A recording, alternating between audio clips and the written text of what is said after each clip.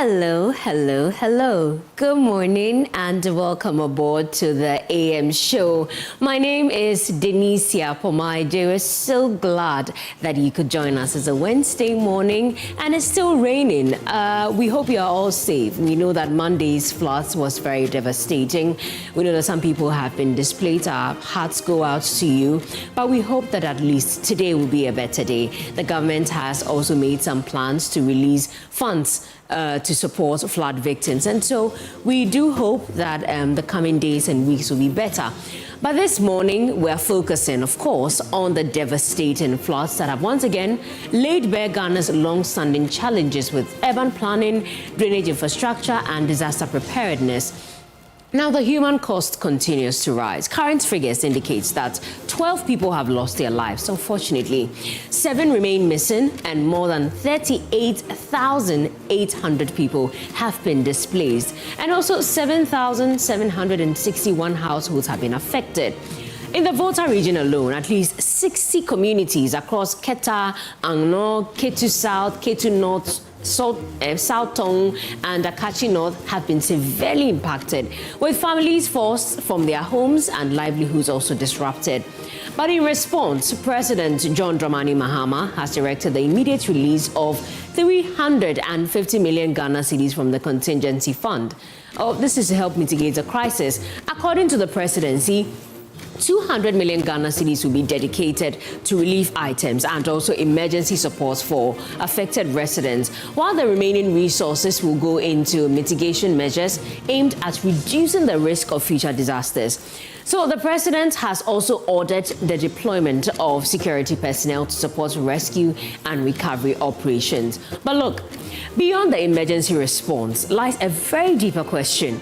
Why do floods continue to exact such a heavy toll year after year? And really, what must be done differently to protect lives and communities? Our guest will join us on the News Review to unpack all these issues. We'll bring you the AM News, but first, we're so glad that he could join us this morning. We'll be unpacking flood mitigation issues and also what the presidency is doing to solve the problem. My name is Denisia Pomaide, and as always, I'm paving the way for the Ahanta Pelesa Kojo Brace, and they have a beautiful Emefa Akosua Adeti. Please stay with us. The news is up next.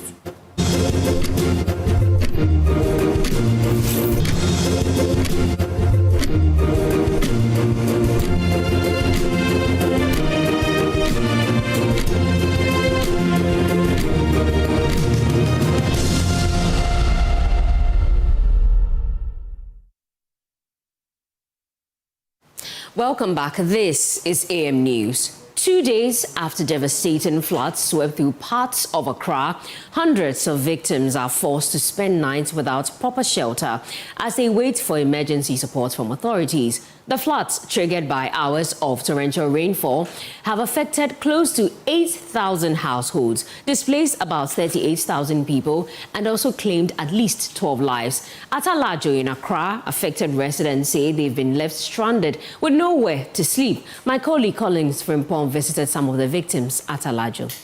For many residents of Alajo and other flood-hit communities in Accra, the nightmare did not end when the floodwaters began to recede. 2 days after torrential rains unleashed one of the capital's devastating floods in recent times, thousands of families are forced to pass the night without proper shelter.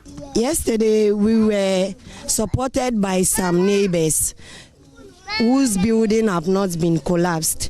So they helped us to reach, we were in numbers, so we divided ourselves. So we slept with them yesterday. So today in the morning, we came to rescue some of our properties that were lost yesterday. Aside from the adults that you are seeing in your footage, we also can see young children who are even less than the age of 10, some are also less than the age of 5.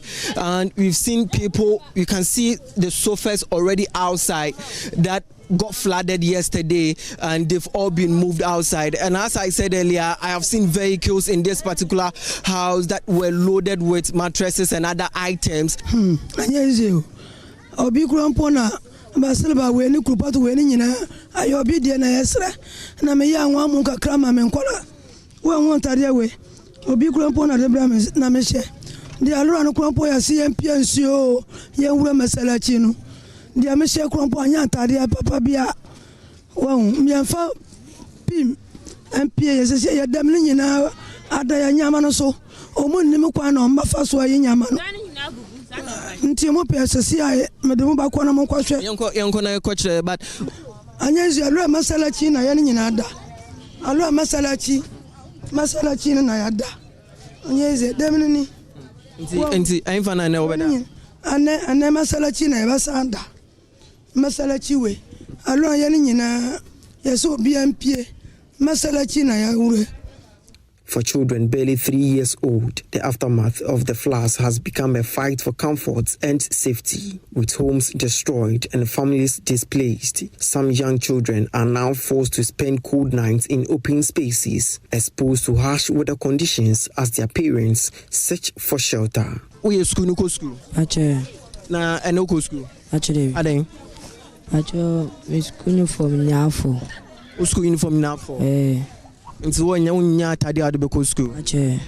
I am a student, but I didn't go to school. I have lost all my clothes, including my uniforms, to the flood. For yesterday, I slept at my auntie's place, and I intend to sleep there today as well. Yeah, me nyama never inside until nyama need to me nyendra. The infant now die. Me koda me auntie. Oh, infant. I will chill. It's a 1 hour crocodile.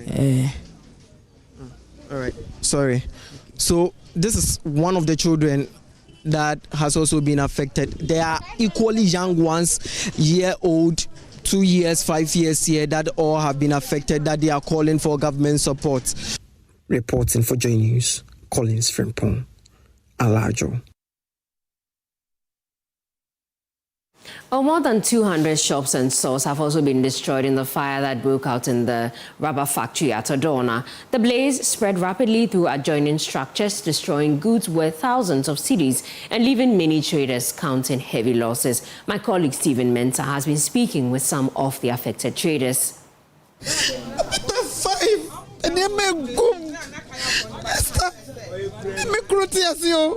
Katamatu say na ye me na me kruti ase ena die hwan na me kobisa na die nye me nyina ahye eka Mr. Friday Kojo obi 150 million ko fa die ma be good dem de nyina ahye shop nyina ahye awurade me so ebiem ready wo me mobo se me yedai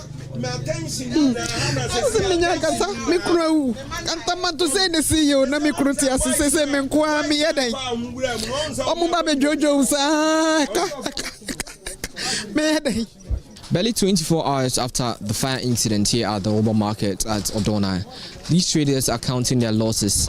Losses they say are amounting to some 100,000 cedis and worth several thousands of cedis.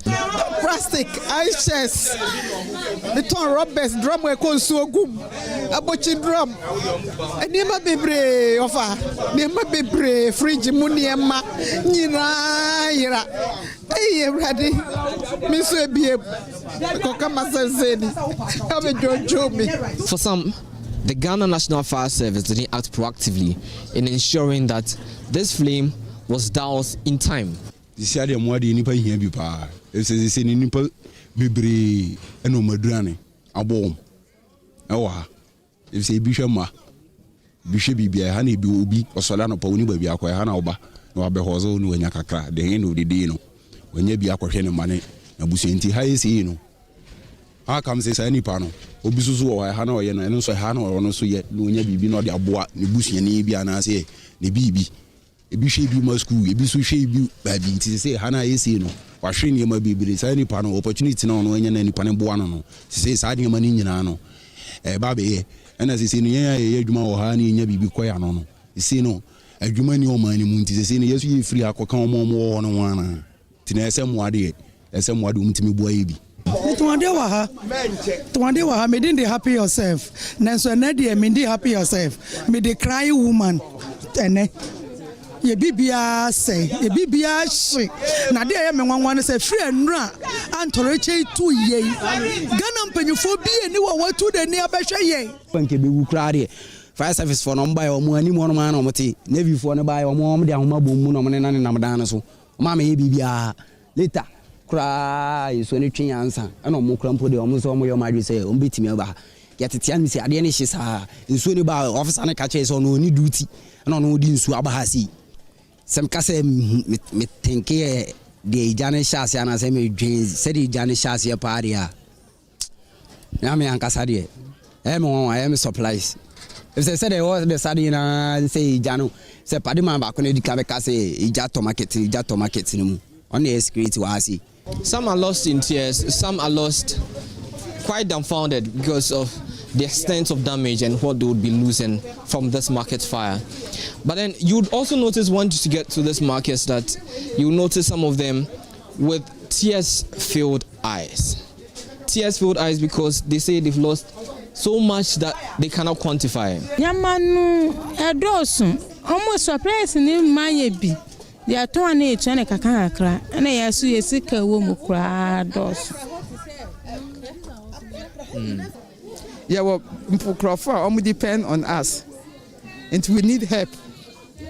What help do you really need? Will you need money from government or some benevolence?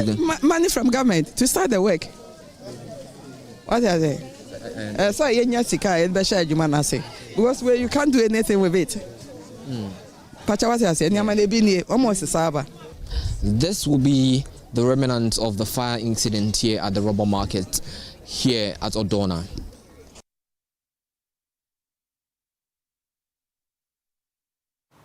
Now, government has begun distributing relief items to victims of yesterday's devastating floods in parts of Accra as authorities race to support affected families and prevent a fresh sanitation crisis in the aftermath of the disaster.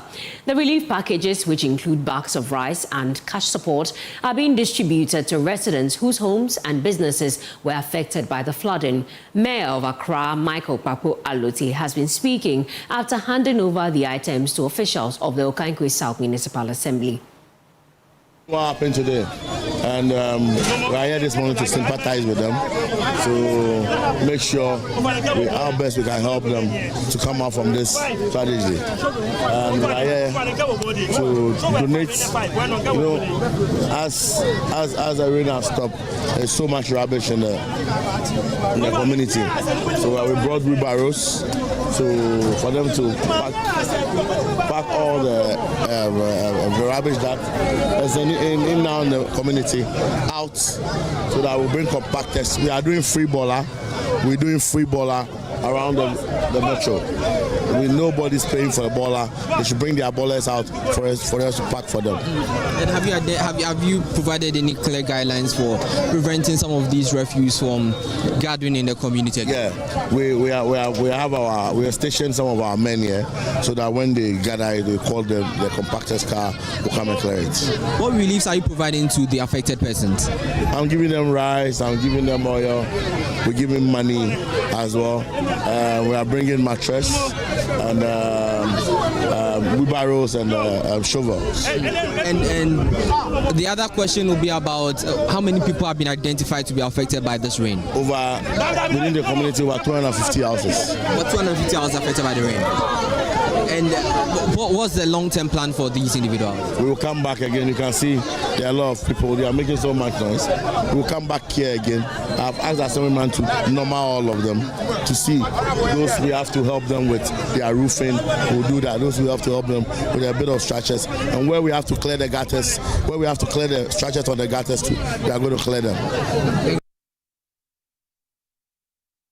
Let me take you to the central region. Residents of Ewoya and nearby communities have been briefed on new findings about local lithium deposits to encourage informed participation in Ghana's emerging lithium industry. Stakeholders are urging government and mining companies to involve affected residents in compensation negotiations to ensure a fair and transparent process. The engagement, organized by Friends of the Nation, provided community members with insights from a recent study on lithium discoveries, while creating a platform to discuss concerns and recommendations for sustainable resource governance. The program's coordinator for natural resource governance at Friends of the Nation, Solomon Kwesi Ampofo, explained that the engagement was intended to share the study's findings to inform residents about developments surrounding lithium mining in their communities. Through our work with the communities, through community engagements, exchange visits, key informant interviews, we'll be able to document some of the challenges and also the positive around this project. So in terms of the positives, we realize that as prescribed by the LI 2175, there has been a negotiation compensation committee set up to be able to lead the negotiations for this project, which is a positive one.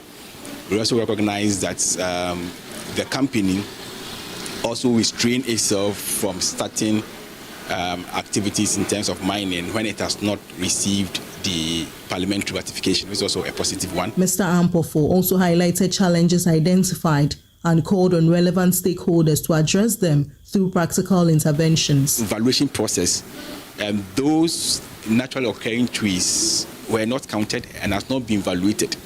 And it is our fear that it might not reflect in the compensation, which will be an affront to the LI 2175.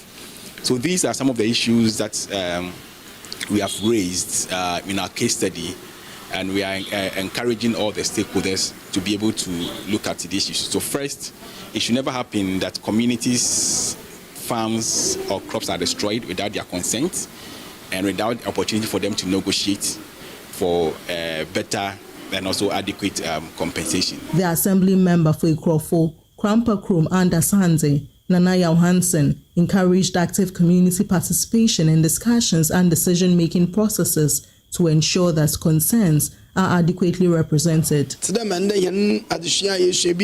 No one should be stopped from speaking their mind, as development is a collective effort. If someone's thoughts do not align with another's, it is not grounds to remove them from engagements. This does not encourage active participation. Some residents also commended Friends of the Nation for the initiative. We commend Friends of the Nation for the initiative. They are the ones keeping us informed. Without them, we would be in the dark about a lot of things, especially knowledge of the negotiations. Friends of the Nation always help us to understand what the agreement entails for our communities. From Salts Pond, Abigail Lisol Nkrumah reports for Joy News. And still in the region, education stakeholders are calling for stronger collaboration among schools, religious bodies, and also communities to promote religious tolerance and prevent violence. They say sustained dialogue, effective communication, and adherence to guidelines are key to ensuring peaceful and inclusive learning environments.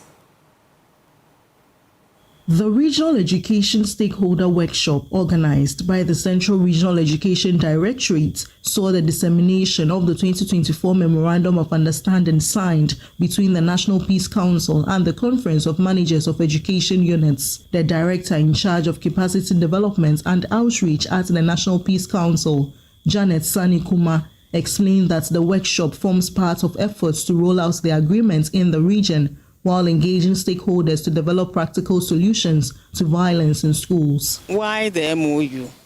We have realized that there have been a lot of trouble and confusion in some schools, second cycle schools, regarding fasting, regarding attire to wear, and other issues regarding, religion.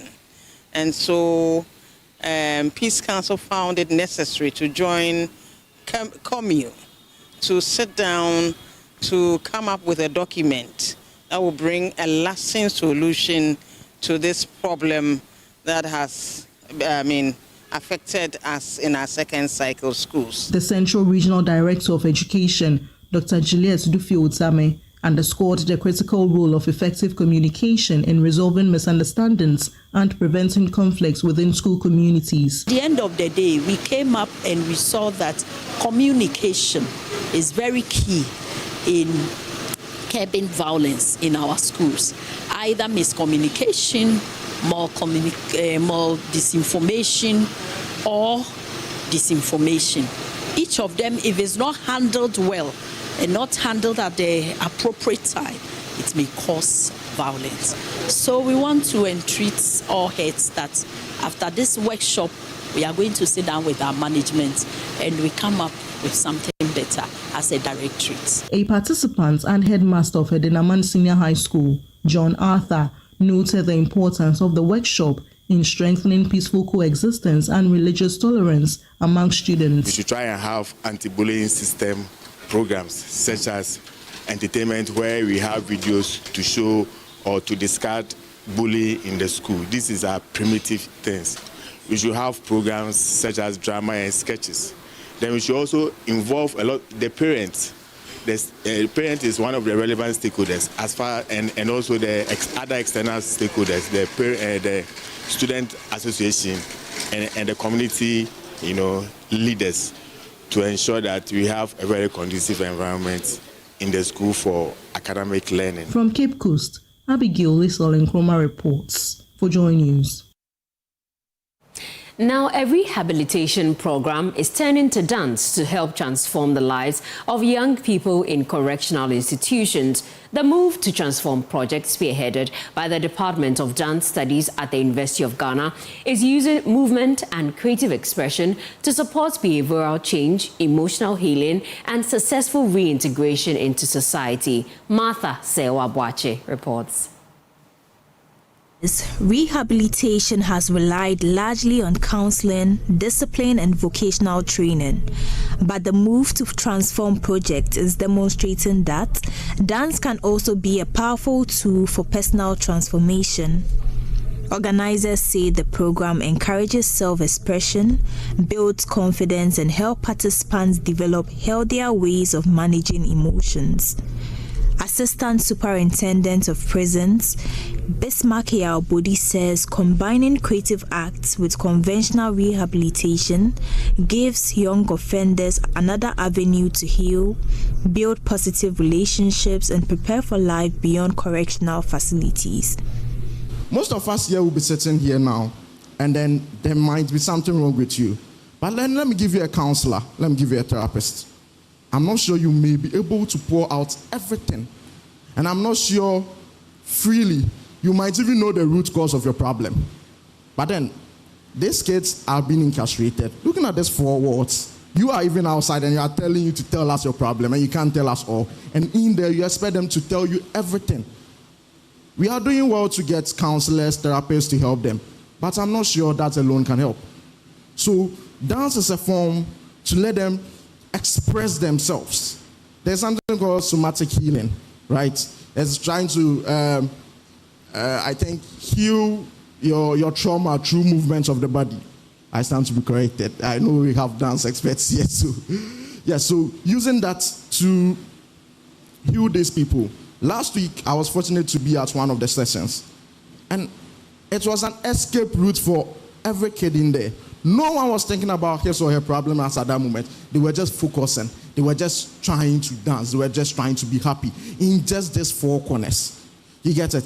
It makes them express themselves. They don't necessarily need to think about what is wrong with them as at that moment whilst they are dancing.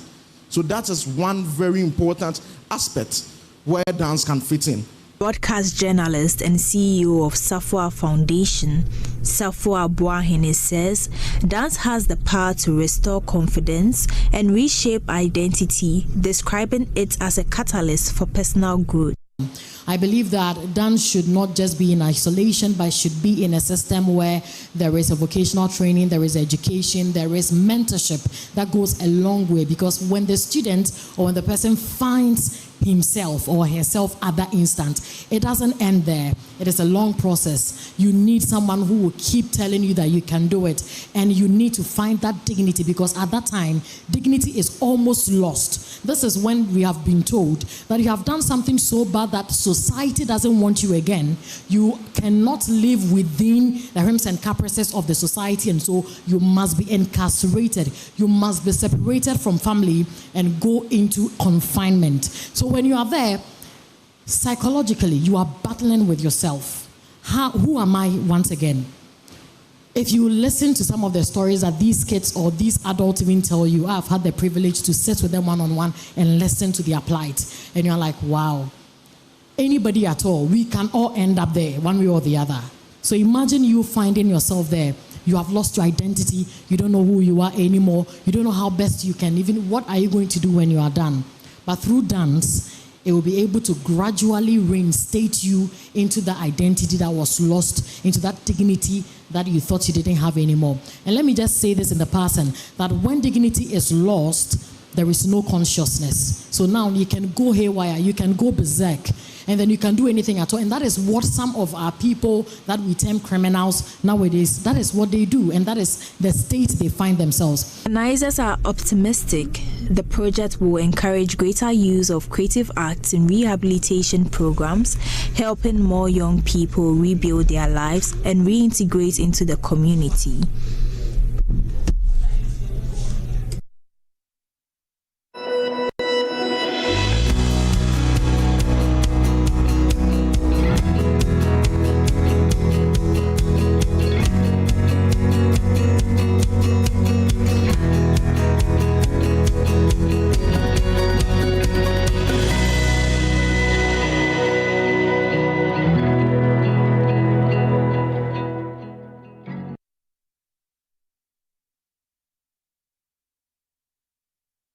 It's time for business news, but first, let's check how the cedi is trading against other major currencies on the currency market.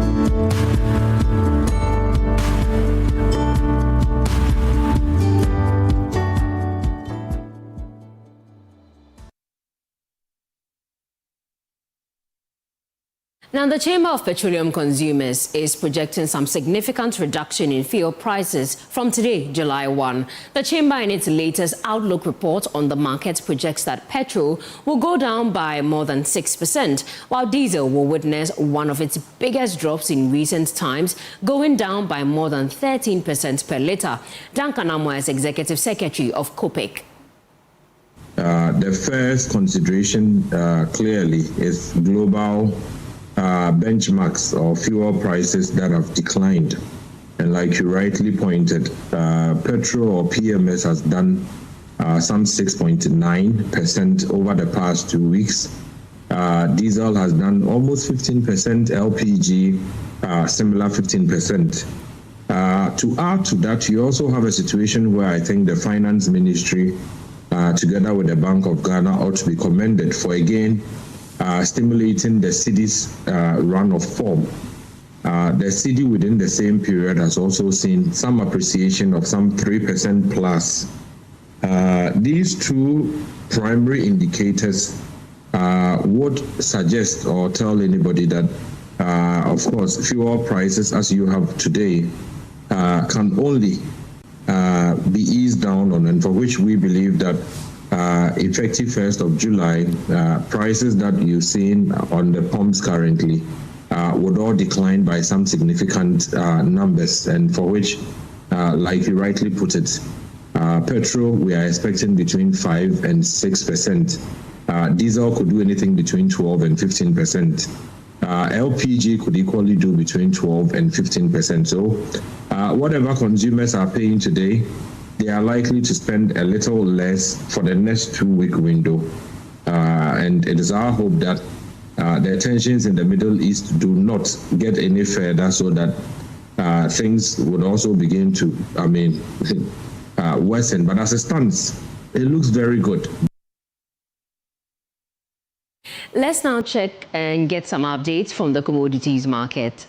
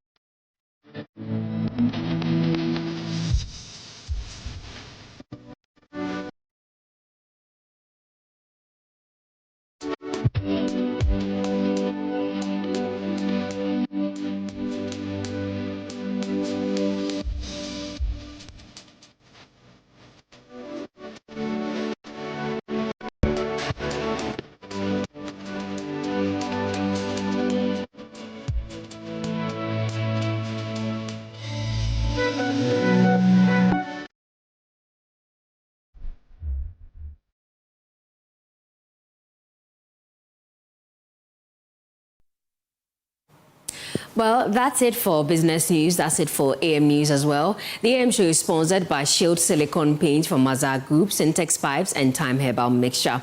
My name is Denisia Pomaje. For more news, I know a place. I highly recommend you log on to myjoyonline.com. Up next is sports. A while later, we'll have news review. Please do stay. Enjoy the show.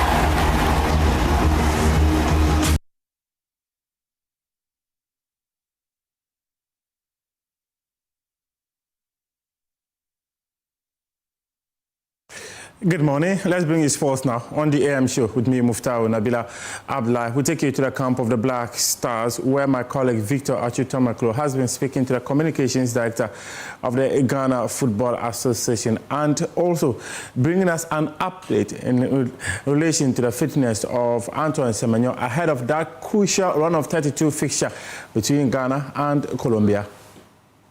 Just observe the Black Stars training session, the part of which was open to the media, 15 minutes of it here at the Bryant University, where the team has been training for the time that it spent here in Rhode Island. The first point of contact has to be Antoine Semenyo, who conspicuously missing from the first 15 minutes of that training session. He took no part in it. And I'm not surprised, because yesterday when I went to the team hotel, I was told that he had been informed by the medics not to engage in any strenuous or stressful activity as a precaution. So while he was not deemed injured or immobile, if you like, the word from the medics was that with the game being so close, there was no need to put his ankle under any stress. Remember, he picked up that knock in the game in the final game against Croatia. And so yesterday, while his teammates had a day off and they were riding around on scooters, on bicycles, some spent time with their family, stepped out into town to get a feel of the city. Semenyo was confined to the team hotel, even though we're told it was not any serious injury. Now we've come here, we've not seen him for the first 15 minutes of the training session. We'll see how things develop between now and the next 2 days. The two other players who had injury concerns, Lawrence Atizigi, he looks okay, he looks fine, trained with the team. Jonas Adeti, Jerome Opoku, who a lot of people were concerned about. All of them appear to be very fit and okay, and I've been training with the team here at the Bryant University. That is the situation with the rest of the squad.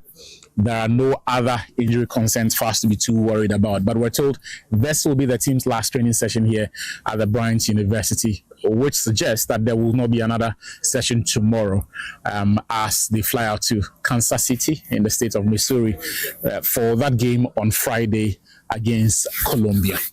From the Bryant University, Victor Achutomaklo for Joy Sports. Yes, Jerome has been working on his own. Today he is back on the turf, which is very positive. Jonas has also been working on his own. He's back on the turf. It's also very, very positive. Antoine is also back. Hopefully all of them will have the integration and should be fine for the game on Friday. Yeah, Atizigi, I saw him out there. He looks fine. Are we now beyond the precautionary stage and he eligible for selection again? He's always been in contention, just that the coaches decided to go with Benjamin Asare. Mm-hmm. I'm sure after the game against England, following his exploits, they decided to keep faith in him. But Lawrence is available. He's very sharp in training, looks very calm, looks very good. He also brings different dynamics, different options in terms of the goalkeeping department to the team. But who calls the shot is the boss. The head coach. Yeah. We didn't see Antoine Semenyo in the 15 minutes that we observed here. Should we be concerned? What is the situation with him? He's fine. He had a knock. I guess you already know that he had a knock in the game against Croatia.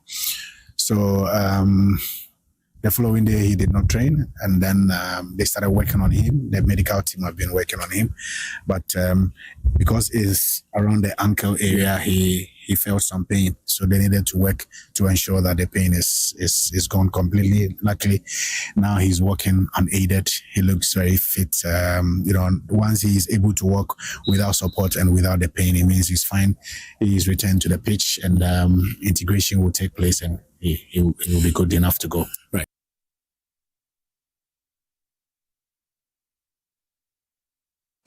The Minister of Sports and Education, Kofi-Addo Adams, had announced that government will no longer be purchasing tickets for fans to support the Black Stars in the next phase of the FIFA World Cup.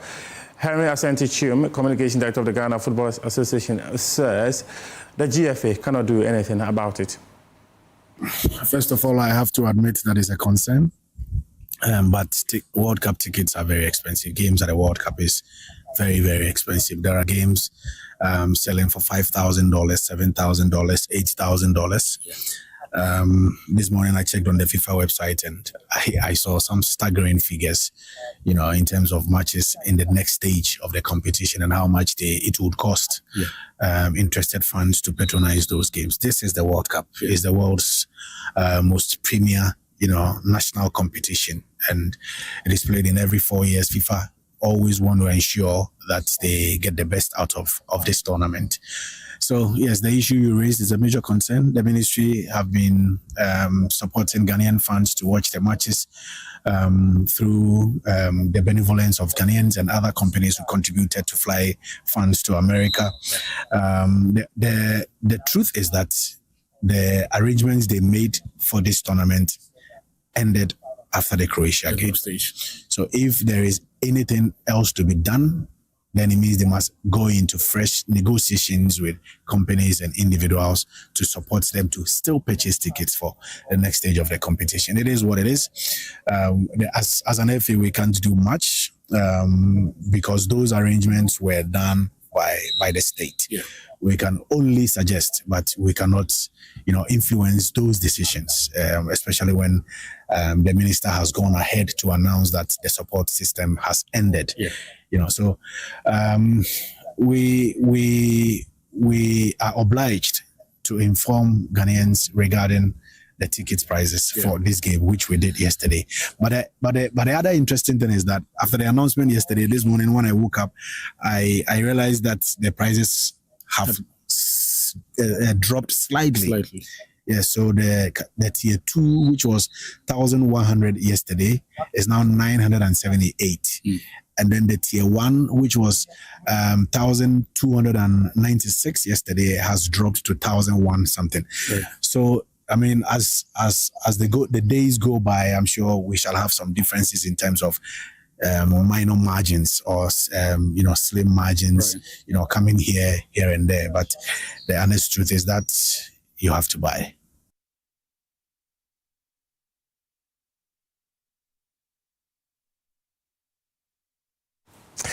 Henry Asante-Chium, Communication Director of the Ghana Football Association there.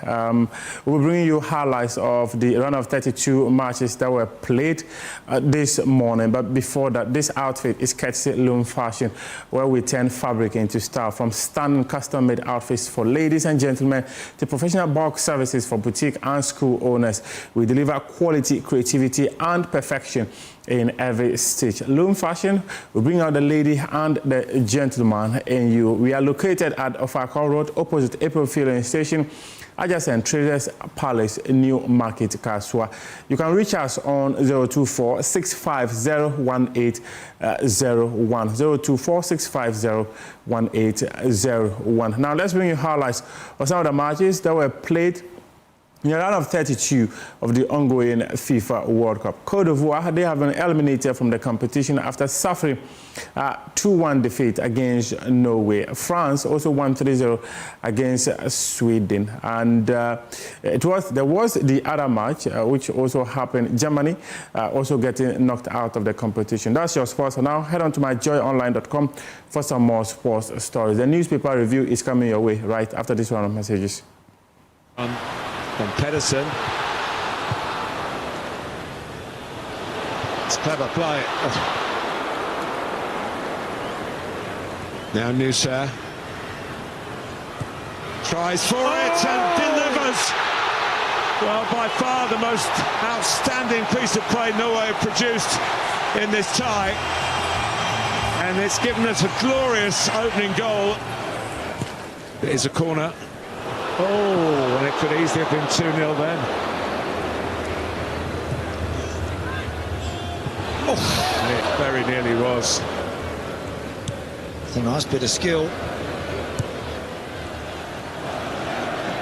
To Doué.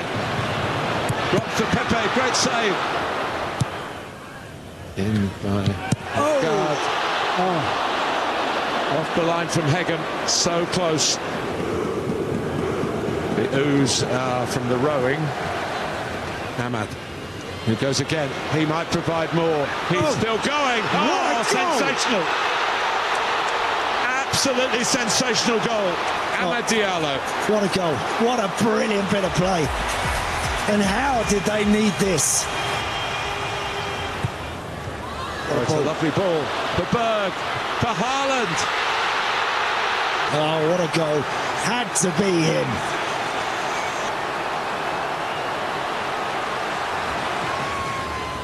Belief over it. Oh, and it very nearly happened from Ahmad Diallo. And that's it. The Haalands can celebrate. And Norway will play Brazil in the round of 16. It's Kylian Mbappe. This is his world. But that is a flag. Ayari, that's clever. Isak. Mbappe, Rabiot, and this is Jules Koundé. Mbappe has hit the post. Oh, what about it? Fabulous hit, Elise, and followed in by Dembele. Elise, he is a delight, and he is drawn from Zetterstrom, perhaps. And Mbappe! Star after French star. How they twinkle. It's a beautiful moment. It's a beautiful goal. Elise allowed to go and feed it through for Bradley Barcola to crash France's second. Elise! And now there is a problem because Mbappe has found Elise. Elise, oh sweet, sweet. Mbappe, so sweet. This football is from the heavens. Who on earth stops the French playing like this? This is masterly. You cannot hold them down.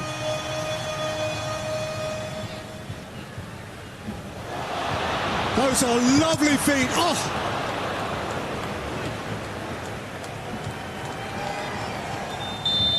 Well, that has been a joy for all bar the Swedes. Kylian Mbappe is a football phenomenon. It's a nice pick out as well. Mexico suddenly with 3 in this attack. And it's the home side coming in with Romo. Free chance to cross or shoot. And it wasn't far away, was it? And through the legs there, and Yeboah strikes! How close was that? Oh, maybe just too late. Quiñones onside for now. Julian Quiñones. A chance for Mexico. Winchi rocket home. Players sprint onto the pitch. The fans are going crazy. Jimenez. They could go one more. It's Quiñones. Now Jimenez. Mexico as a situation loses its collective heads. It's a mazy run here by Yeboah, who goes for goal again, and Rangel makes a flying save. Feint there, Angulo. It had to be cut out. The kick out on the volley, Jimenez! A third here can wrap it up already. Alvarado's left foot. And the header there is spectacularly saved by Galindez. Alvarado's outswinger. Another free header. Oh, and nearly there for Ecuador. Lira. So number 3, cover his mouth. Decision is red card. Fans howling among us for the full-time whistle, which comes for the first time in 40 years. Mexico have won.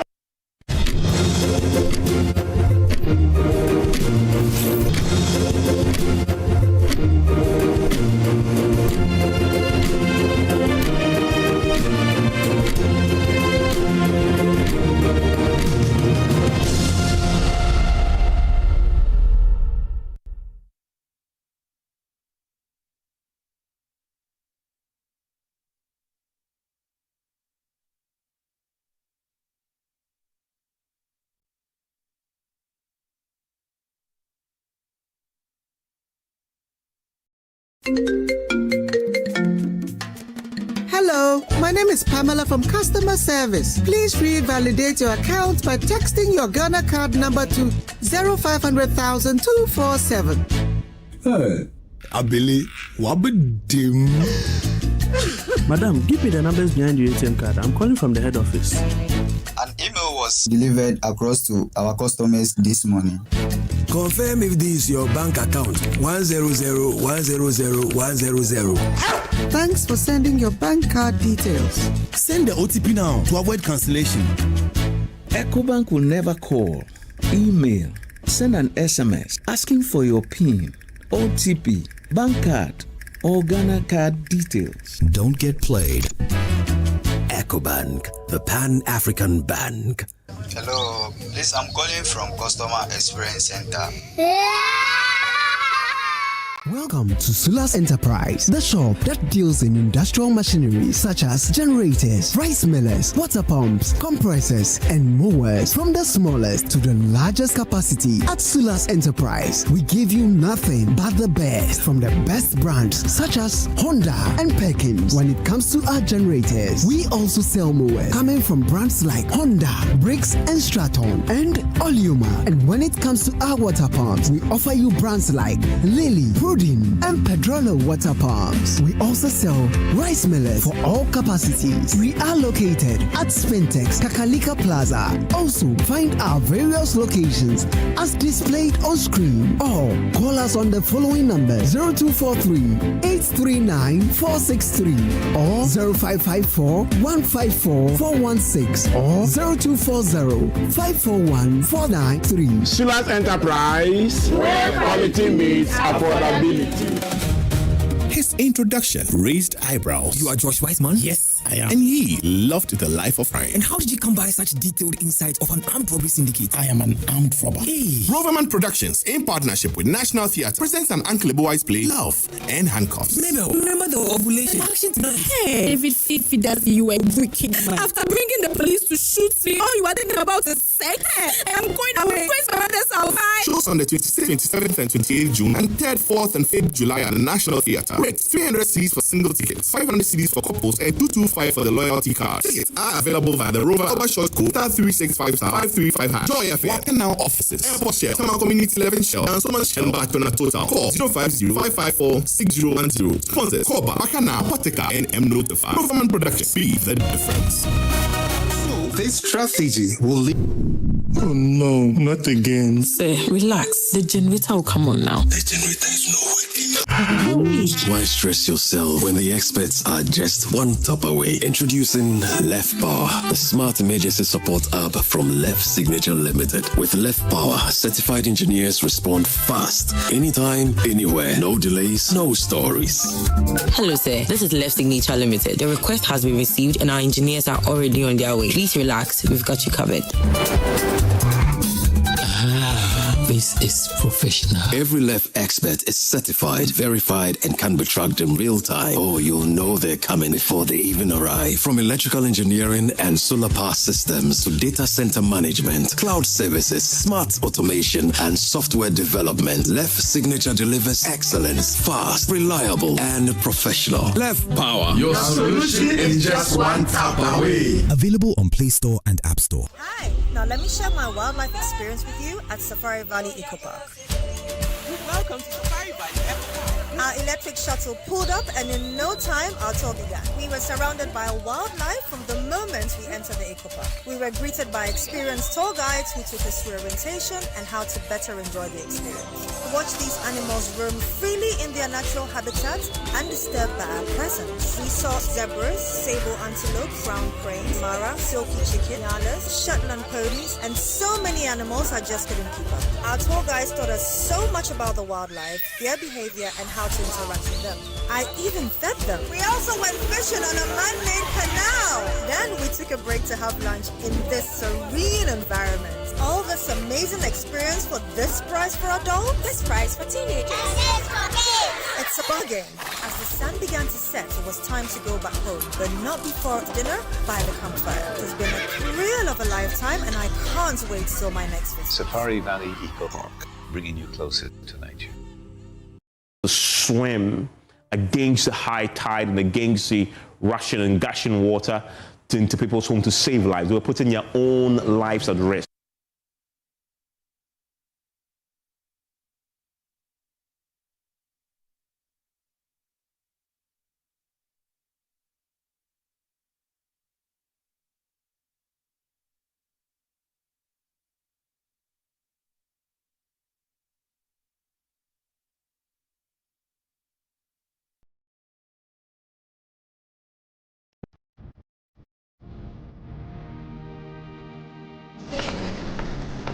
Through every stage of life, Let's go.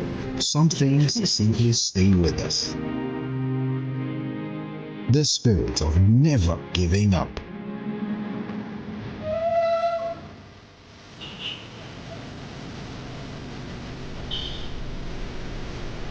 A throwback to a bygone era. Love was service. The silent statement of love.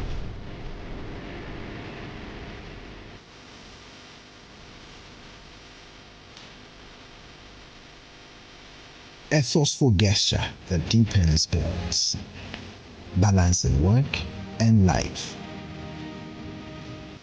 Every drop refreshes, every sip hydrates, just as it should. I am awake, one for life. Drink water, drink awake. Supporting the National Cardiothoracic Center. This advert is Prayer invites God. Prayer is an invitation. And it's a divine summons that summonses God to step in the affairs of men. What this conference has done for me is indescribable. Now let the angels who excel in strength, who do his command, who hearken to the voice of his word, let them go to war and to work on my behalf. I say so. I am the Redeemer of the Lord. And at the end, he said, "You will testify."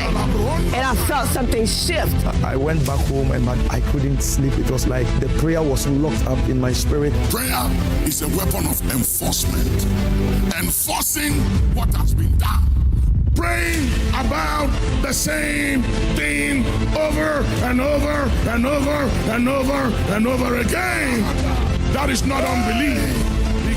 That is enforcing the word, enforcing the will of God, superimposing the will of God over the forces of evil. Everywhere the summit is, I will be there. It doesn't matter what. prayer still works. Put your hands together, shout yes.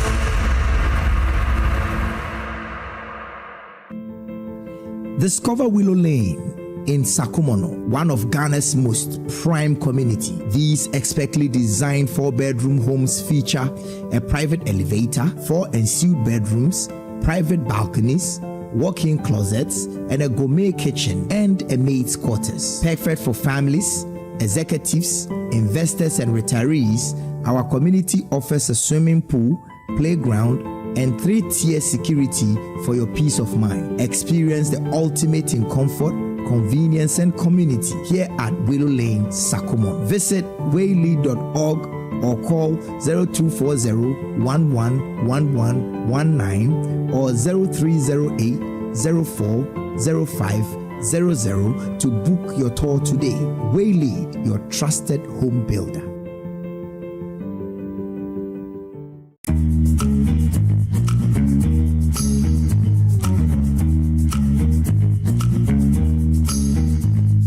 It doesn't take much to make a difference.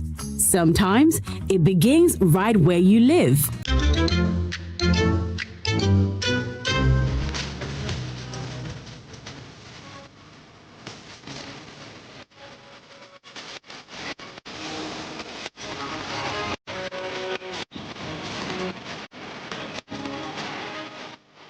Care is not always loud. It lives in the quiet moments when no one is watching. Good conduct begins with you and I right at home. Good Conduct Great Life is brought to you by Indomie. Tastes great. More Kivo inside. Kivo Gari Soaking Mix. A taste of Ghana.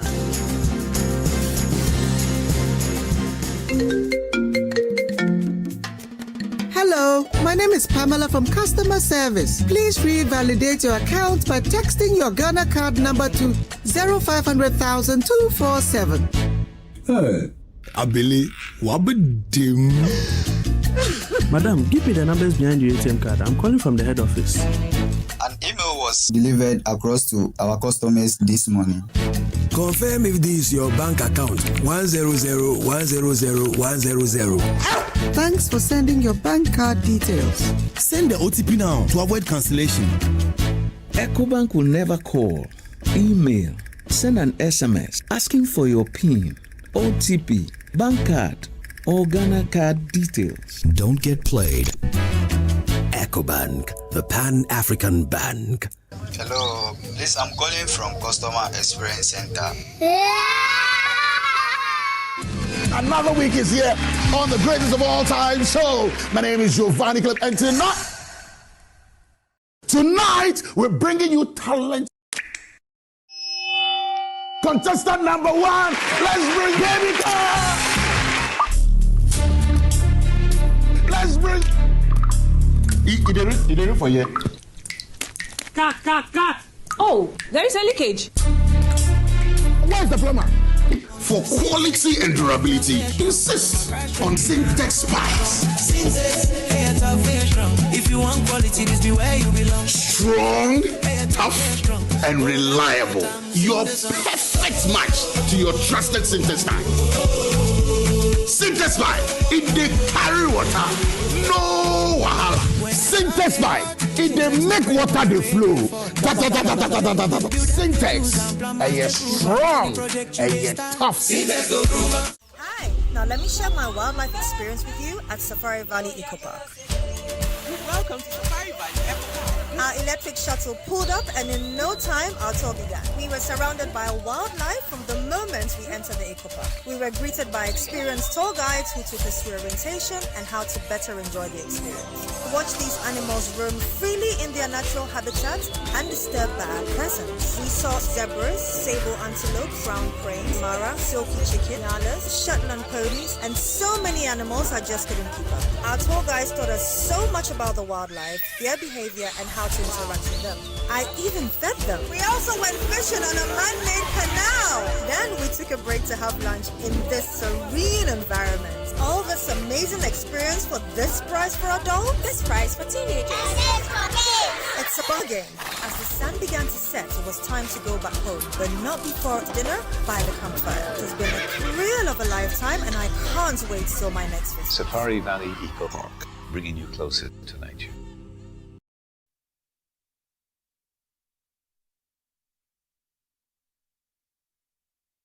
Did you know that some videos circulating on social media falsely claiming to be from Joy News and advertising some drugs are fakes? These fake videos advertise unapproved medicines using deep fakes of our presenters to endorse these medicines. Here's one example. Blood pressure exceeds 120/80, internal organs are affected, and a stroke occurs. A famous doctor has developed a drug that prevents high blood pressure. You can learn to spot these fake videos. Here's how. The first sign. Notice how the lips of the anchor do not exactly match the words being spoken. Also, pay attention to the Joy News logo in the bottom left corner. With a real Joy News logo, the globe rotates. If you spot a static logo, it is an indication the video you're watching is fake. Doctored videos often have slight inconsistencies. It could be in the audio quality, visual glitches, or even lighting. Listen to this audio carefully. Johnson Haynes will talk about a drug from the USA. You will notice that this is computer generated and lacks the natural pauses and rhythms of a human voice. You will notice something irregular at the edge of the head and the background. It is because the image has most likely been superimposed on that background.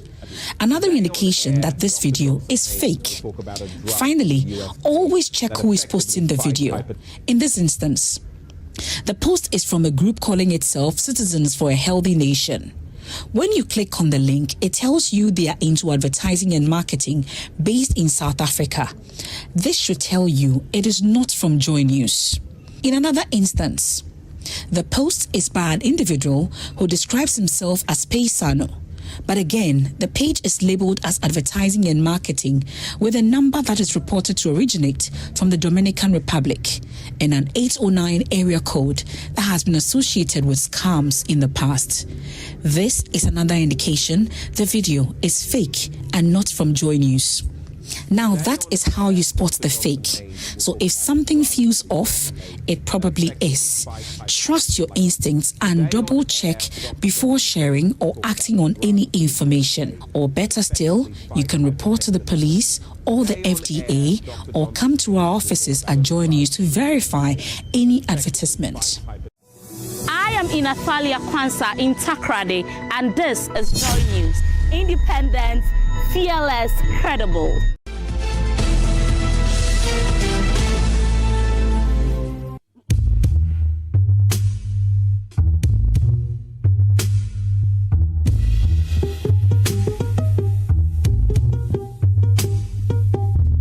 How come say we all day matter inside, we all they suffer? Something they cause me, they cause you, they cause your son and daughter. Where we all feel come together and try to sort each other. Then you go turn around and sell out just because of dollar. Man, just they think how fast we go fetch up something today. Forget about him, people, make them find them our own way. Forgetting, say the same people put on for where he day. He cast too high to see suffering below, he's too far away.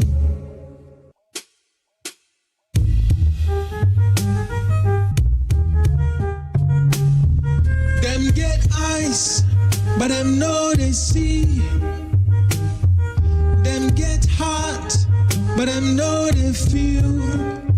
Some too they get mind, but them know they think.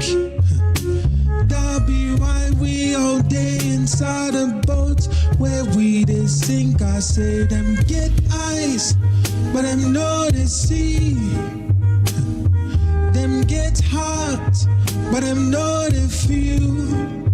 Some too they get mind, but them know they think. That be why we all day inside a boat where we they sink. Myopia, they know they see nothing. I ice cold heart. They know they feel nothing. Bad minds, all they know they think about you. That be why we all day inside the boat where we they sink our sin. Myopia, they know they see nothing. Ice cold heart, they know they feel nothing. Bad minds, all they know they think about you. That be why we all day inside the boat where we they sink.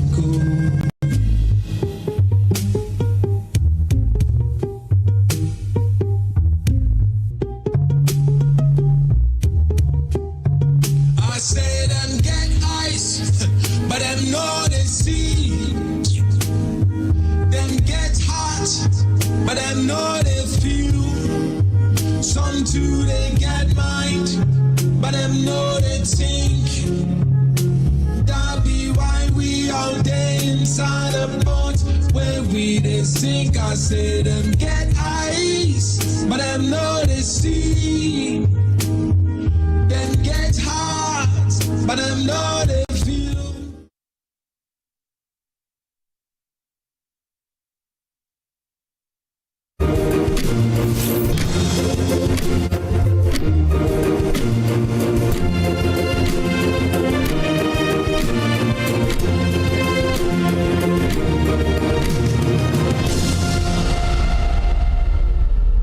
What is next for these people? And so that's some of the critical questions that we need to be asking.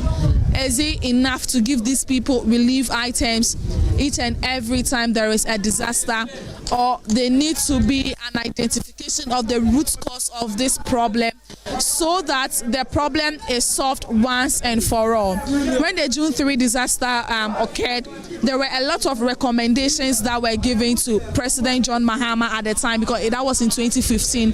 He was the sitting president at that time.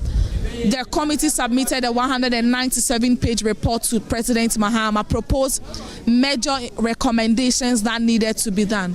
But the question is, what happened to these recommendations? Are we still living the past, or we are also waiting for another disaster to occur before we show up for these people? Because Accra, obviously, people are used to this. When we spoke to them, you heard them. They said we are used to this, but it's just that today's own is very severe. So, Stephen, it's just sad that after some years, every now and then we are supposed to learn from our mistakes.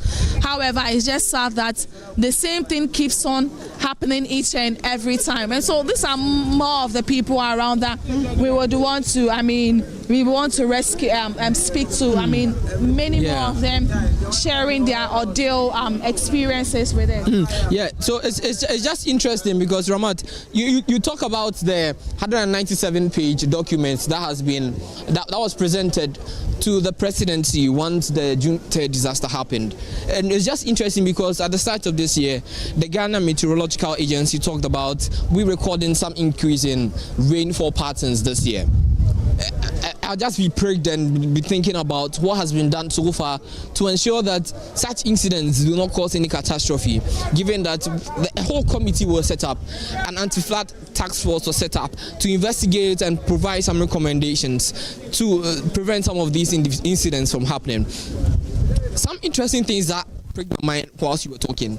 I'd just be interested in listening or hearing from some of these environmentalists as to the amount of smoke that's going into the atmosphere. We already understand about global warming. We've had the conversations about global warming. We had the conversations about we trying to reduce our carbon footprint as much as possible. We've had so much about trying to ensure that we prevent smoking. In fact, here at Joy News, we've been doing a whole production about reducing our carbon footprint. We've done a whole production about reducing as much as possible the amount of carbon dioxide we put in the environment.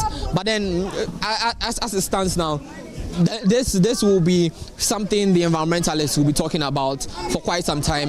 What will be done to prevent this atmosphere from reducing. We've seen the amount of smoke that's going into the atmosphere already. The market is still up in flames. You'd understand what will be happening so far. But then another thing that will be breaking my mind will be the extent of damage. Rama spoke about the amount that will be needed to compensate these individuals who have lost their livelihoods here. But then, as to what will be done so far and what has been done so far, it will be interesting to know what government will be doing for these individuals. But then, I've seen the Greater Accra Regional Commander, Fire Commander for the Ghana National Fire Service present outside. Mr. ACFO, good evening and welcome to Join News. Before you go back inside, we just want to understand what's the briefing like so far? Firefighting is in progress, so I just want to assure the residents around that we've deployed a lot of appliances around, and in a few hours' time, we'll declare the fire under control. The conversation from these individuals will be: you came here with a half-full tanker, a fire tender. Is that the case? No, but as journalists, for now, I thought we'd have settled this issue for a very long time. This is a conversation these individuals raised. We just want to understand. Did you come here with a half-full tanker? It's not true, but I just want you to also satisfy yourself. You can go around and check the appliances that are around, whether we are discharging water or not. So there's an appliance over there. You can go and check, please. All right. But then I just want to do some assessment this week. Okay, but then one last question before you go. We had an explosion here. Is that something we should be concerned about? Yeah, it's all because this is a residence, you see. Yeah. People cook around, so you should expect explosions because there are cylinders in the fire. So these are some of the things that causes explosions. All right, all the best to you, sir. Thank you very much. So that was the Greater Accra Fire Commander, ACFO Rashid Nisau, and he's been telling us about, he's been dispelling some of the claims from these residents. The first to be about the gas cylinder, and he says that it's to be expected given that this is a residential place for some individuals, and it will be expected of them to be cooking here. Even though there's been a clear directive from government that no individual should be cooking in the market. He's also been dispelling the claims and the rumors about bringing a half-full tanker, a fire tender, to this fire incident. He's been saying that we should go around and observe ourselves. And in fact, this is, per his account, not true. And he says that it shouldn't be on the record that they brought a half-full tanker to this fire incident because they are doing their best to ensure that this fire is brought under control. But then, Ramat, you've heard the conversations. You've heard the Greater Accra Fire Commander saying, "Look, they are trying their best to bring this fire under control." It's been close to 12 hours since this fire incident started. We've seen the explosion. We've heard and seen the smoke, the thick smoke that's pretty much engulfing the whole place. We'll be pretty interested in hearing from the environmentalists on the extent of damage to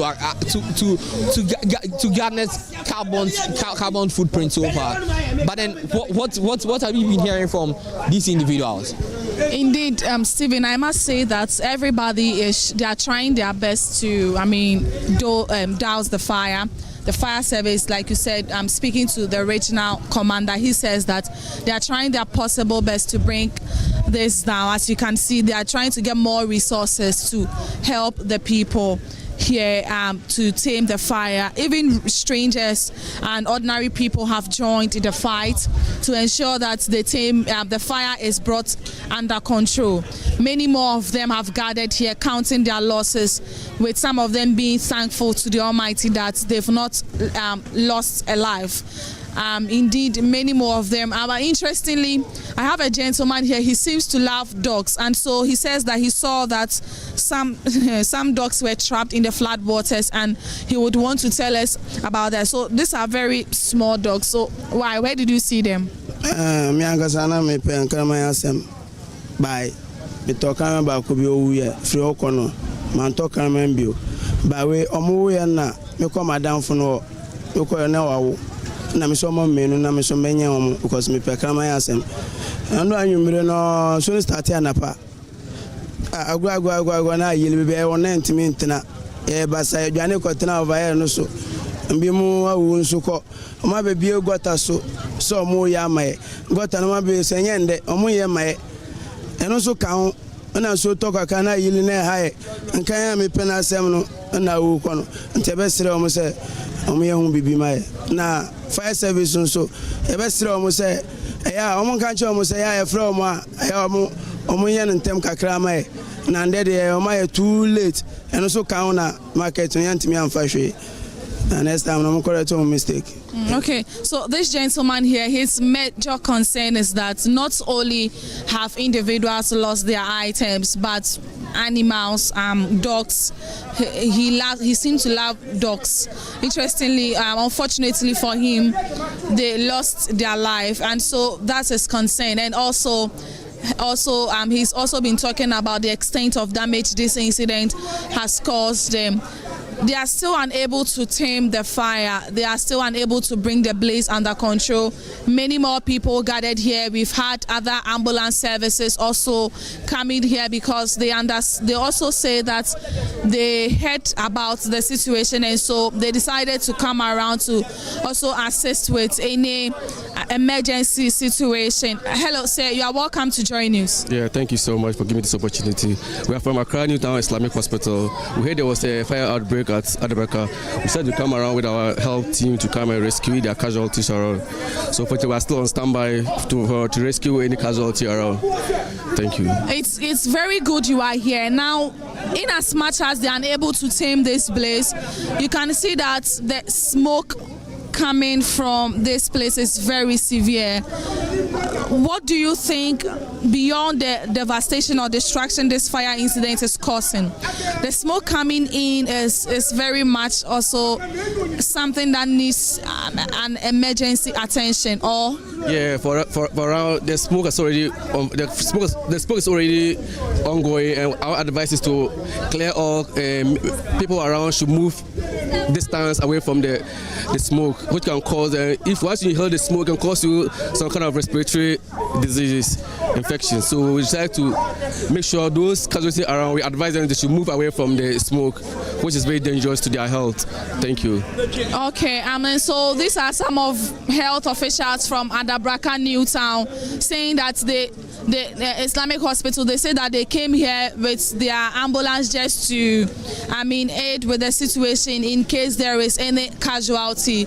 And so this all those people here are the people who have been affected by this incident. Many more of them counting their losses. They tell me that it's from dawn, and so today their major worry is, where are we going to sleep? And so many more of them, that's the question they are asking. The regional commander for Ghana National Fire Service, Rashid Nisa, who spoke to my colleague Stephen Mensah, and we heard him say they are trying their possible best to tame the fire, but it seems more and more resources need to come here because the people started as early as 3 a.m. and so it's very sad that we continue to experience some of this situation, especially after we experience a very historical incident on the 3rd of June 2015. 11 years now, we are still experiencing the same situation whenever it rains. People getting stranded, especially in Accra. As we understand, the flooding situation is also not just at Circle, across the country, but this particular spot, the rubber factory, rubber market, or Dona, is much affected. It's the hardest hit because of the fire incident, as we are seeing, which started as about 12 hours ago, still burning, still spreading across the markets, people losing their items there, and they're just trying to find a place. But seriously, most of the people are very stranded. Most of them are kids, and obviously they do not know what to do. They do not know what to do next, and so we can see that many more of them are in their rooms trying to a shop that wasn't affected, but the flood waters have entered the particular shop. They sell dustbins, they sell plastic items. They are just trying to bring the water out because their shop was inundated by the flood waters. As we speak, the flood waters have subsided. People are able to move around, but it's still the fire incident that is going here. And so, what is the problem? What is the problem? Me, ton rubber. Mammy ton rubber so inside. To be frank and fair, me blame Obia. Security independent, me blaming. I know. Don't blame the security. Boys, no do me Jana Janin do one. Boys, no do me Jana Janin do one. Or pie boys, and some way I crown for. When a boy no sub die and Kajana do hamponatre. Ah, I think say don't blame securities. So I say it be lights, it no be securities. It no be securities. At the end of the day, a problem in Abba. So I say, into I say, na yamua. What do you say? And so you think that this is a problem that needs to be solved? Yeah. And so we have to solve it. The situation is getting very severe. But Stephen, what is really happening? I saw you going to the other side to assess the extent of damage caused. You went to the other place just to monitor if they are able to tame parts of or some parts of the market. They're able to bring the blaze under control. But it seems the situation is getting more worse. I don't know. I've been here. You went to the other side. Has something changed? Has something changed? Yeah. So Ramat, what we can report to be that what we report to be two things. The smoke is still thick and it's still thick here on the market. One other thing you also notice will be that one other thing you also notice will be the Ghana National Fire Service is moving back inside. The Ghana National Service is moving back in to try and douse the fire. But then it's quite interesting because this is not a fluke about whether or not it's getting dark because it's some minutes after 6. But then it's thick smoke from the market, the rubber market here at Seco. I just want to pick the thoughts of some of these individuals. Chief, good evening and welcome to Joy News. What do you think caused this fire? Maybe I'll say. Then I'll just say, Emma Jan June. Last 2 years was the last 10 years no. Yes, 11 years in the money buy no. I don't market in only say na light. But it means so the Emmy Yan say and I do by 12 o'clock and I deal with start here say. But this time I bought 6 o'clock. Fire service abaha the entina that the Janus went to Mindum. Fire service abaho, but Janu ewo yentimindum no. Sana was ye bisa. The entina fire service abaha nansu jana intiminum na fire service nso ha the abano de eko yes the money bus and obi anim de enti e baaye but fire service for aba e was jana edum the entina dada the jana daso wa intiminum yeah but then ojen say then omo catch them so far then omo catch them so far. Okay, media me bus akra me soro me see from ani nsu afa me hwe me ho atade akra me bibia say but oton ade a ha na oda ha na bibi oh da bi me da other side wo but me ton ade wa ha sport my sport to be wa into hwe then ahina mahwere wo ejawe ahihim there a lot of money bebre it's a market no na niam e home no edoson yes pa nti sika ahwere wo ha de bebre market no de menya so se ebetimi kraba condemn asifri anadwo up to now yentimi ndumja de na e wo se e cause sa Ghana nsuo babi ana nsuo de da me pa nsuo de da ma usima nya yie me wo soro edan soro anwumre ya na me didi since from yesterday night me ntimi ni die anwumre ya na me timi di bibi kakra atoma no enya ize yenya na hogo so akra enti wa de osha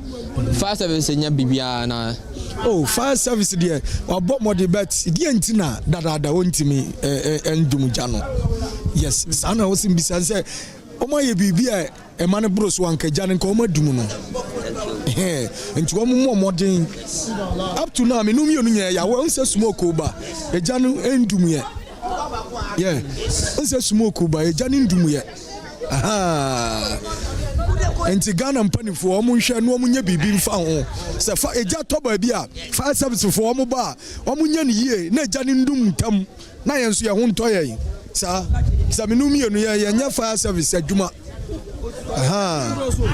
yes. Yeah, that's it, baby. So this is one of the individuals who has lost his shop and some other valuables to this fire incident. And he tells us that he has a shop here, he has a drinking spot here, and he's lost that to this fire incident. As we rightly mentioned, this spot is one of a commercial. It's one of a commercial site and also of residential site also. So you notice some people who reside over here. You also notice that some individuals have some businesses ongoing over here. As you spoke about this whole incident, we told you about a waste collection site that's closer to this fire incident. And this waste collection site is much closer than we expected. It's right close to this market. And you notice quite a number of this debris all gloriously lined up on the stretch moving towards the fire incident. These individuals we spoke to earlier tell us that they will need the Ghana National Fire Service to act as quickly as possible in bringing down this fire, given that this fire has been on since the early hours of this morning all throughout to now, and currently it's almost 12 hours since this fire incident started. But then up to now, this fire incident has not been brought under control, and it's rather much more extending or spreading to other shops. In fact, we've heard from some individuals who tell us that they're advising the other individuals or the other tenants or some of these shops to move away as much as possible to prevent the fire from extending or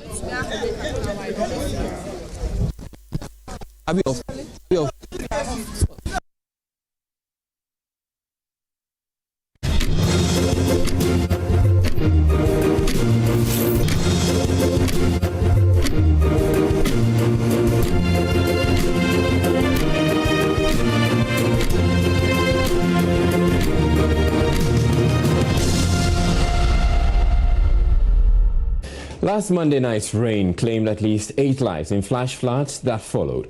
One of the very tragic outcomes is the death of Dr. Aya Hayfron, whose grieving husband affected many others. It wasn't the first time lives have been lost to floods, though. Headlines capturing...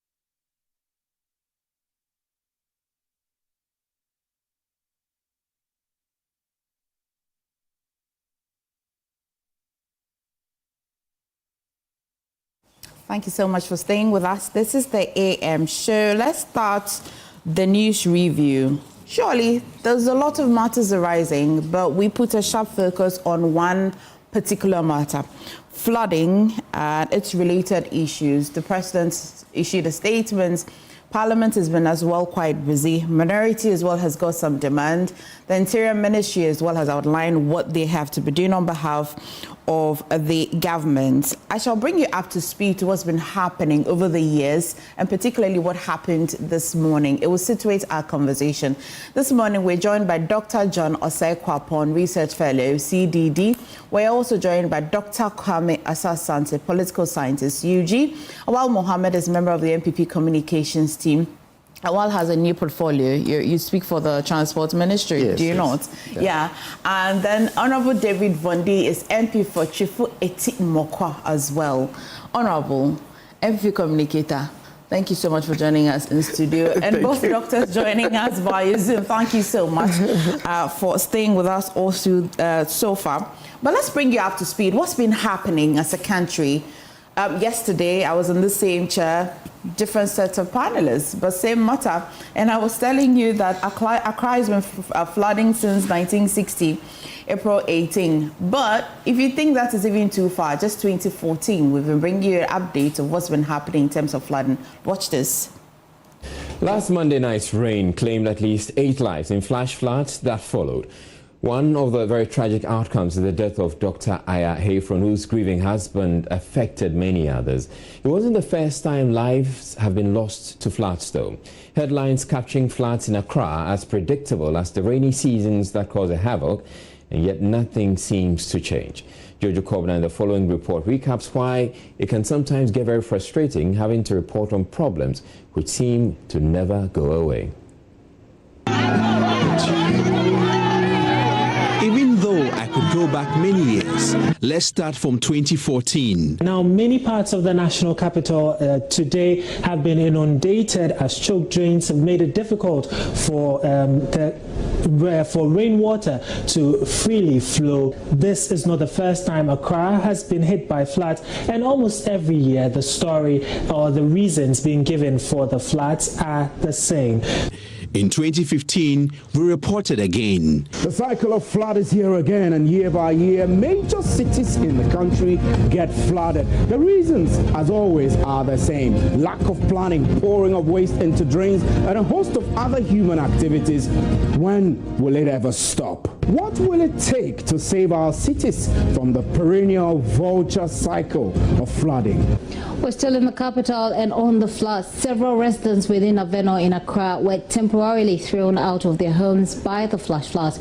The affected residents are unsure how or where to pass the night. Then the fire and flood disaster occurred, killing 150 people.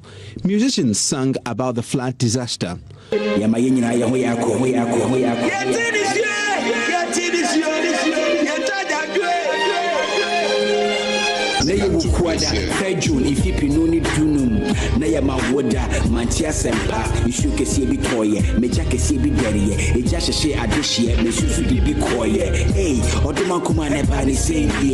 Politicians promised never again. Drastic steps are necessary here if we are to permanently address this perennial problem. We'll intensify our efforts to expand and modernize our drainage system. But in 2016, we're back to the same script. Hydrological engineer at the National Disaster Management Organization, NADMO, Wise Emefa, has blamed yesterday's flooding on blockages in channels leading to the Odo drain. In 2017, an elaborate plan was announced to once again end perennial flooding. The government will, in the coming days, announce a comprehensive plan to deal permanently with the perennial flooding in the capital, Accra. The city's mayor, Mohammed Ni Ejesoa, says the new comprehensive plan will focus on redesigning the drainage system. Clearly, we are back to the same pointers again. Journalists have reported, musicians have sung about it, politicians have promised, yet nothing has changed. And I'm not looking forward to coming to sit here next year and talk about how many people are dying because of flood. We certainly need the authorities to do something. This dredging, cleaning up, is going to take about 6 months to complete this one. Then the Kwale Lagoon itself will take a longer time because that's where we have more composition of material, which needs to take a longer time, maybe about a year or two to finish. We're going to have recreational facilities. That is the sea outfall. So along we have recreational facilities. Other infrastructure, we can have some hotels will come at the end. And this makes the whole place. Then we're dredging all the way through Cycle to Kwale Lagoon, where we call the Clep Interceptor. From there, we end up at the estuary into the sea. before the commencement of the work, this is how the situation was. The channels were heavily silted. Along the channel, you can see very heavy siltation. So this is a beginning. Then during the process of the dredging, we had these situations. Gradually, we came up to the end. Then finally, this is the stage that we have reached. And then after that, there was a continuation to carry out the silting, because as we progress, more silt come, and you have to continue dredging. What is worrying for me is that the forecasts are forecasts of even more rain to come. And if this is going to be more rain, I believe that the government could also consider even declaring a state of emergency so that we deal with this in that particular format, that a state of emergency is declared, because this is a real big problem for this country, and we have to put all our energies, all our talents, all the engineers, all the hydrologists, we have to bring everybody together, regardless of party, because this is for Ghana. And let us do it for Ghana. Let us come together for Ghana and solve this problem for our country. And so that is where I want to ask everybody, let's do this together and let's provide relief, immediate relief to the people who are affected. People need food, people don't have clothes, people don't have mattresses. Let us make sure that we come immediately to their aid. We just finished an aerial tour of Accra to inspect the flooded areas. Unfortunately, the flooding has been very extensive today for several reasons. One, the recorded rainfall today is one of the highest in several years.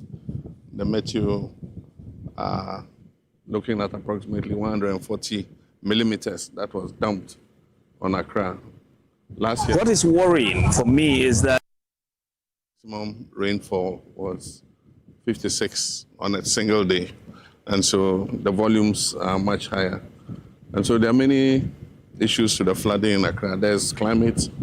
If you look at the rainfall pattern from 2024, 2025, 2026, you see that increasingly every year we're getting more rain in Accra than we used to get. GMETs say that in 2024, for a period of 30 days in June, we had 85 millimeters of rain. And then in 2025, it increased to 172. And then in 2026, for the same 30-day period in June, it increased to 333. And so the waterways are not getting a chance to recover before more rain is dumped. And the wet days are more. Out of 30 days, 22 days, it kept raining. And so there were only 7 dry days or 8 dry days in June. And so that's the climate side. That is an act of God that we can't control. But then there's also the engineering and the man-made causes. That is, like I said before, Accra is built between 2 natural bodies, the Kwapim Mountain Range and the Atlantic Ocean. And before Accra was built, the streams used to flow through this plain to reach the sea. Now, the British brought the capital to Accra, and in those years, it was not a problem because Accra was a very small city. But as the population continues to increase and people continue to build, it restricts the path of the streams on their way to the Atlantic. So that's an engineering problem. We need to see how to open the channel so that the water can pass. But then there's also the other aspect, which is attitudinal and human behavior. That is dumping garbage in the drains, putting all kinds of items in the drains after we finish creating waste. Instead of sending it to the appropriate place, even in the air, we discovered many illicit dumping sites where the wetlands are. People have gone to create a waste dumping ground, and they charge 20 cedis for the aboboya to come and fill the waste into the wetlands. And when it has filled sufficiently, they sell the land to people to come and build on it. And so we need to, one, look at it from an engineering perspective in terms of how we can open up the channels, but at the same time, look at how we can identify all the buildings that are obstructing the waterways. We've said this many times. I'm tired of hearing it, but anytime you begin to take action and you start breaking houses, people think that government is inhumane. But when the problem arises like this flood, it affects everybody. And so all of us have been affected because of the conduct of a few people blocking the channels and preventing the water from passing. And so we'll call a National Security Council meeting. We're asking every district to identify, together with the Works and Housing Ministry, where the blockages in the channels are as they pass through the district assemblies, so that we can earmark those places for removal. We'll not only break the houses, we have to move the rubble out of the way, because there's no use breaking a house and leaving the rubble in the waterway. It's just the same as leaving the house. And so it's going to be quite a major issue in order to resolve the problem of Accra. But ultimately, the other solution will be to decongest Accra. And that's why we're planning that we move some of the city out, that is the major government departments, and then also create a new center of growth so that our people will start building outside Accra in a new city, instead of everybody looking for some space in Accra to build. So, but that's a long-term solution. Like I said, it's a 20-year project. They are still working on the designs. Once they do that, we'll demarcate. People can start buying plots. If they like, they can start building houses. We'll do the roads, bring the water and electricity, so that it eases the pressure on Accra as a city. But I just want to express my sympathy with people who have lost property. Loss of property has been very extensive, and I want to thank the military, NADMO, the police, and the Hydro, Works and Housing Ministry, and all the emergency response team, 48th Engineers Regiment, for the rescue that they did. I've seen many of the videos where people had to be carried out of their houses. They deployed their boats, and they helped to save quite a lot of lives. NADMO will do what it can to try and identify the victims and see how we can just support them in a way in the next few days. I've asked the Minister of Finance to release some money from the Contingency Fund so that we can do some post-flood relief for persons who have been affected. And so let me again express my sympathy, but let us change our attitude and let us find a permanent solution to this Accra flooding problem. We shouldn't become like the vulture who, anytime it is raining, he says as soon as it stops raining, you repair his roof. And then as soon as it stops raining, he says, oh, it has stopped raining, so there's no need to repair the roof. This time should be different. Yesterday's flooding is the clearest evidence that this task force produced no meaningful intervention on the ground. If serious drainage works, the silting or flood mitigation infrastructure had been undertaken, the impact of the rains, however heavy, would have been measurably reduced. Instead, entire neighborhoods went underwater, exposing the gap between government rhetoric and government delivery. The minority is calling on this House to establish a parliamentary committee specifically mandated to investigate the conduct of the Flood Preparedness Task Force and the relevant government ministries and agencies in the lead up to this disaster. That inquiry must establish what work, if any, the task force undertook since its establishment, what funds were allocated to it, and how they were spent, what specific mitigation measures were planned and implemented, and why none of this prevented or meaningfully reduced the impact of foreseeable seasonal flooding. Boats deployed. When I was a kid living in Dabraka in 1995, when I remember that wet flood disaster, boats were deployed, right? To that area, it was very severe at the time. It's been deployed again. That's exactly what we're doing again, right? Boats were deployed. Armed Forces Engineer Regiment deployed. We do that too, anytime it happens. Let's go. Also today, we saw a few other things. Fire service and NADMO deployed. We do that again. Today, fire again. And it's just strange that anytime this level of flood in terms of the quantum of water dumped on Accra happens, we tend to also have fire. Marine Police, that's a new one, and I was there myself on the ground talking to the Marine Police Commander, DCOP, Reynolds and his team, doing a fantastic job. By the way, let's applaud our gallant men in uniform and the responders to the emergency responders who have done a great job. Some of them had to swim against the high tide and against the rushing and gushing water into people's homes to save lives. They were putting their own lives at risk to save all of us. National Fire Service, the police, Marine Police in particular, the Ghana Armed Forces, the Fire Service, all of them, NADMO, have done a great job, and we need to applaud them for the work that they've done today. Life jackets were distributed today to the men who were on the ground. Workers were told to stay home early in the morning, and the Interior Ministry was really proactive today. And we need to applaud the ministry and the minister. Very proactively, early in the morning, got onto the radio, issued statement desperately telling people stay at home.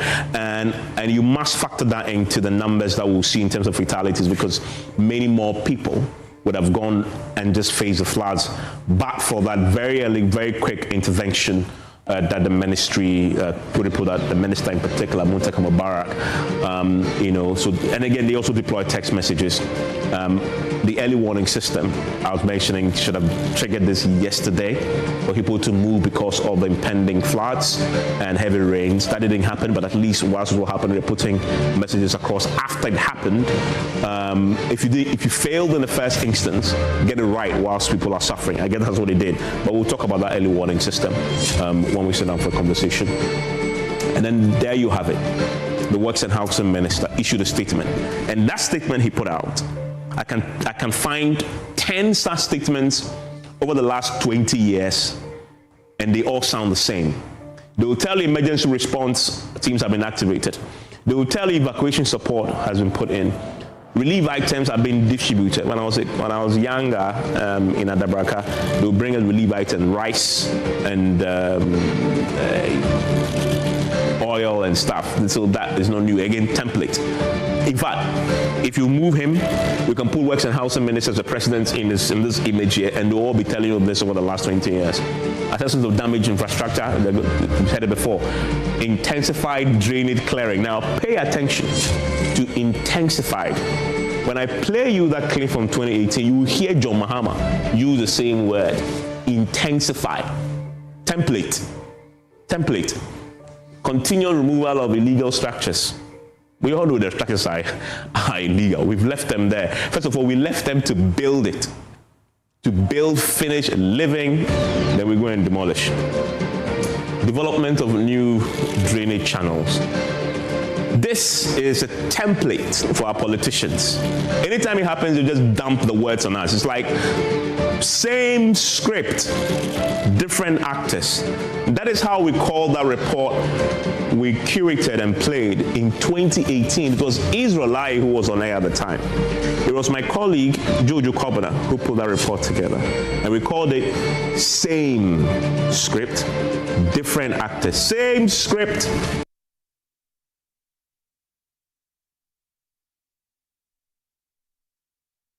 So Evans couldn't have said it any better. Yeah, yesterday I said that flooding started in this country before my mother was born. My mother has come and go. She has come, lived, and died. Gone. Flood is here. I am also growing, and I can see flood living with us. Today, 12 people, we're here reporting 12 people have died, 7 still missing. Over how many? 38,800 people have been displaced. In fact, the number of persons or households that have actually been affected is 7,761 households affected. In fact, what's interesting is that we think that Accra is Ghana. It's not just Accra that was flooded. The Volta region was flooded as well.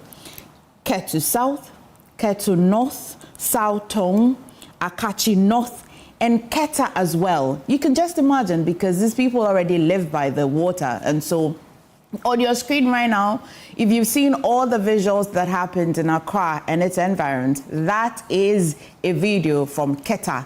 The community is sitting on water, flooded. We've been talking about it. We've been talking about our flooding. And this morning, it feels like I just have to come and read the script. It's not different. Honorable Vondi is in white. He barely doesn't wear a different color. He's in white this morning. We're going to talk about the same thing. But the president had said that let's make available a contingency fund. The ministry as well has been giving us how much that contingency fund is. Of course, he has the power under Article 177 of the 1992 Constitution to want to take from the contingency fund from approval of Finance Committee in Parliament. So if you have not seen that statement, well, President John Dramani Mahama has directed the Minister for Finance to release 300 million from the contingency fund to finance urgent flood relief and mitigation efforts. The directive forms part of government's response to the flooding of parts of Accra and other communities in the southern sector of the country after hours of unusually heavy rainfall. 150 million out of the amount will finance urgent relief efforts for flood-affected persons and communities in the southern sector of the country. Another 150 million will be spent on flood mitigation measures aimed at reducing incidents of flooding. The president has also directed the deployment of personnel of the Ghana Armed Forces and police to work with NADMO and other security services in the rescue and relief operations currently underway across the city. The president earlier undertook an aerial tour of the flooded areas to assess the full extent of the situation and announced a raft of steps being taken to safeguard the residents and prevent other flooding. So that's the statement from the presidency.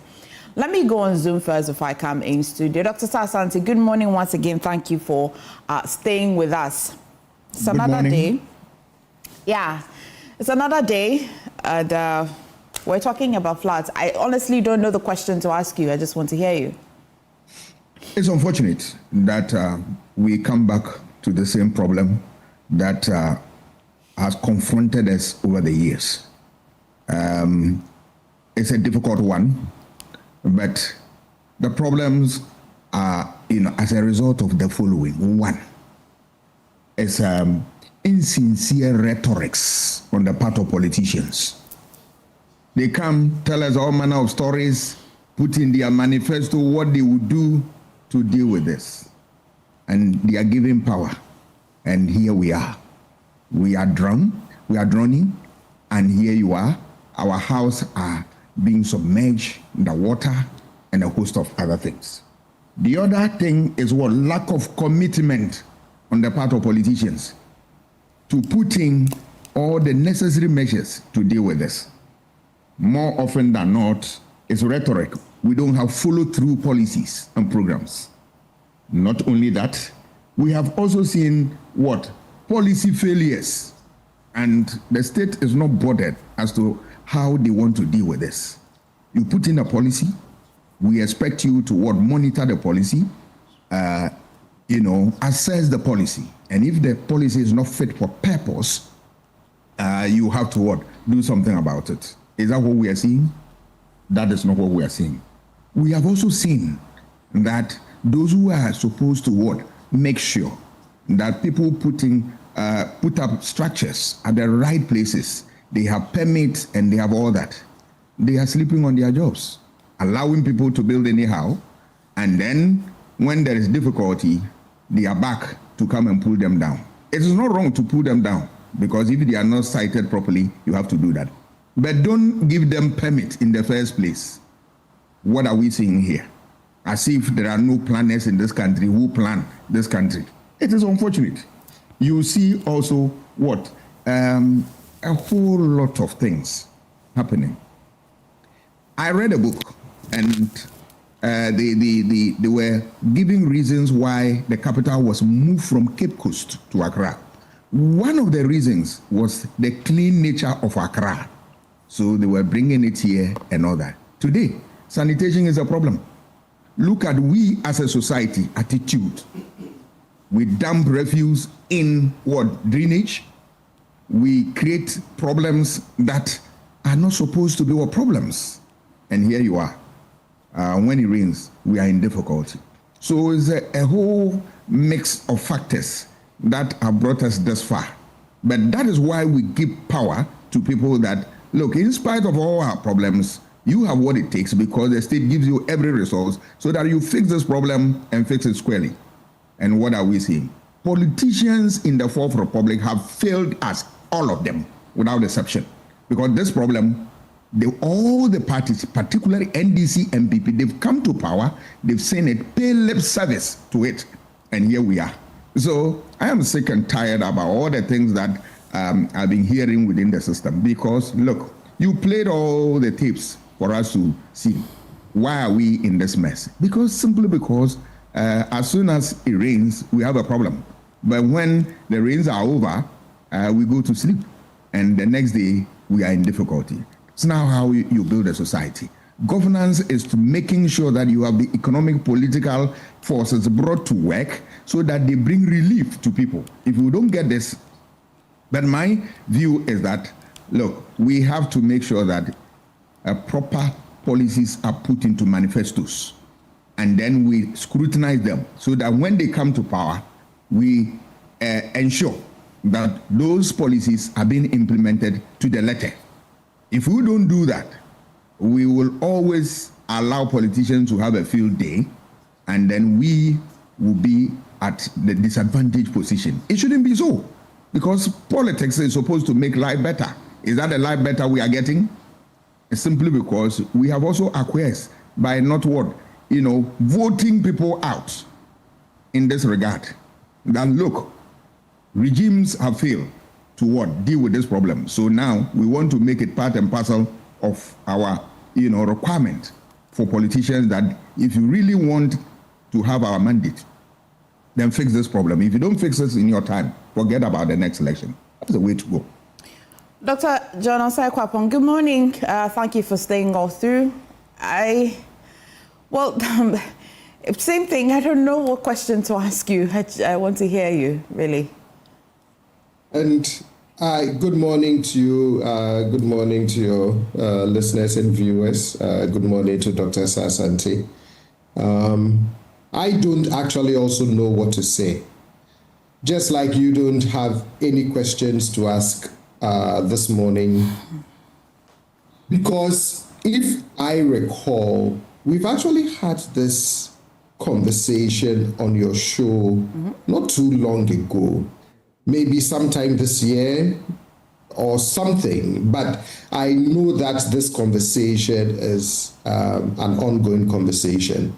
I told a colleague yesterday that I recall as far back as my primary school days in Bishop Hours, and this is the mid-80s, where whenever it rained, you knew the suspect areas, you knew the areas where it was going to be problematic. And as I've grown up, additional areas have become problematic as well.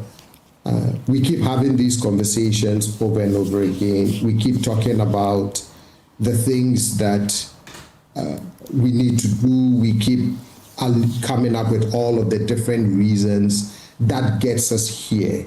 But then year in, year out, it's become a ritual where we are back here again,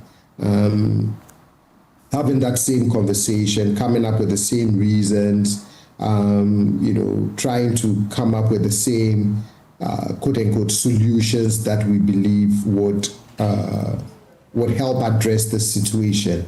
I'm typically not a pessimistic person, but I keep wondering if next year we won't be back here again having the same conversation. I mean, if nothing at all, you would have thought that the 2015 incident, which I happened to be in Ghana at that time, would have been a defining moment, for us in how we actually put in place the policies to deal with this. Personally, I also don't think that we need a new set of policies, regulations, rules, you name it all. I think that part of what we are facing is the real gap we are facing is lack of regulatory compliance and enforcement, right? The ability to say that we have these rules in place, we have these regulations in place, we have these policies in place, let us enforce them without fear or favor. I mean, you could feel the frustration in the president's statement the other day where he says, if we do X, we are also described as inhumane. And so, just as you are not sure what to make of all of this because it's an unending cycle of it happens, we talk about it, we go back to life as usual, and then a year later we are back at it. Well, Doctor, the Interior Minister says that there was almost nothing that we could do because even countries like America that are quite economically good, still there are parts of it that gets flooded anyway. You see, with all due respect, what I find unacceptable about statements like that is, it is as though it is saying, tough luck, embrace it, deal with it. This is part of life. I mean, I'm not saying that's what he intended, but when you're on the receiving end, right, when you see what is happening to your fellow citizens, that for me, with all due respect, is not the kind of context you want to situate it in. Great. Okay, all well and good that California faces fires sometimes. All right, Florida has to deal with its tornadoes, but this is Ghana. Texas is always, it has issues with all this, yeah. But this is Ghana, this is Ghanaians, this is Accra. The question is, what are we doing to deal with our challenges as it relates to these things? That for me is not the time to be saying it happens elsewhere. It is as though you are saying that then what has happened in Accra, it's okay. At least that is how it comes across. But for us, it should be, this is what we are confronting, regardless of what pertains or happens in other places. It's a Ghanaian problem, it's an Accra challenge, it's regional challenges, and how are we going to deal with it without reference to it even happens in other places. And then the last thing I would add is, even if it happens in other places, can we say that our response and our efforts in dealing with these things are anywhere comparable to these places that you're making reference to in how they handle it? Well, I cannot make that reference. Doc, I'm coming in studio, I'll come back to you. Let me go to the politicians first. Honorable, I cannot make that references because, of course, I do not know how much America receives in terms of mitigating flooding, sanitation. But at least when we dug up the numbers over 2 decades, we have received almost $1 billion in an attempt to mitigate flooding, sanitation, and related matters in Ghana. And Accra has received the most substantial amount out of that amount of money. So I'm not rolling the problem at the doorstep of one particular government, because 20 years, 2 decades will mean that both parties that I've seen have experience and they have the opportunity to have solved the problem. So I can't accept what the Interior Minister says, that America, which is quite economically good, still has problems. But us, I can say that we have received money to at least mitigate the impact of the problem. Well, how do you feel as a politician this morning? Well, good morning to you and your cherished viewers, my brother Awal, and my constituency, and everybody who is watching us. Good morning to my very good brother, Govin Saboja, this morning. He's a nice person, and also the Works and Housing Minister, the Finance Minister, everybody, I mean, Isaac Yosin is the Chief Executive Officer in my constituency. Good morning to everybody.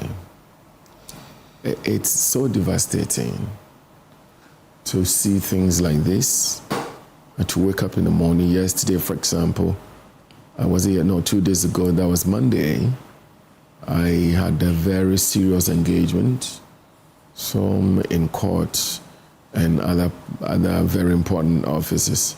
Unfortunately, I couldn't drive out of my house, and people lost a lot of properties and lives were lost. I saw a young man, a young boy. I understand they were siblings. You know, they were pulled out of the flood water, and they were all dead. I mean, many people had very horrible experience. I think that the last thing I would say is to begin to say a thing that will hurt them more. I think that the minister's statement about flood happens everywhere, yes, I agree. But you see, when you build the resilience, when you build the systems, when you build the capacity, the rains will come, but the effects will not be as much as we saw. In America, for example, I agree.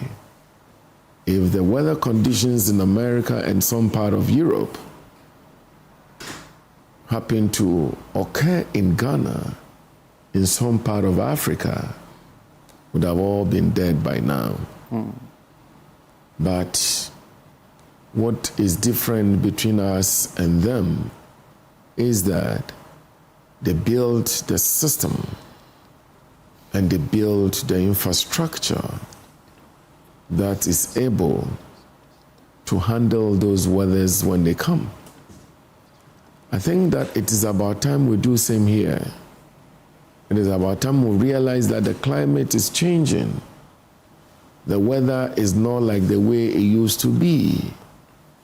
Those days when we were kids in our villages, I know that my old boy, may he rest in absolute peace, would determine when to weed, when to plant, and when to harvest, because you know when the rains will come. This time around, the rains come so heavily and unannounced. That's why we must adapt to changes that this weather brings. I think that successively, we've all tried to do something to handle the situation. I believe strongly that you remember when His Excellency Jerry Rawlings would have to build the Nima storm drain. Nima used to be one of the areas that floods a lot. Nima, Mamobi, and its environment. But that storm drain actually dealt with the flooding situations within Nima, right down to Kokomlemle areas, part of Kokomlemle, and then Asylum down, and all that. Then fast forward was President Diewu Akufo, who built the Alajo drain. I am saying that successively, all governments try to do something. It may not be significant, it may not be enough, but at least the concern, the demonstration of our intent. No, but that's where the problem is, and that's where you and I would have to have a little meeting over, because I don't think people vote politicians for intention. I don't think people also vote people into government for at least they tried.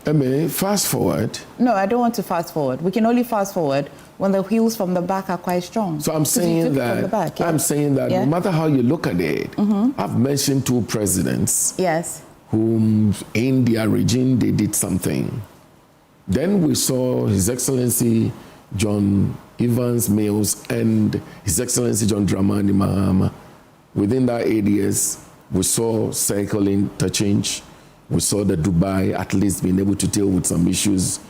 Are you sure that the Circle Dubai project, for the purpose of this conversation, we'll call it the Circle Dubai project? Yes. Are you sure that that project today is really living up to its intended purpose? I am saying that if you look at that project, the kind of vehicular traffic that we would have seen in the flood, at least have been measured with that particular project. Come again. There's no two ways about it. Vehicular traffic in the flood or vehicular traffic by itself? But I'm saying that if you look at what happened and how Circle actually was flooded, if that project was not there, the effect would have been more than we saw. Then we had another government called President Akufo-Addo's government. I have been trying all my best to identify one significant intervention that was geared towards flood control measures. But I know that we had a lot of money allocated. I was part of Works and Housing Committee at the time. So I knew the amount of money, over $350 million, that was earmarked for, is it the Garrick project, that we saw nothing. At the time, we took to some of the sites at Achimota area, and you go to the site. Some of the contractors even received money, but did not know even the sites they were supposed to work at. That was how serious it was. I pray and I wish we do not degenerate this into political banter. Unfortunately, it's purely political issue. My hope and the encouragement that I have, and I believe that going forward, things like this will be dealt with, is the attitude shown by His Excellency John Dramani Mahama in this devastating situation. You saw him on air, and also the directive given to the finance minister, and the emergency meetings and all that, trying to deal with the flooding issues permanently in our country.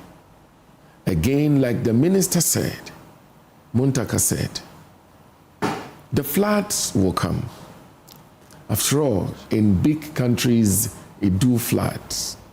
But my point is that we must be able to build the system, the infrastructure, to be able to control the flood, because nobody can stop the rain from coming. But we know this. But we know that in June, the system. But we know that even before the Ghana Meteorological Agency will even bring out their predictions, what's the right word to describe it, what they say will happen. We know that despite climate change, over the years, traditionally, conventionally, May, June, it will rain. Yes. We know this. Yes. The Minister for Works and Housing has been minister for how long? Yes. We know that GMET as well has been saying that it doesn't look like our rains will get any smaller. Okay. So this we must. So who is telling him to do what he has to do? What's preventing him? So I'm saying that yes, these issues are not dealt with within a day or two. Why not? How many days does it take to desilt a drainage system? These level of rains, will not be taken care of by only desilting. But at least if you're doing something. So I'm saying that you saw the Minister for Greater Accra, my own sister Clue, who she's been doing some demolitions, over the time. Yes, she has been. What about the Works and Housing Minister? So I'm saying that the Works and Housing Ministry. Can you tell me? I'll be happy to announce to the people of Ghana what the Works and Housing Ministry in the last 18 months have been doing. No, they've been taking care of some few drains, especially related to flood only. They've been doing some few drains. They've been constructing? Constructing some drains. Where? In Accra here? Yes. I can't tell you these places, that because I don't know that I have to go and look for the places. You make a call, text him for me. Again, I will. Text him for me. I will. When I go to Awal and I come back, I will. Then I will. Yes, I mean, I will. We've been doing some few things. I mean, in terms of drains and trying to control flood and plan for it and all that. But I'm saying that this is where we are now. How do we fight this going forward? That is what we should be concentrating on. The solution is huge. But we must start. Number one, we must take a very pragmatic action that is devoid of human social class. Such as, that's a lot of demolish all the structures on waterways, whether or not the structure belongs to so-called big people in society or not. Like His Excellency John Dramani Mahama said, when the demolition happens, do not leave the debris there.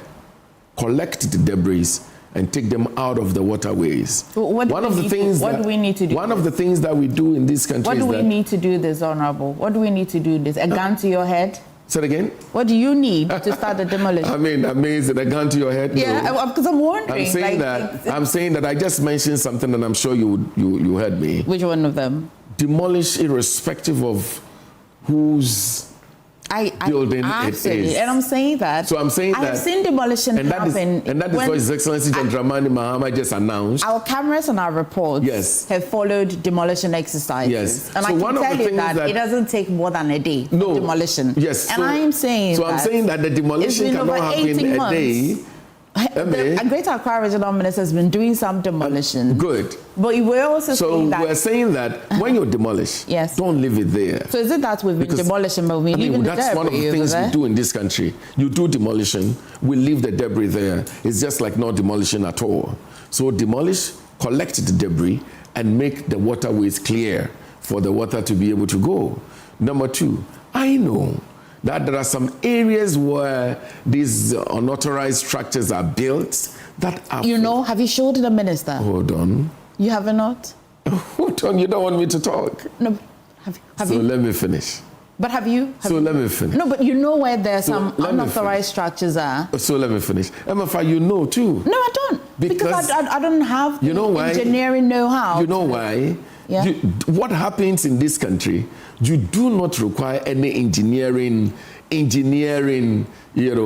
expertise to be able to see that this is waterway. I'm sure when you see big gutter... Look at that. Have you seen this? Yeah. What do you see? Now, I've seen that the flood is entering people's churches and carrying all their instruments. That is uncollected filth. Yeah, I mean, rubbish, of course. Traveling from another point. Even where the fields are damped. Yes. It's another thing where the fields are damped. So you can see that these ones are places where our waterways at the fields are damped there. So once it rains and the flood begin to move, it collects the fields and run it through our gutters and choke the gutters. But let me shock you. Let me shock you. My little nephew, who's just 7, if I gave him this pen to write out to me the cause of flooding in Accra, everything you're saying he would see. Exactly. He knows it, but he doesn't know the solution. His parents know the solution. That's why they voted for you. So why are we discussing the problem still? Okay, so I am saying that the solution will not take a day to come. Why? It's a process. Why? Because... But do you understand my confusion, right? You understand why I'm struggling? I understand your confusion. I'm confused. You're confused too, eh? No, everybody in Ghana should be confused. Why? But because the flood... Yeah. I mean, everybody is saying is destroying. The flood do not ask whether you're NDC or MPP. Absolutely. The 12 people that died, the flood we don't know. Ask whether you're NDC or MPP. The flood didn't ask whether you're MPP or NDC. Yeah. And I think that if every Ghanaian is demanding that these issues be dealt with, I think it's in the right direction that everybody demands that these issues be dealt with. I am saying that the attitude, the demonstration by His Excellency John Dramani Mahama. That's the thing. Like, we don't vote people for demonstrations. I'm saying that the steps that he's taken. Yeah, what steps are these? The 300 million. No, and so we're starting from somewhere. Okay. As I speak to you now, look, if I call the Works Department, which you're gonna do? Yes, I'll do that. Works and Housing Department right now. Yes. I'll tell you that more drains have been earmarked to be built instantly, immediately. But why didn't we start last year? So the point is that when we begin to say, why didn't we start 10 years ago? Why didn't we start 5 years ago? I have those why questions. Didn't we start? But I want you to last answer year. Yeah? We will be here talking about it, but we must start somewhere anyway.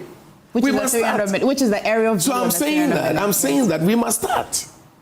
Okay. And we can't continue to say, why didn't we start yesterday? Because yes, that's the point we're making, that we didn't start yesterday. We're seeing the devastation today, but we must start today to curtail it tomorrow. If the Western Housing Minister will send you a text message, I'd love to see. But if you love us all, you can call him. I'd love to have a conversation with him. Yeah? You have his number too. I'm sure you can call him. Number, unfortunately. Kingsley, you may, but I think he'll respond to you quickly. I'm sure he will. He probably thinks I'm coming to do I'll catch you, but that's not what I want to do. I just don't want people dying in floods. So please sincerely, it's a very bad thing that we all see. Let me come to so the minority in Parliament is making a few demands. One of them has my attention. They're asking for what? That we should dissolve the committee, the Standing Committee. What has it got to do with stopping floods? Thank you so much, and good morning to our cherished viewers and my co-panelists, and thank you so much for the opportunity. Good morning to Dr. Alhaji Bawumia. After touring the areas yesterday, he's preparing to make his donations. This is really not the first time Dr. Bawumia is doing donations. You remember in the Volta region when it happened, he donated 160,000 to the victims. So he's preparing to really bring out his donations. Now, unfortunately, Honorable says, I don't want to do politics when he went round yesterday, how did he feel? Very, very disturbed. Was he surprised at what he saw? I cannot tell. Why not? But how do you know that he was disturbed, but he's not surprised? Yes, because you could tell from even his communication, telling Ghanaians that listen to what the government is telling you, the emergency response, so that at least we build it together as a nation. There's no room for politics. Unlike when President Mahama, just a schoolboy, died, he issued a statement on his Facebook page to say that it was a failure of government. He said that no. Do you know what we won't do this morning? What we will not do is politicians picking and choose what they decide is not politics. Yes, that's why I'm saying that. That's why I'm saying that when he started communicating, he said it is to both of you. He started with Rawlings, he did Kufuor, then he said he had not seen anything in the last 8 years of our administration. This is the height of he's just been indigenous. I just don't know how. It's okay. I am happy to tell the people of okay, so I'm coming. That's what you did. Honorable, he was quiet. I want to. Yes. Are you texting so the Emefa, I'm saying that he has been in Parliament for more than 8 years. And in that entire 8 years that he's been in Parliament, we have done a lot. But because he doesn't want to tell the truth, that is the reason he said that we have seen nothing. Now, let me read page 99 of the 2025 budget presented by Akufo-Addo. Let's start with what the previous government did first. That's what is there. What the previous government did? Yes, it's here. Okay. That's why I'm telling you that. He says we've done nothing. If I tell you we've done this, we've done that, and so on. This is a confirmation and a corroboration by Akufo-Addo in his first budget. That's fine. Page 99 of the 2025 budget, paragraph 589. And with your permission, let me read. Government pursued drainage improvement works under the 2023-2024 National Flood Control Program to mitigate the disaster risk associated with flooding in various parts of the country, whilst minimizing the economic losses of the that are associated with the floods. These works resulted in the construction of 46.97 kilometers of drains, as well as the silting and evacuation of 1,000 kilometers of earth drains. The ministry will continue with the implementation of the program, as well as the dredging of the White Volta in preparation of the spillage of Bagre. That's very... That he has seen. We have done over 1,000 kilometers of... I heard you. Page 99. Yes. And we all can go there. Yes. But that's what the finance minister is saying. Yes. You're here. You speak for the previous government. And I'm saying that this morning, I want to go with my colleagues to these places that have been highlighted on the paper. Can you give me the locations? You see, I am only telling you what the minister has said that we have done. I accept it. Now, I'm saying that. Now, the minister cannot impute what you have done without you giving me evidence. I do not know almost all the parts in Accra. But some. But I can tell you one place. Between Accra Academy and Pamprum, initially when it rains, Kanishi First Light always floods. We started a very big storm drain over there. The first phase was completed. The second phase has suffered challenges. It's stalled. Yes. Then the Paloma, Nima Paloma, that has also been stalled. It is about 40% complete. This is something that we have started.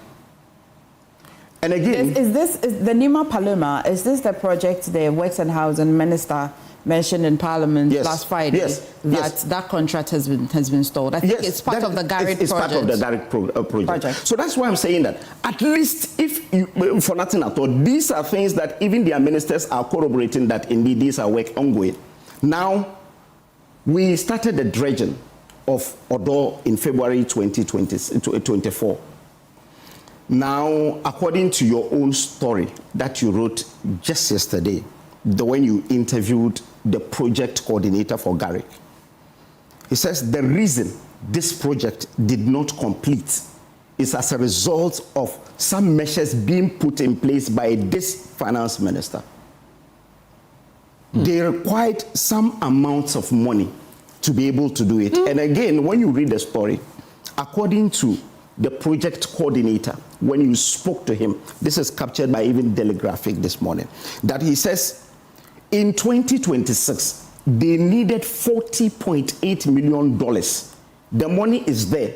It has been disbursed by World Bank. But unfortunately, the finance minister is not disbursing the monies. He says this year alone, he has only disbursed $17.5 million. Towards dredging, the silting? Or yes, the silting. Still under the Garrett project? Yes, still under the Garrett project. I'm coming. So he says there was a request for commitment authorization of $79.8 million for civil works and construction to continue as had started. And it is about 40% complete. Now, that commitment authorization is pending because the finance minister has not approved it. The Works and Housing Minister has sent it, but the finance minister has not approved it. Okay. And again, there is acknowledgement of the fact that almost all the projects that we had started, about 40 of them had stalled, including the dredging of Addo. And that's the reason we have seen it's overflowing its banks. Okay. I know that this Garrett project was signed in 2019. Yes. I see the reading about it suggests that it suffered a few challenges. Yes.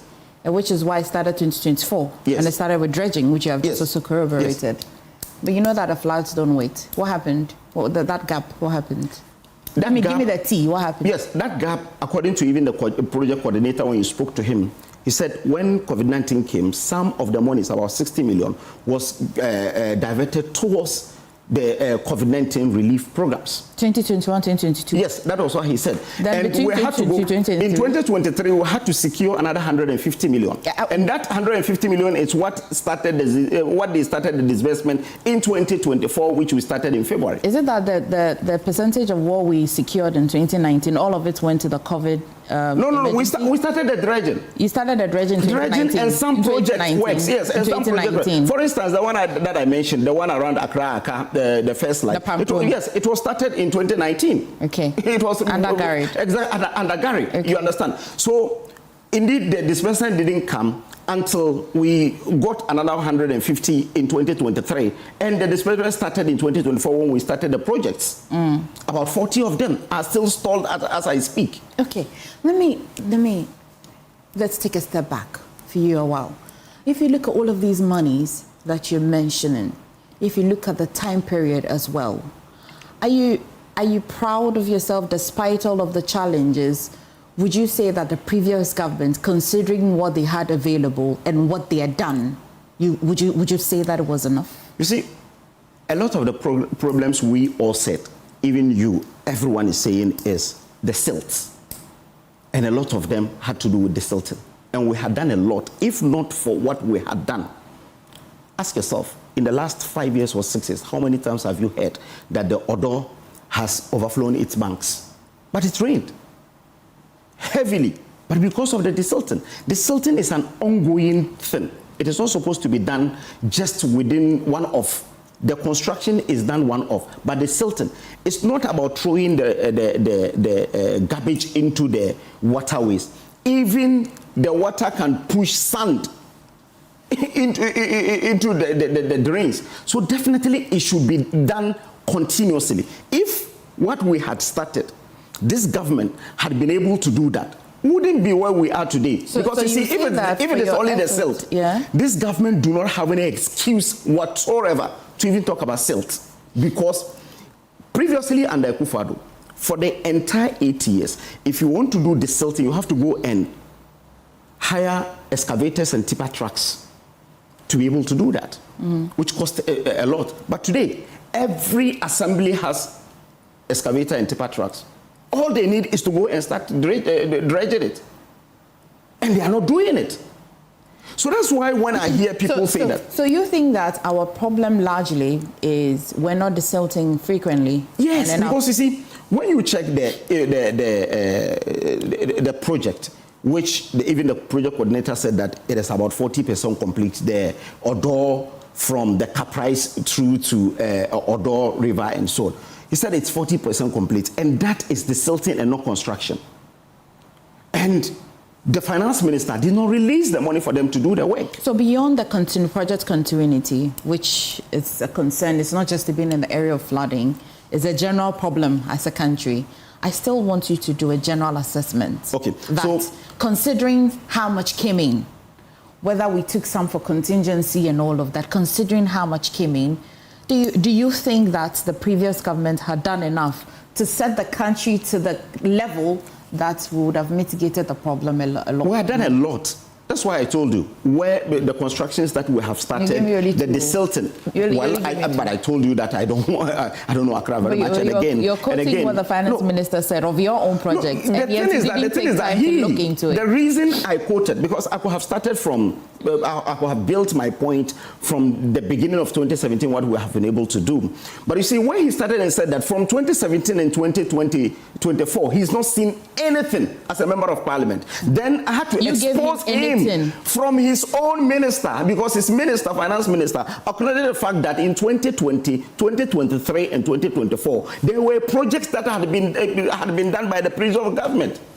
That's very important. 1. 2 is that we were in this country last year when the president said there will be a flood, anti-flood committee headed by the deputy chief of staff. Now, when you read their terms of reference, it's mind-boggling, because they said 1 is that they should do aerial assessment of places that are flood-prone areas. 2 is that they should collaborate with the 48 engineering regiments so that they will do emergency desilting. 3 is that they should break all the projects that are on waterways and so on. In the last 1 year, have you ever seen anywhere that you've seen even these military people over there doing any work anywhere in the last 1 year? So indeed, that committee only went and sat and did not do anything.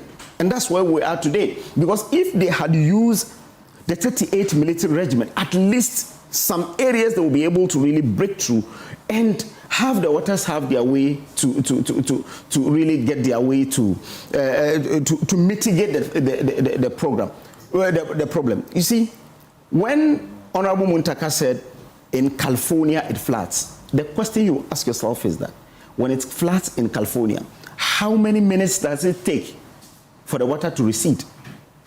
That's more important than here in Ghana.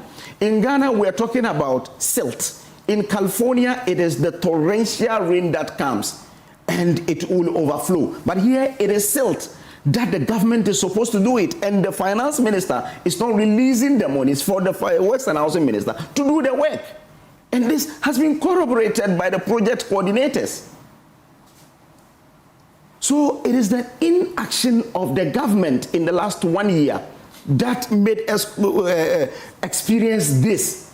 Because if they were able to really do the desilting, when they have all excavators, President Akufo-Addo before leaving bought excavators for almost all the assemblies. They have excavators. In Accra, all the 34 assemblies have 34 excavators. They have tipper trucks. And they are still saying that it is silt. Which excavators are you talking? The drip. No, the drip do not come with excavators. I'm sorry. It came with excavators. I mean, the drips. It came with excavators. It came with excavators. No excavators. It came with excavators. No. You can cross-check. It came with excavators. I'm saying to you that in my constituency, the drip machines we had do not include excavators. So Generally, which what ones does do you the have? drip machine do? Which one do you have? No, we had tipper truck, I think backhoe, and one roller, and that's what we had. But it does not include excavator in our constituency, no. You can cross-check. So excavator, I don't know when excavators were added to the machines. I don't know. You know, but you see, Emefa. Yeah. Again, it is. You give me a minute. Let me go on. While you're checking something, yes, right? yes, I'm just going to go on Zoom. Just give me a minute, Honorable. Do I have Dr. Sasanti still? Did I lose Dr. Sasanti? Okay. Let me go to Dr. John Osekwapon. I don't have him as well. Okay, back in studio, Honorable. See, when you listen to government who've been in power for 8 years and was not able to say that I started one drain, construction of one drain, and finished it, but can only say that we started Garrick projects and we never finished any of them, ordinary drain, and would want to come and shout and say all kind of thing, that one government came to power within 15 months should have stopped flooding in Accra, then it's worrying. I have said that I was part of Works and Housing, committee at the time. The monies that were sunk into these Garrick projects were so huge that if Akufo-Addo and his government meant well and wanted to do something to try and mitigate the effect we're seeing today by constructing drains, they would have at least complete one. Then you leave all that and you are blaming government that's come to power within 15 months and say because we've not desilted and that is why. I mean, please. This is an issue that I believe your own flag bearer says is a national issue.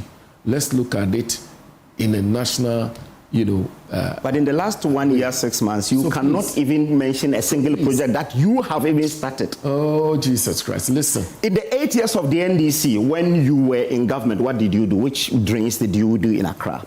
That's very important. You had 8 years. Between 2009 and 2016, which drains did you do in Accra? Which substantial one did you do? Awal,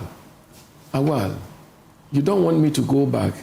Do it. Tell us, because you are telling us that in the last 8 years we couldn't finish any of them. You don't ask the questions. I allow it to pass. But Honorable attempt to answer the question, because you mentioned they have not done anything. He attempted to give us at least two. We're trying to answer the question of the rhetoric or no, it's not a question. We're trying to discuss. We're trying to convince the people of Ghana that it's not rhetorics.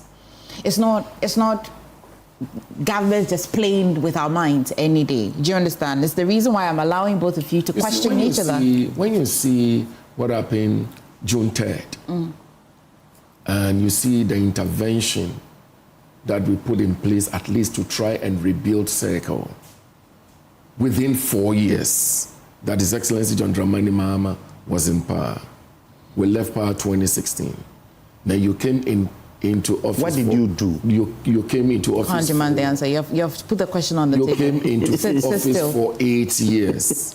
We are talking about these Garrick projects that have swallowed $350 million. But you could not show one drain. The cycle interchange, it came with drainage, did it not?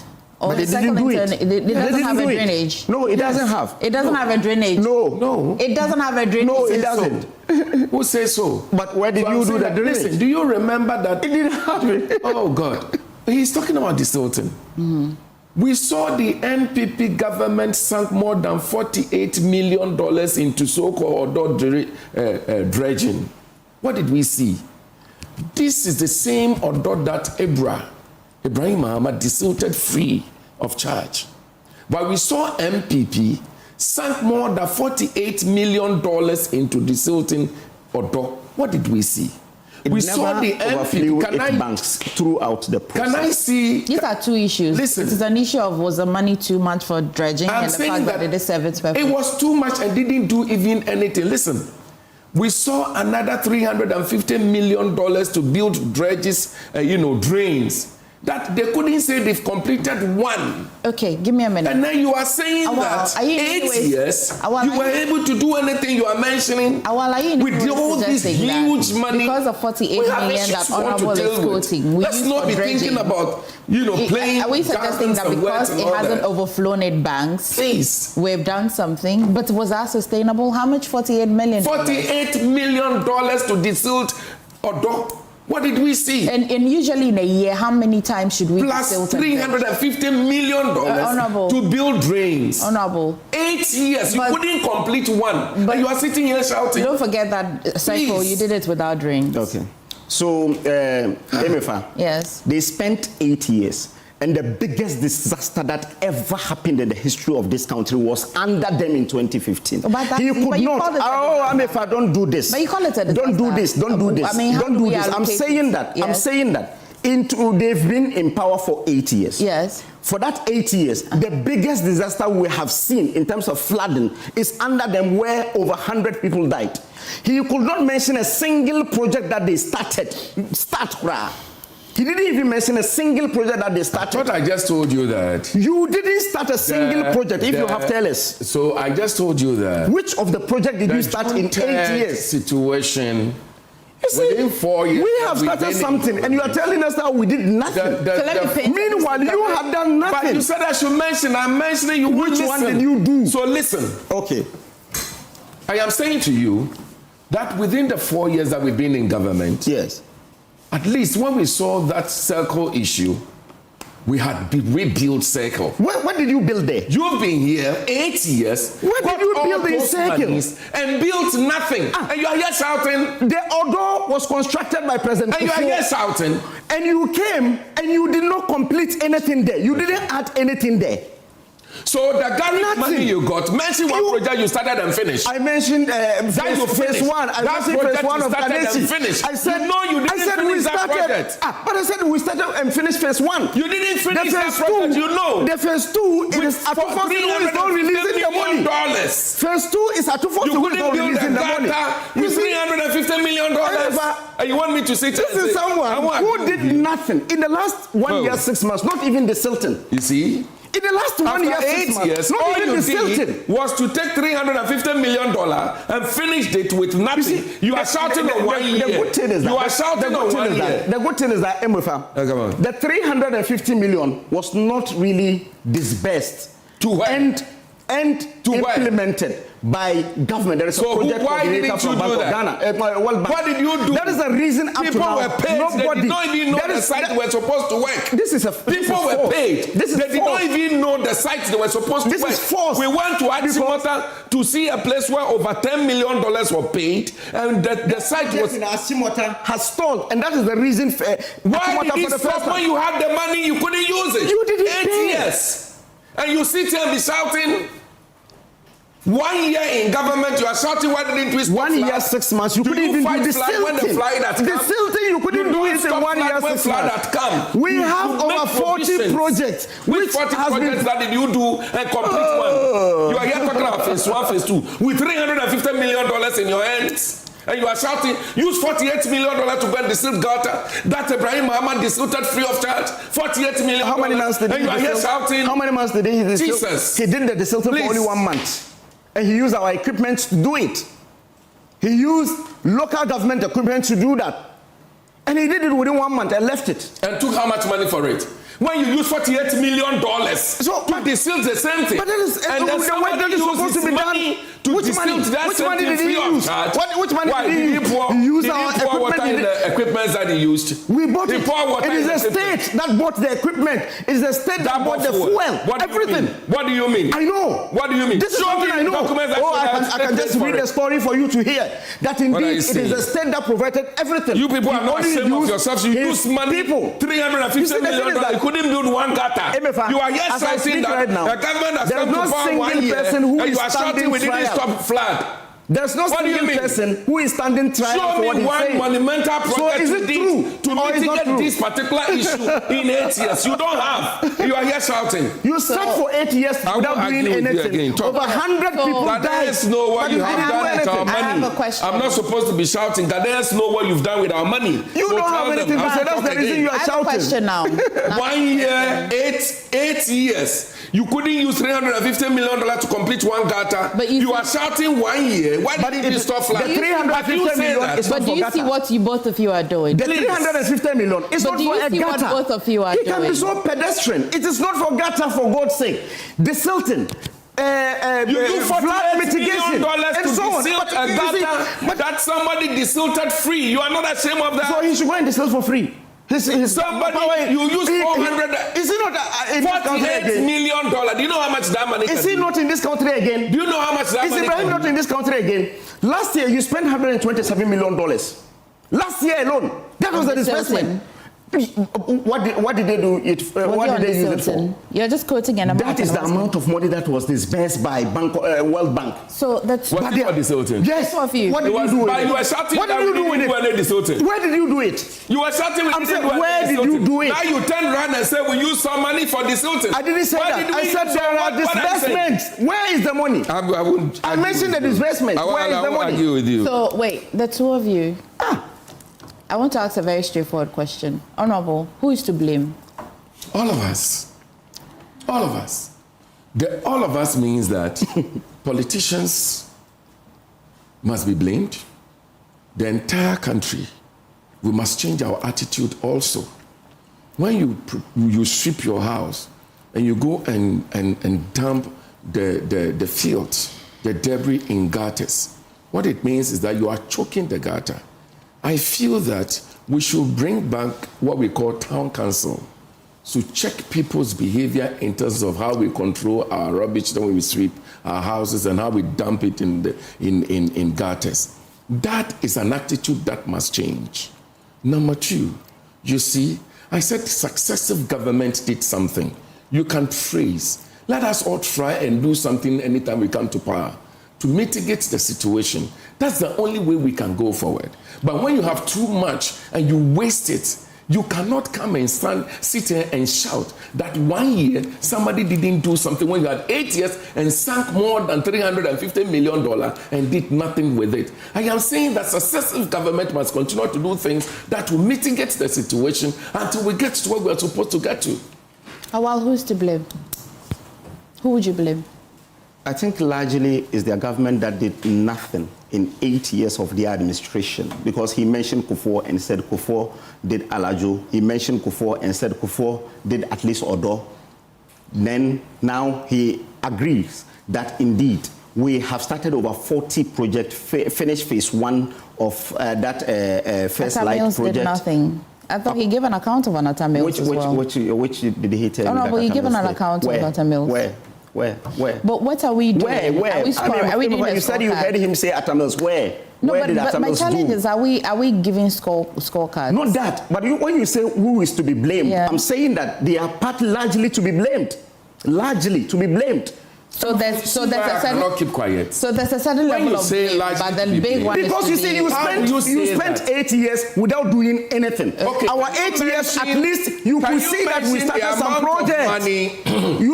Mention is it about of money? That is earmarked for the $350 million did not really cover everything that we spent in the 8 years. In the 8 years, it is even not true that we had $350 million. One city because he has nothing to say, he will interject me while speaking. But because he has nothing to say, he will interject me. Up with 350 in the last 1 year, 6 months. After that, you used $48 million, claiming you were desilting. In the 8 years you are talking about in our administration, you did nothing, one and people city, died. Over 100 people died. That was allocated for flood control in this country. In your 8 years, at least we have at least $350 million. That you it is government that is supposed to allocate the money. Build circle, we rebuilt circle. You didn't build anything there. You didn't see anything, sir. You only did. You only did an interchange. You only did an interchange. You did not really do anything. Will you allow me speak? So, will you allow me speak? Who will allow you to speak? Will you allow me speak? Please. So, the issue is that we have an issue as who is to blame? Honorable says that all of us, politicians, governments, everybody. We can take you a say bit that of at the least blame, you can take but a bit about how much of it? About 20-30%. 20-30%. Yes, because 70%. What did you do to deal with the flood issue? Because if someone who you had so much money within their time, 100 and something people died. $48 million to desilt one gutter. That's what you did. Now, your record is that after $350 million, you couldn't complete one drain. You are here talking about stop misinforming the public because we did not receive $350 million. You used $48 million to desilt one gutter. Okay. What did you do with those money? So Emefa, in the 8 years of our... I think I blame myself small. You know why I blame myself small? Is enough. You know why I blame myself small? You won't say that. I want to... You will not say that. You will not say that. I blame myself small. No, you will not say that. I will not allow you to say that. You know what? I will not allow you. Why do you know what I wanted to say? I will not allow you. It is just like in a biblical story. Let me tell you what I want to say. It is just like in a biblical story of King Solomon. Yes. When one says, well, this is my child which is dead, this is not my child, let's just share the blame. I will never share any blame with you because 8 years you didn't do anything. I see. We have come. And in the 8 years that we said you have used 48 million, have you ever heard even one day that the Addo has overflown its banks? No, because of the work that we use that money for. Today, 1 year, 6 months, it has overflown its bank to the extent that the entire Alajo has been completely taken over by floods. And you are now telling me that we did nothing. You said we used 48. We've never seen flood, right? No, we never saw Addo overflowing its banks because we used that money to desilt it. So if indeed we use 48 million to desilt it, and today, 1 year, 6 months. What is preventing them from also using 48 million to do it? To desilt.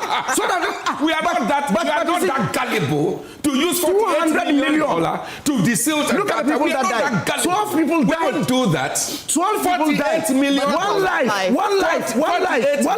am telling you that a gentleman in this country. I'm saying that one life. But it's okay. It's not a shouting competition. Why would he be making this money? It's okay. I blame ourselves because stop the shouts and let's communicate. We are doing it well, therefore we are not rushing through. Otherwise, people must be in jail for using $48 million to desilt a gutter. It's okay. Now, I allow the shouting. Now let's have a conversation. Okay, so Emefa, let's have a conversation. Emefa, I'm saying that. Awal is objecting to the idea that if you think that the cost of how much we kept the flooding at a minimal base, why don't you attempt our style? Because there are 12 people that have died. You see, and how much is the cost of one life? $1 billion is even not worth one life. Don't worry, I said it already. It's not.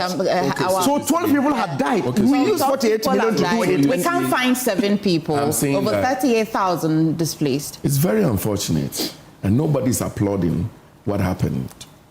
But I'm saying that it will be uncalled for any government in our situation not thinking about how do I use $48 million to build drains and to do some very good restructuring, but to say that I have used $48 million to collect debris from gutter. That would be very untenable. And that expenditure... But how do you quantify that 48 million is... You said we shouldn't do a shouting. But I was the one talking when you even introduced it. Can I finish? No. It will be very untenable for a government that is resetting this country to commit $48 million into clearing one gutter that is it that data? That's not what he's saying. That's not what we're saying. No, because I am telling you how much money was used on Odo. That's fine. To drill it. And I'm saying that. And I'm saying that. We're saying that the money you say that is untenable is a bit too much because it's unsustainable. And of course, I'm not an engineer, but I think that's unsustainable to have that amount of money for the silting, dredging, or anything. But where we are, we're saying that. What will you choose? Using how much the NDC government says the MPP government sank. Yes. And not doing it at all. You see, and having people die. Which one would you choose? You see. Okay. Listen, if what they used the money for had yielded a positive result, we won't have this. Then we wouldn't have this problem. Okay, it's a good place to pause. So no, it's a good place to pause. If you don't mind, I mind. Have a little explanation. Mind. It's not a coffee break. Anyway. Please. Awal, did you hear him? He says that if that 48 was used meaningfully, we won't have these 12 people which you are attempting to put a value on. Okay. So Emefa, when you look at the Garrick project, they earmarked $92 million for dredging alone. Dredging alone? Yes. 92? I'm being charitable. This is World Bank. This is World Bank. But it's not your money. It's World Bank. World Bank, they are telling you that. So what did they use the money for when the World Bank brought the money? But you said we use 48 million to do dredging. If you remove it from the 92, you have how much? You understand? Where's the rest? Where is the rest? It's there. It's there. It's still there because we have not received everything. We started receiving it MPP, in never again. Now, never again. Emefa, yes. Akufo-Addo, you remember COVID-19? I do. He said we will destroy the economy and save lives. And that is what, if we are to use a billion, even if we were to use a billion, please allow. If we are to use a billion, he wasn't doing if we are to use a billion to dredge for people to live, Akufo-Addo government will do it. MPP government will do that. We will not prioritize money over the lives of people. The 12 people that died, you don't know what they will come and do in this country. So that is the difference between NDC and MPP. NDC says that they cannot use 48 million to do dredging. So now, although has overflown its banks, people have died. We have used 48 million to dredge. And in our entire 8 years, it never overflew its banks. So which one do Ghanaians want? Okay. That's very important. And again, you see, when you say 48 million, I thought I had one point to make. Yeah? I thought I had one point. No, let him land. He had already landed. I interjected him. He had already landed. No, he's not landed. He had landed. The pilot if you tell us that the 48 million was so huge, it depends on the eye you're looking at it. When you're using propaganda, when you're doing propaganda, that is when you talk about that. Because if the World Bank that came and said, this is what we want to do, and when we look at the thing with our own project coordinator, we feel that we need $92 million to do dredging, and that will help us. If you have said that we have used 48 million to do dredging, that's not a problem. We had done that. And now people didn't die as a result of that. And that is the most important thing to us. And even tomorrow, if Dr. Bawumia becomes president, if there is the need for us to spend $1 billion to do dredging of Accra for people to live, we will do that. And that is the commitment by the MPP.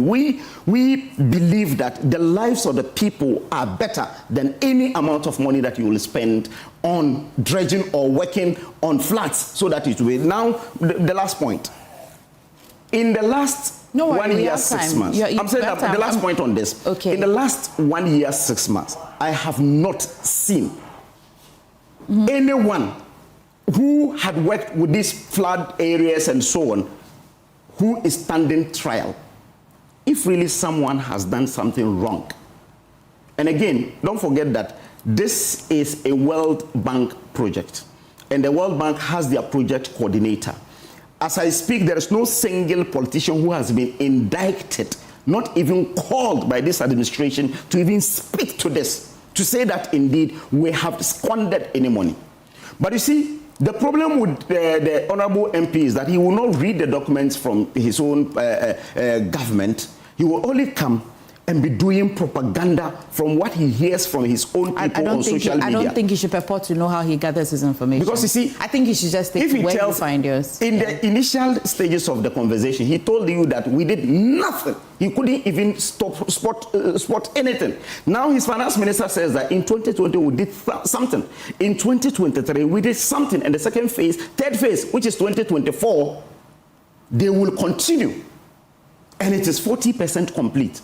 The project coordinator is saying that the reason the project did not complete after we were able to get it to 40% is as a result of non-disbursement by the finance minister. This is captured by a story written by My Joy Online. And they are saying that we were supposed to get 40 million for this project, so that at least this one, if they had used that 40 million, at least wouldn't be where we are today. Okay. He only allocated 17.9 million. Okay. And they don't even know where the money is. They don't know where it is. But he will have to tell us because he's in government. We don't know where the money is. Okay. Honorable, just a few seconds. I need to cross over to my colleague Fatal Bayaga at Kappai. So would you like that I go and come back? So I get enough time? Yeah. Okay, so you can go and come back. Yeah? So That's a good bargain, right? That's a good bargain. Okay, stay with me. Let's go to Capras. Well, unfortunately, he's not ready, so I've got to give you the time. Listen. So the question now is, hang on, Honorable. Yes. My friends and family watching me this morning, question is, which one would you rather have? A government who doesn't mind how much they will spend for you to stay alive, and a government who rather thinks that they would have sustainable measures? Essentially, that's what these two people are asking us. Really? Emefa, I don't think that should be the question. Sustainable measures to help you stay alive. You mentioned that and very expensive way to keep you alive. Absolutely. That's the question I'm asking. That should be the question. Yeah. So listen. But we'll get the answers. My colleague is ready now. Okay, let's go to Kapais. Fatal Bayaga, my colleague, is reporting live from Kapais, and that's close to Alajo. Yesterday he was at Alajo, brought us update from Alajo. Fatal, what's happening in Kapais?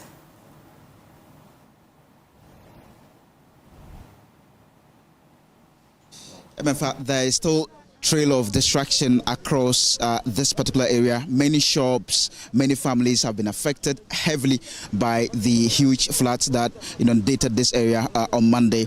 And here, some of them are still trying to remove their vehicles from the Odona drain here.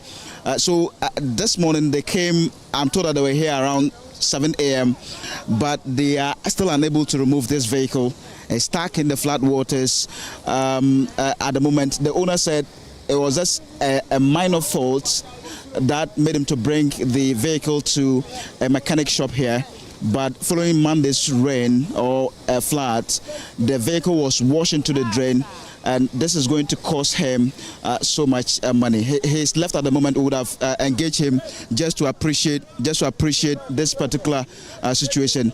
But let me talk to family members here who have been affected by the flooding situation.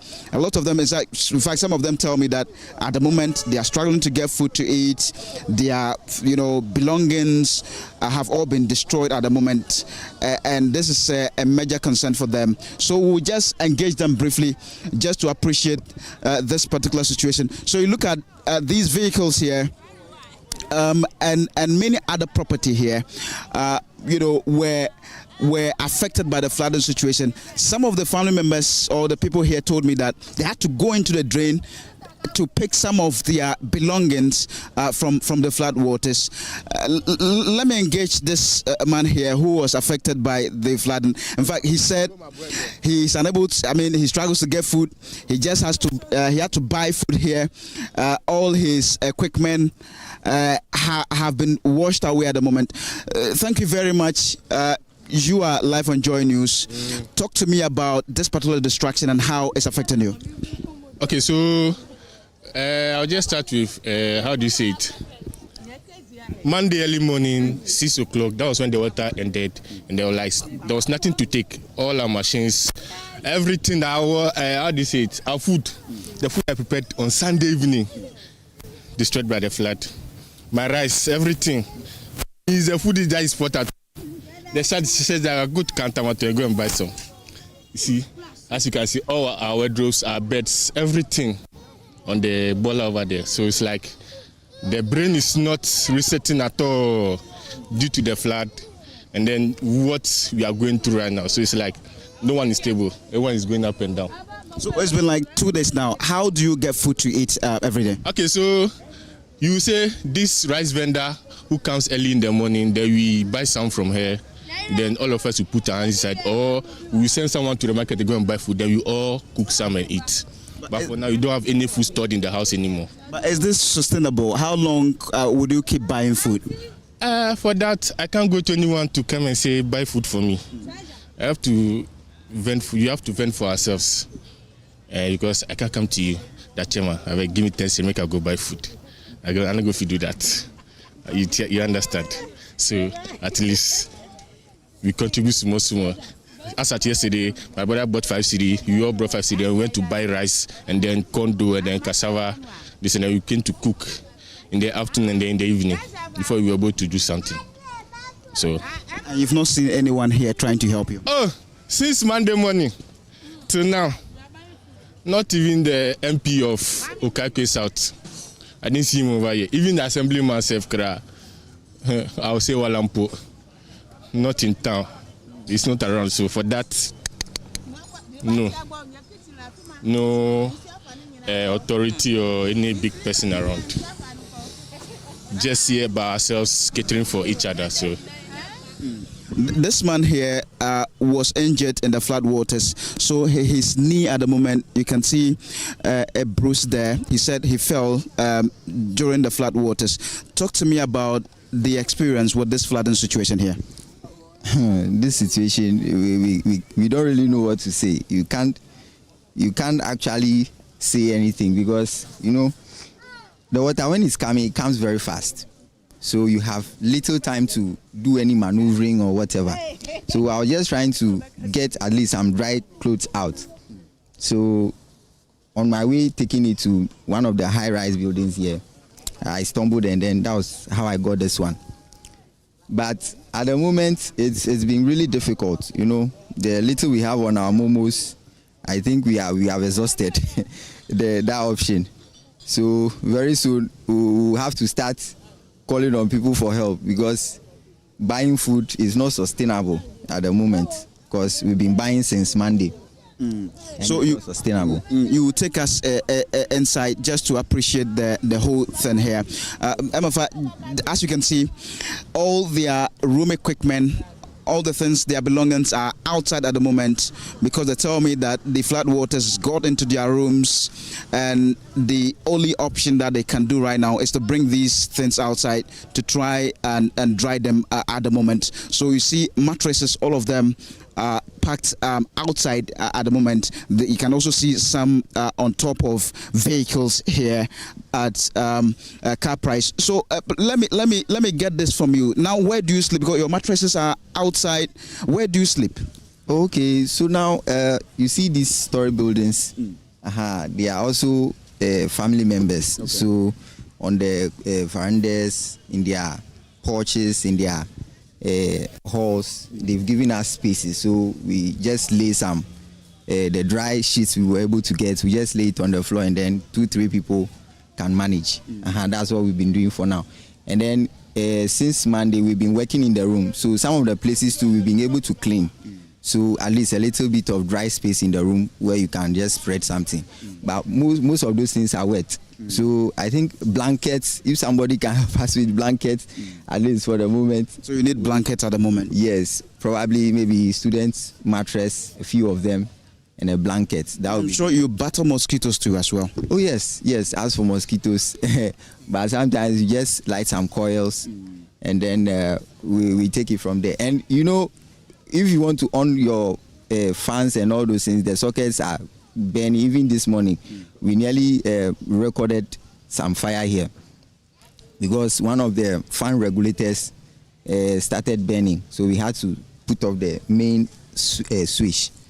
Okay, so let's get inside to appreciate this particular situation. So Emefa, you see their room items packed outside, cooking utensils. They say they are unable to cook again because all of these utensils were washed away and that is why now they depend on food vendors just to survive. But they say that isn't sustainable because in the next few days they would run out of money. So you see their properties, all of them are parked outside, and in fact, inside the house itself, it looks very, very terrible at the moment. You see, almost everything is packed outside at the moment. This woman here tells me someone gave her the clothing that she's wearing at the moment. Someone gave these to her because all her clothes were washed away. Talk to me about your experience with the flooding. It's very terrible. It's not easy. But we give thanks to God, we are all alive. Your clothes were washed away? We lost everything. Nothing. This is the only thing we can. That's what I'm washing right now. Everything. All these ones, we are going to throw them away. Everything is gone. How do you feed, given the fact that your cooking utensils were washed away? How do you get food to eat? Oh, for now, some people are selling rice outside. We buy some to eat because all our cooking utensils, we didn't get some, so we can't cook for now. So you buy morning, afternoon, evening? Yes, we do buy.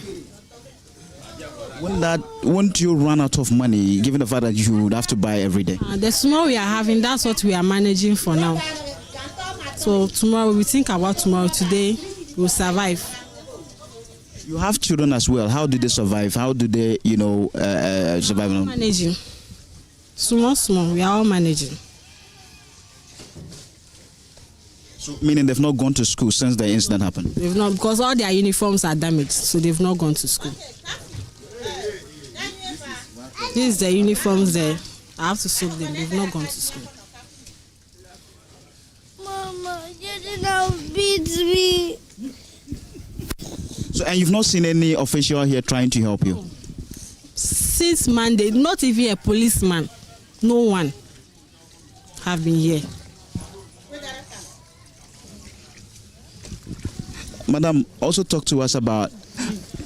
Okay, so Emefa, as you see the house at the moment, so almost everything is out at the moment. Almost everything, because you have to bring them. You have to bring them out, try and clean. Then you can take the ones you can take inside whilst you do your washing. And are you going to dry this? Yes, I'm going to dry it. That's your only mattress? No, there is some in the room. But they are all wet. All of them are wet? Yes, but I'm managing to sleep in on them for the past. So you sleep on the wet mattress? Yes. With this dress. Even this dress? Yes. This is the only dress you have? Yes. These are on the line. See. This. See my. These are close on the line. So this is how we are suffering. We are suffering. But this one, I don't think you can blame anybody. You can't blame anybody. You can't blame anybody? No. You only manage ourselves, that's all. And no one has come to help you in any way? No one contacted you? Oh, no. If you get the help, you like it. But if you don't get, you don't have anything to say. The president has set aside some 300 million Ghana cedis to support some of you who were affected by the flooding. What's your reaction to that? Are you excited about it? Oh, yes, we thank him. If only the people are, how do I say it? Those who handle the money, if there be faithful people, then we thank him. But most of the times, if things like this happen and government help, those things that you send, some will even remain at the zonal and district level. I wouldn't get to you. No. So you are hoping that the funds should get to you, those who are affected? Yes, exactly. Okay. Thank you very much. Go and dry your mattress so that you can sleep on it tonight. So you see his clothes. He tells me that his clothes are on the lines here at the moment, and what he's wearing is the only thing he has at the moment. So, and he's been sleeping on wet mattresses. So let me take you to. This is the water level. This is where the water reached when he came. This is the level. That's the water level. You can see it on the wall through to that place. That's the water level. So the whole house almost drowned inside the water. Yeah, the whole house almost drowned inside the water. When we enter, we had to run to people's story building. When we came back, you will not take anything. You haven't taken anything. So what they are talking about, our drainage system and all that things that they want to put in place so that this thing will stop. And if they can also come here to come and help us. And then help us so that everything, because our everything is fine. So the president has set aside some 300 million Ghana cedis to support you, those who are affected by the flooding.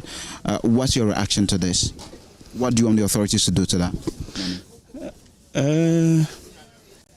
I think that I don't know, the money they can use it to help we that our things are destroyed, and if there is some left that they can use to add or help the drainage system. So the drainage system is the main thing, but as it is now, our own is urgent. So we also need help. So, but our drainage system is the most important thing. What exactly do you want them to use the money to do for you at the moment, right now? What do you need? Okay, I want to relocate from this place because of this is the highest water level we've experienced since I'm here. How long have you been here? Over 20 years. Okay. You've not experienced anything like this? Not like this. We used to experience it, but this one not like this. So if anything I will do, first I will be thinking of relocating from here. If I even get an empty house, an empty room somewhere, that even if there is nothing inside, I think that I can start my life from there. So he needs support to be able to relocate to a new place. This woman here is trying to clean the water from her room so that she is able to live inside again. In fact, there's still a pool of water inside the room, and what she's trying to do is to, in a way, get the water out. You must be concerned about this particular situation. Yeah, of course. It's very terrible, and we've lost a lot of things. I lost my documents, everything. You lost your documents? What documents are that? My certificate, SS, JHS. I went to a fashion school. I also lost that document. Everything is destroyed. They are damaged. So we are trying. Lost my clothes. Everything is. I don't know what to do. So we are managing. Where do you sleep? Because your room is taken over by water. Where do you sleep at all? I perched with somebody yesterday and Monday. So I just came back to their house to continue. How would you get the water out of the room so that you can get back here? We use the bucket to fetch it out. Use the collector to fetch it in the bucket. Then we pour it out. What support do you need at the moment? We need a lot of support. We need a lot of things. Our mattresses, our wares, our buckets, our things are all gone. We don't clothes to wear. It's also a problem. Everything. Food. How do you get food to eat? We go out to buy food at the roadside. Maybe if they've cooked, then we'll go and buy food. Then we'll eat. Sometimes, since morning we don't eat, we wait till evening time before we eat. That's so disheartening. So her room, almost everywhere, is taken over by water. It's quite. So let me take you inside the room so that you can see the situation here. This is very serious. This is very, very serious. In fact, even your wardrobe is gone. Yeah, everything is destroyed inside. Our books, our textbooks, our books we use are all destroyed. So we just got a few things. Even the clothes are soaked, so we have to wash them. So the camera would capture the inside of the room, just so that you can appreciate the situation inside here.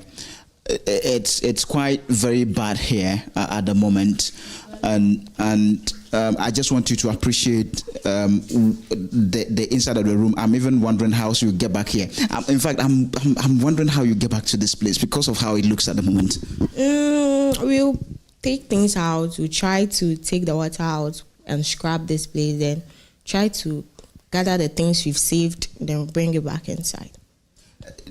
Meaning, it's been like 2 days. You've not gone to work. You are now dependent on the little funds you have. Yeah, we've not gone to work. We are all at home so that we can save some things. Even just to work too is another problem.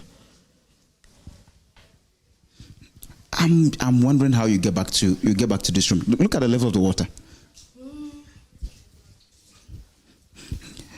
Let me take you to other rooms here.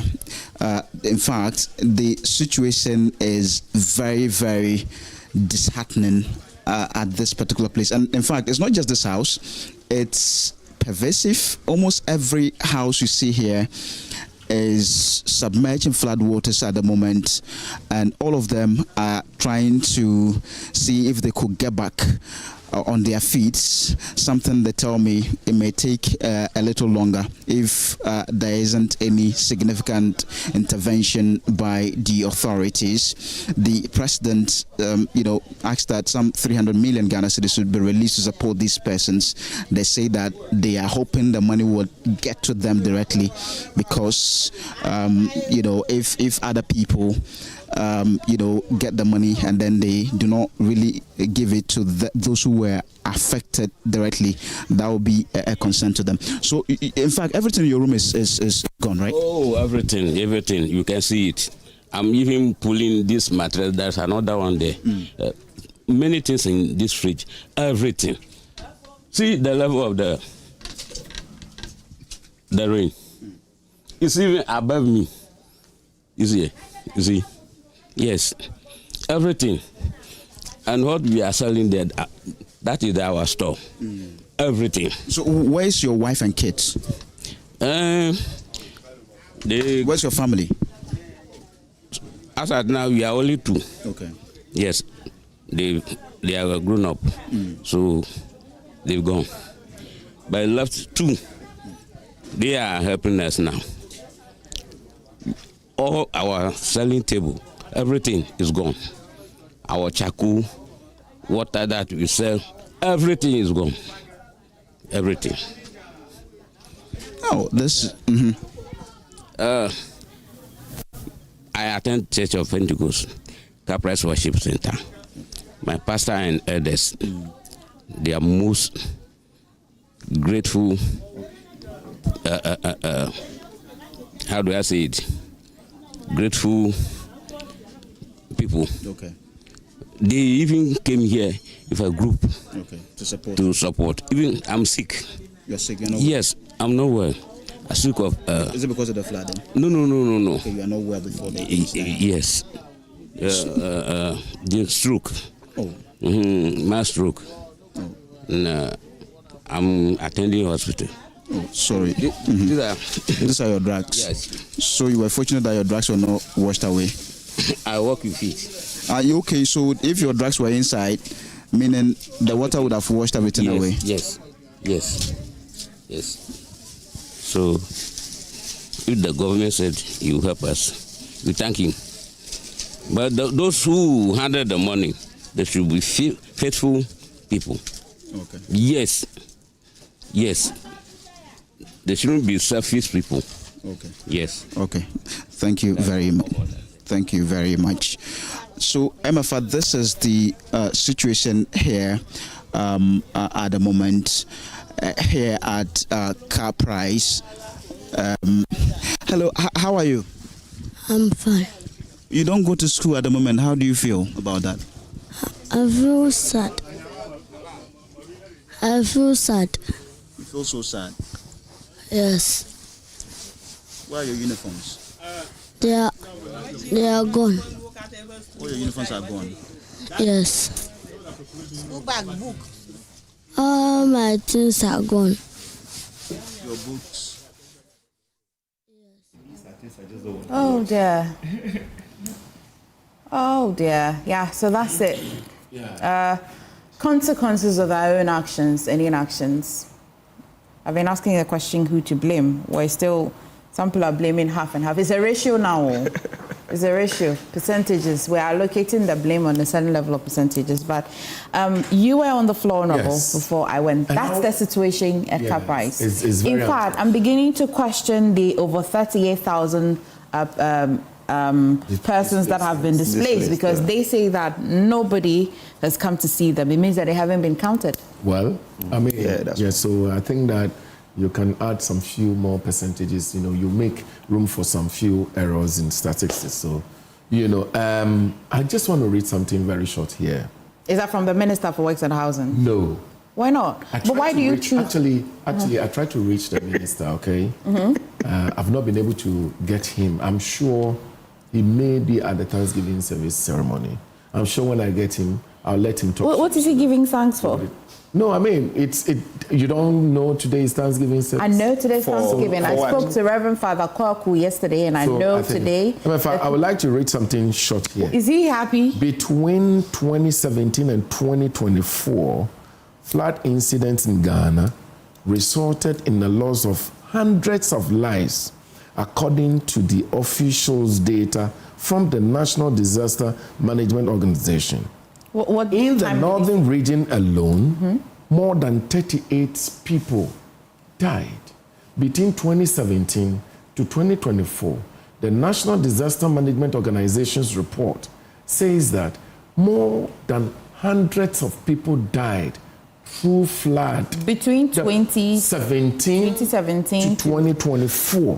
What is more than? They should, if it is a report from it should be precise. Hundreds of lives. They say hundreds of lives. Then they now say 38 people. In the northern region alone. Yes, so that in the northern region alone, and so forth and so on. So listen, the point I want to make is that nobody is happy that people died at the result of flood. But you see, when you make the point that because you used $48 million to desail Addo, people did not die. That is not true, because the National Disaster Management Organization's report states that hundreds of people lost their life within the period you were in office. So therefore, people truly actually died through flood. The point I'm making is that this is where we are now. How do we chart a new path so we do not see these things happening? The rain will come. We need to build the resilience. We need to build the infrastructure so that when the rain comes, we will not see what we're seeing. Attitudinal change must be something we must champion. People must know that when we do the ball and we pour it into the gathers, it will come and hunt us tomorrow. Government will do everything it takes. Again, like we started. As I speak to you now, His Excellency John Dramani Mahama just instructed the Ministry of Finance to release 350 million Ghana cedis to begin dealing with these situations. So we will work. In fact, the drains we will build, the gutters we will clean. But you see, attitudinal change must happen. In our assemblies, those of you who have been given unauthorized permits to people to erect unauthorized structures must stop. We must begin to desilt. We must begin to break down houses irrespective of where it is and collect the debris. So we make way for the rain. The rain will come. We must build the resilience. We must change attitude as Ghanaians in order to make sure that loss of lives is mitigated. And that is the way to go. I think when we do this, tomorrow, the drip machines that we're talking about that you mentioned that didn't have excavators, it has the smaller version of excavators, the backhoe, right? So the backhoe. But there are also private excavator owners that have been directed to register the excavators under the district assemblies. Which means that the District Assembly has a database they can pick from. Yeah? We do not have access to. But can the backhoe do something? Yeah. But the backhoe is what we use in desilting. You know, it cannot do so much. Okay. You know, the backhoe, the boom is so short. It's not like excavator boom. Okay. Do you understand? I mean, the long thing that is used to fetch. And so it cannot do proper desilting in heavy gutters and drains like the excavator will do. And that is what we do. And that's why I always commend my District Chief Executive Officer, Isaac Yorson, for doing a good job. He collaborates with the technocrats to do a good job. And that is why I applaud him. We're doing so much in our constituency. And I believe that everybody is trying to do their best. But I'm saying that government upon government, when we mean well and we up our game and direct millions of dollars that have been sunk in the name of Garrick when no project was completed, if some of them had worked and complete some of the jobs that were supposed to complete, then we will see some of these things going down. Okay. You cannot blame 1 year in government. You wanted to sign leave out. Let me 8 come back to years in government. I was trying to look up the data that you gave me, but I can't seem to trace it. Okay. But let's have attitudinal change and let's continue to work. Okay. We will get there. I trust in His Excellency John Dramani Mahama's government. We will get there. Yeah. Emefa, the statistics he read, that's the reason your production can't even find it. He mentioned hundreds of people died. Then he mentioned 38. I said, oh, you didn't hear what I said. You bring the breakdown so that we know how many people died. And they said, in the northern region alone. He said, in the northern, 38 people. But no one can. Do you want to read it? I'll give it to you. But I'm coming. Yeah, is it? You see, the thing is that we want to see the breakdown because if I say, read it. In a single day in this country, Emefa, 164 people died under Mahama. In a single day. I don't concoct stories. In a single day, 164 people died under Mahama. But what are you saying? And you are talking about. Hang on, what are we doing? Are we? So, Emefa, you allow him to say that people died. No, and I'm telling you, I said that because I once said they used 400 and whatever. Nobody died. I am saying that, it is because you went on referencing a disaster under one particular regime. Yes. That suggests to insulate you from disasters. I didn't say that. No, but I didn't say it will insulate us from disaster. No, but you I have said not that. Finished my.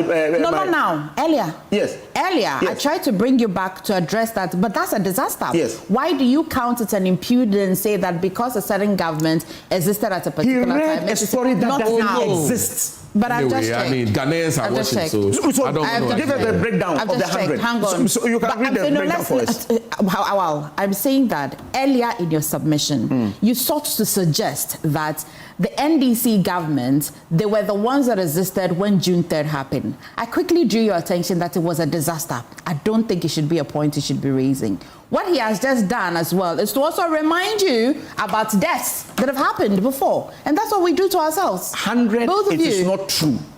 I'm challenging I'm not the report 100 is not national disaster. How many in I'll give Accra? it to you. How many in Accra? I'll give it to you. How many in Accra? But it doesn't matter where. You see, the thing is that we're discussing floods in And do you know that those who and I'm died telling you did not that even what die we in have Odo. done in This Accra rain, has those who died at didn't least die in Odo. control it. That's what I said. I God never said that anyway. throughout our 8 years people didn't die. But I'm telling you that where people died today, at least the level of work that we did in the last 8 years, which he acknowledged the fact that we used some money to do dredging, people didn't die. I still stand by the point. I'm telling you that is not true. The disaster management organization says that is not true. It is not true because you do not have any story. But this is it. Read it. Which report?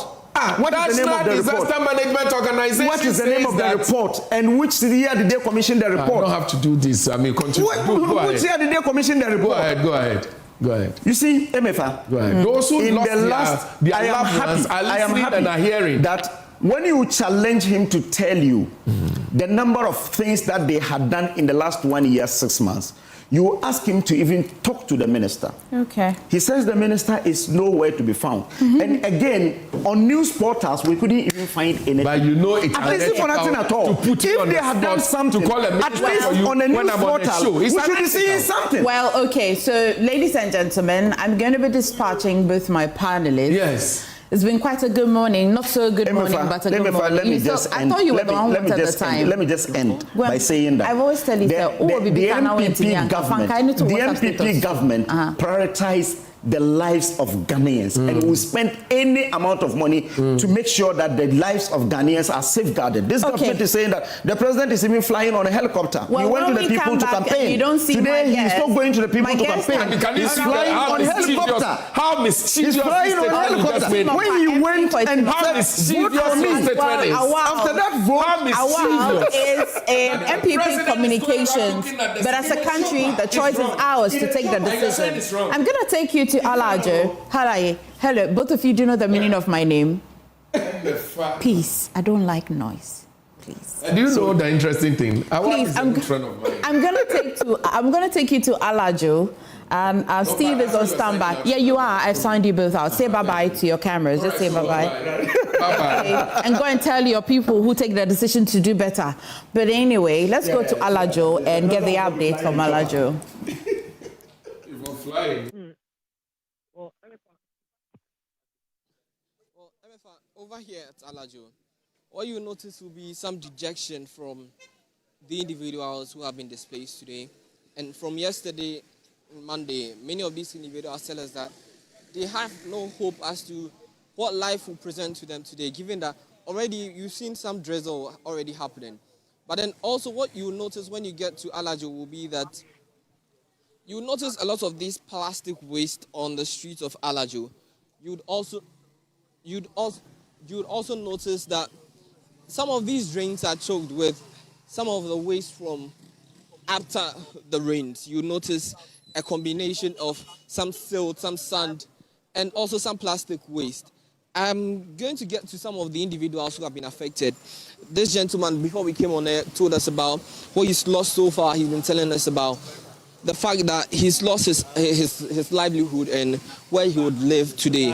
But then we would be going inside so you could understand. Chief Pacho, good morning. Say Bibi Aboko. Bibi Aboko. Me person me tia say. Bibi anya boko sa. Bibi anya boko sa. Adentia. Nsuo na etoye no. Ma yare mani ntino. Also see nsuo na etoye no. Nsuo na etoye no. Ye wa ha.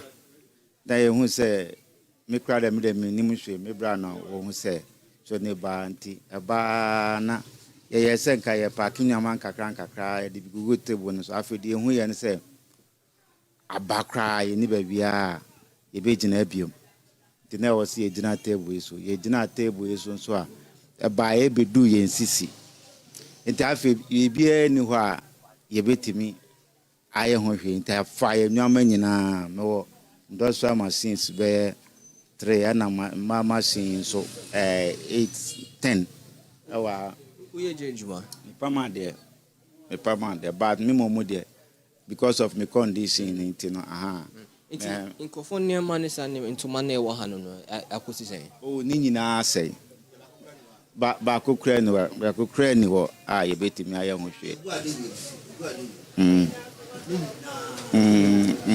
o kasi bibi ase no sisi ankofo no ba sisi en obaye den minim de me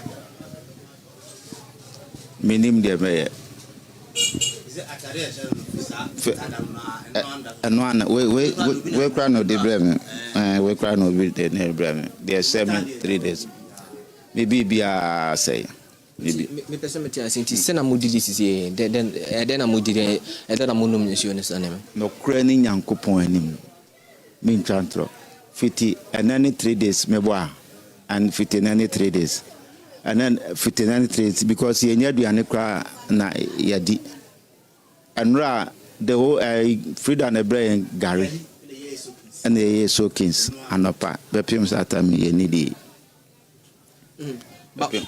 insio so and so omato papa omo stores anka ebenya pure water to ni nyina obia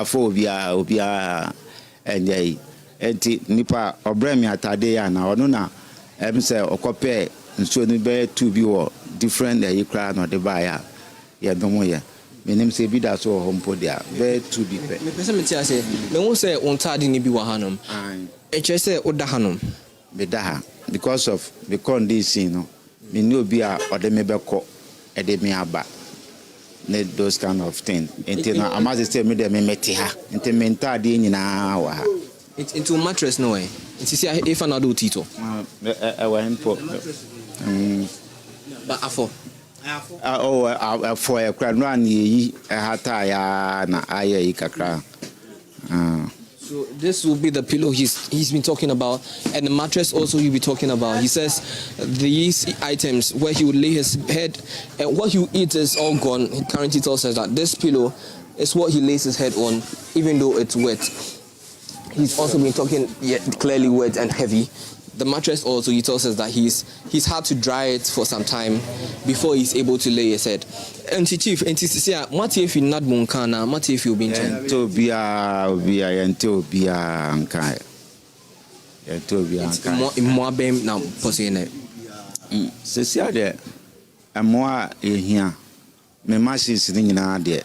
I saw Connie in and you know, Mekasebia, me here. Sanya money and I buy more. I have bet me a boy, I buy more. The machines, Nyama, the amount for materials, and I have to make me pam Nyamaton. And the Nyamano, my pama, and your best, your beton, and so Nina looking, he said, the net at Sinsen who he been at no crown. Aye, Entino.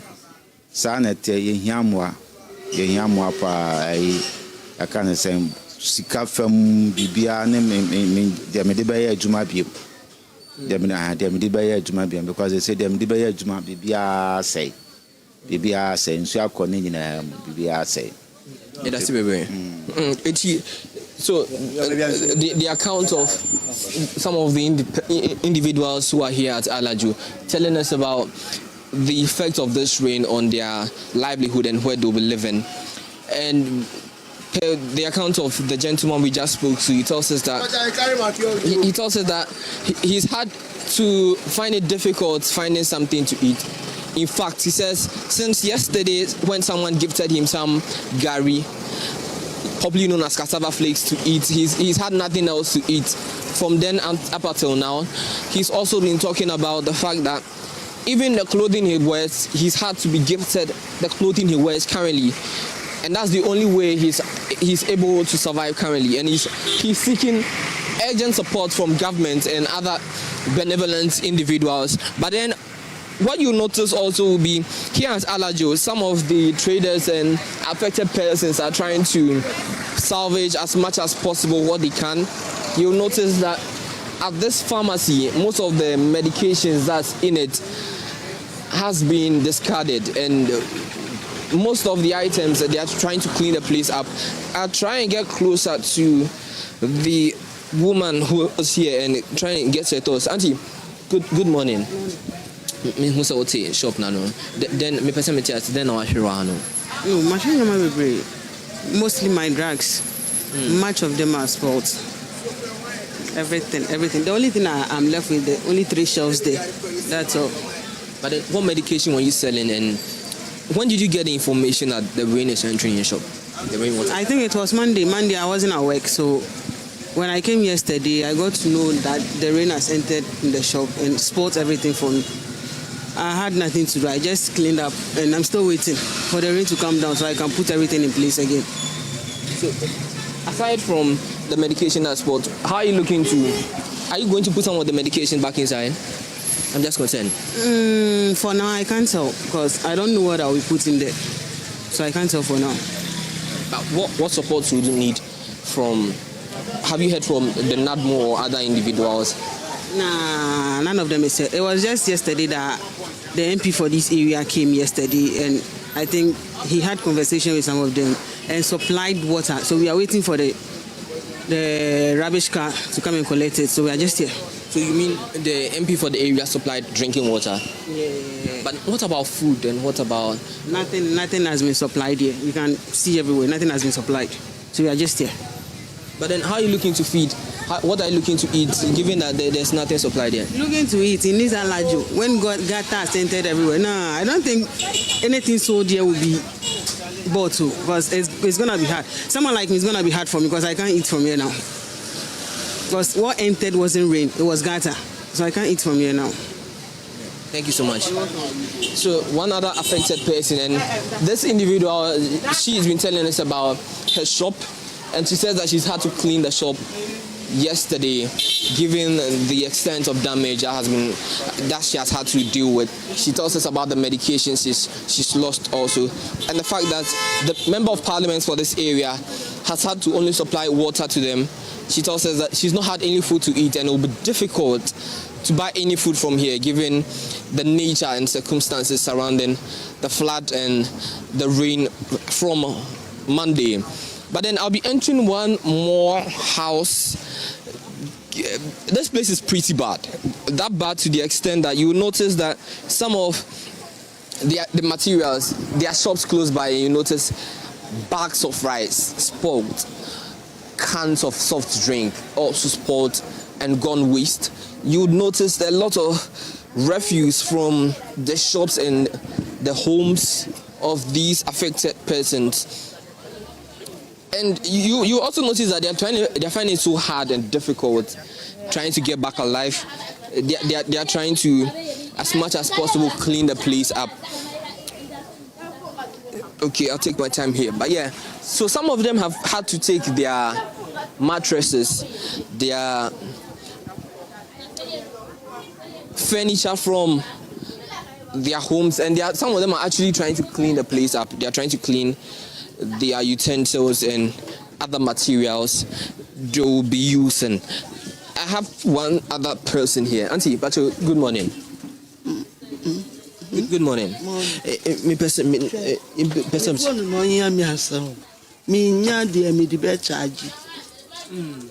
Yani light, yani so yani bibia. Asem on to ya say enfan so so. Na enfan ye wo yi. Ya nya so yusu. Na duane so e. Ah. Wa se asem. Eduane ni na ase hwe. Omokotoku ba ko. Ono na me di pu abonti no. Bibia ase. Me nyama me ntuma me bibia ase. Me person me say enra hefa na modai. Hefa na do tito e. Mitra abonti ana de chin ye. Ote ekonya we si. Na de chin ye. Na unkola ne so e. Me kola me ni me baba kun mi odi amuka no mu ni ha. Iti omu na ono ba no muti ha no nsa na de chin ye. E de mu ni na e poto. Ye nya nsu adi be ye ejuma. Yet say enra MP ni baha na ode. MP ni baha onu obe ma nsu bola o si bola be ba be sesa bola no ne be sesa e. Nsu ma ya ondu be bia. Nsu na nsu be nsu aye no ma na se. Ki no di ba e. Nsu omo no so e. Mi makoto pure water. Eduane e be di sisi akora po ni ho. Eduane a e be di oni o mi nyama ni na mi bibia me duane mi bibia ni na sei onyame na odo ya no fire ni so no fire nko inti mo ben poti na mo be pese mo ani mo be hwe mo be ya mai che isesi a sesi mo ankasa na mo be hwe mo be ya mai mi sika kura po a mi di to bed so iso di akọ Muna mo be hwe mo a mo di be mai. Yeah, that's baby.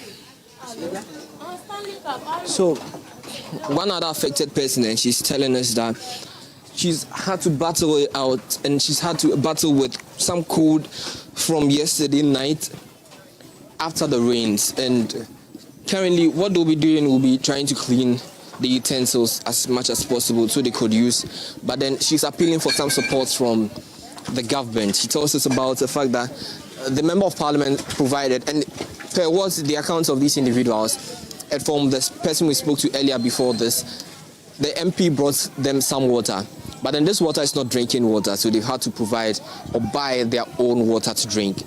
And she's telling us that the water provided was to some tank water for their cleaning, and she says it's not even enough for everything they will be needing and what they will be using.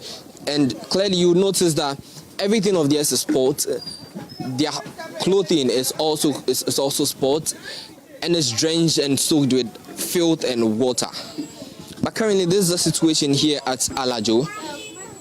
These individuals are appealing for urgent support from government as the rains from Monday have left them devastated.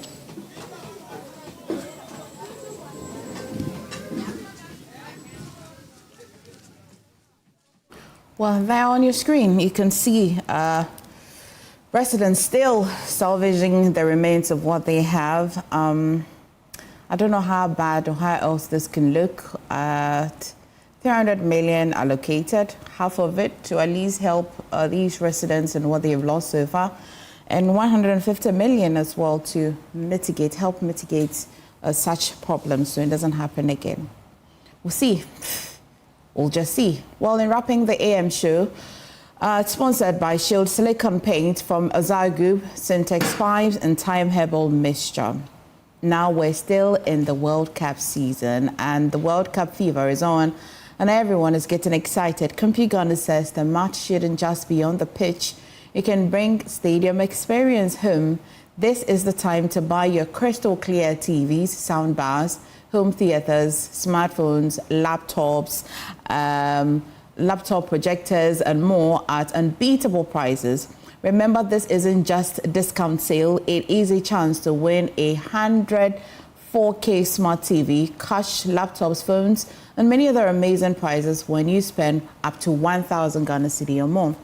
So rush to CompuGhana showroom or shop online at CompuGhana.com 0302752020 or send them a WhatsApp 0243143143. CompuGhana Gold Rush Season, the ultimate football experience. Now, football's biggest tournament is on, and there's no better way to back your team on Betano. Sign up today on Betano and claim a welcome bonus of up to 2,000 Ghana cedis on your first deposit, or enjoy the World Cup. Simply create your Betano account, verify your details, make your first deposit, and make We Bet. 18 plus only. Terms and conditions apply. Gamble responsibly, and this has been vetted and approved by the Gaming Commission of Ghana. And again, this is important. Own your dream property in one of Tema's fastest growing prime locations. Today at Nestor's Homes, we offer a beautifully designed studio, 1, 2, 3, and 4 bedroom luxury homes, crafted for modern living, comfort, and long-term value, strategically located at Tema Community 26, just behind Palace Mall. And our gated community gives you a serene and secure environment, as well gives you easy access to major roads and key business areas, close proximity to schools, hospitals, malls, and essential social amenities. Reserve your unit today with just 10% and enjoy flexible payment plans and mortgage options.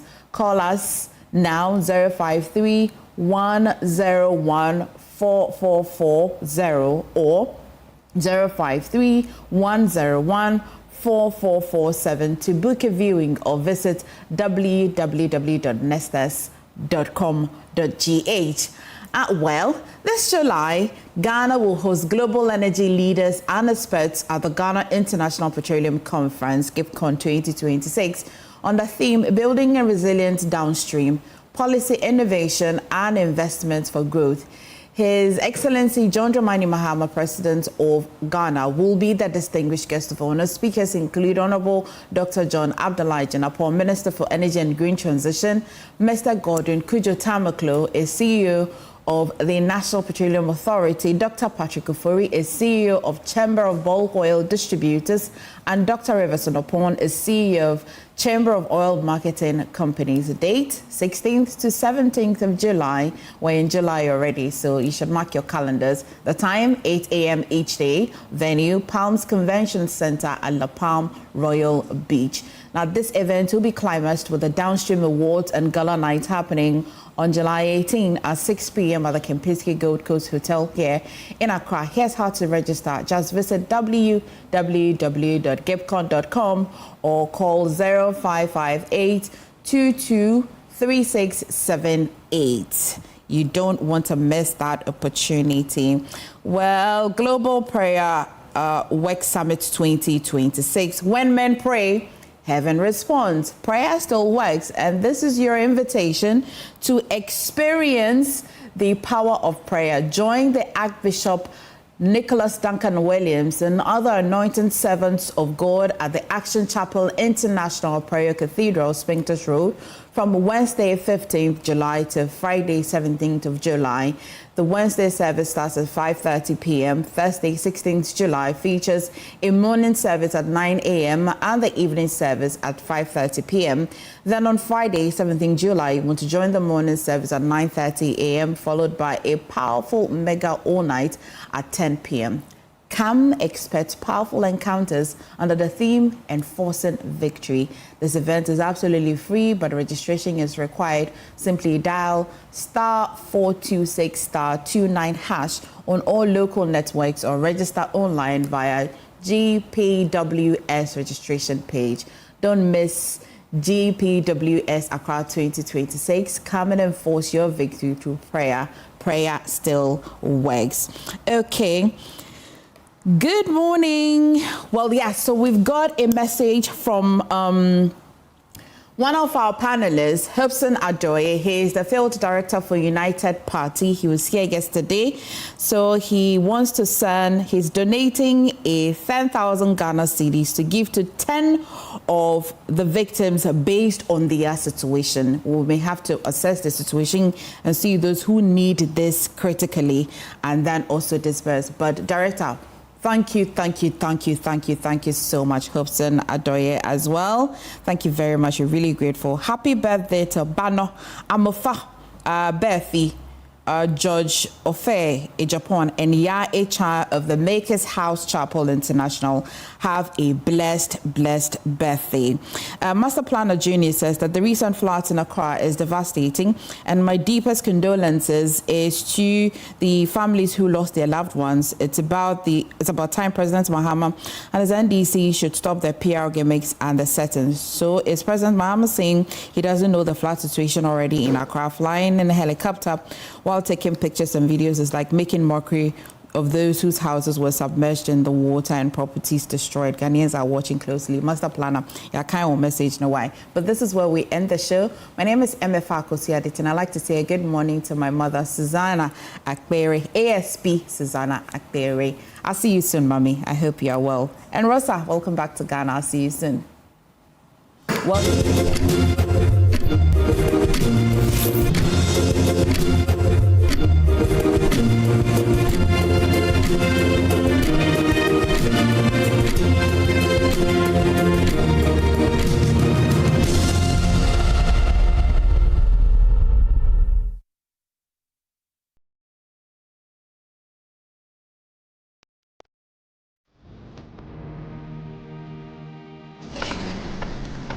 Through every stage of life,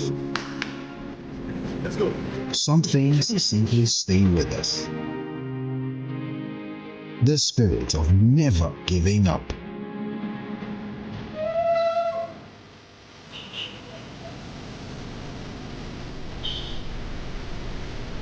A throwback to a bygone era. Love was service. The silent statement of love.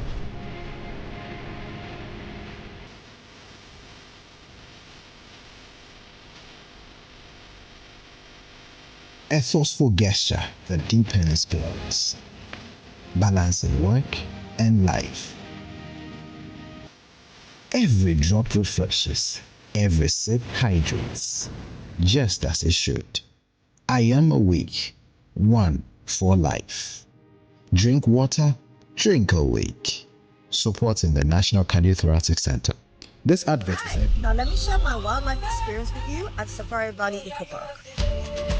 Welcome to Safari by the Emefa. Our electric shuttle pulled up, and in no time, our tour began. We were surrounded by wildlife from the moment we entered the Eco Park. We were greeted by experienced tour guides who took us through orientation and how to better enjoy the experience. Watch these animals roam freely in their natural habitat undisturbed by our presence. We saw zebras, sable antelope, brown crane, mara, silky chicken, nyalas, Shetland ponies, and so many animals I just couldn't keep up. Our tour guides taught us so much about the wildlife, their behavior, and how to interact with them.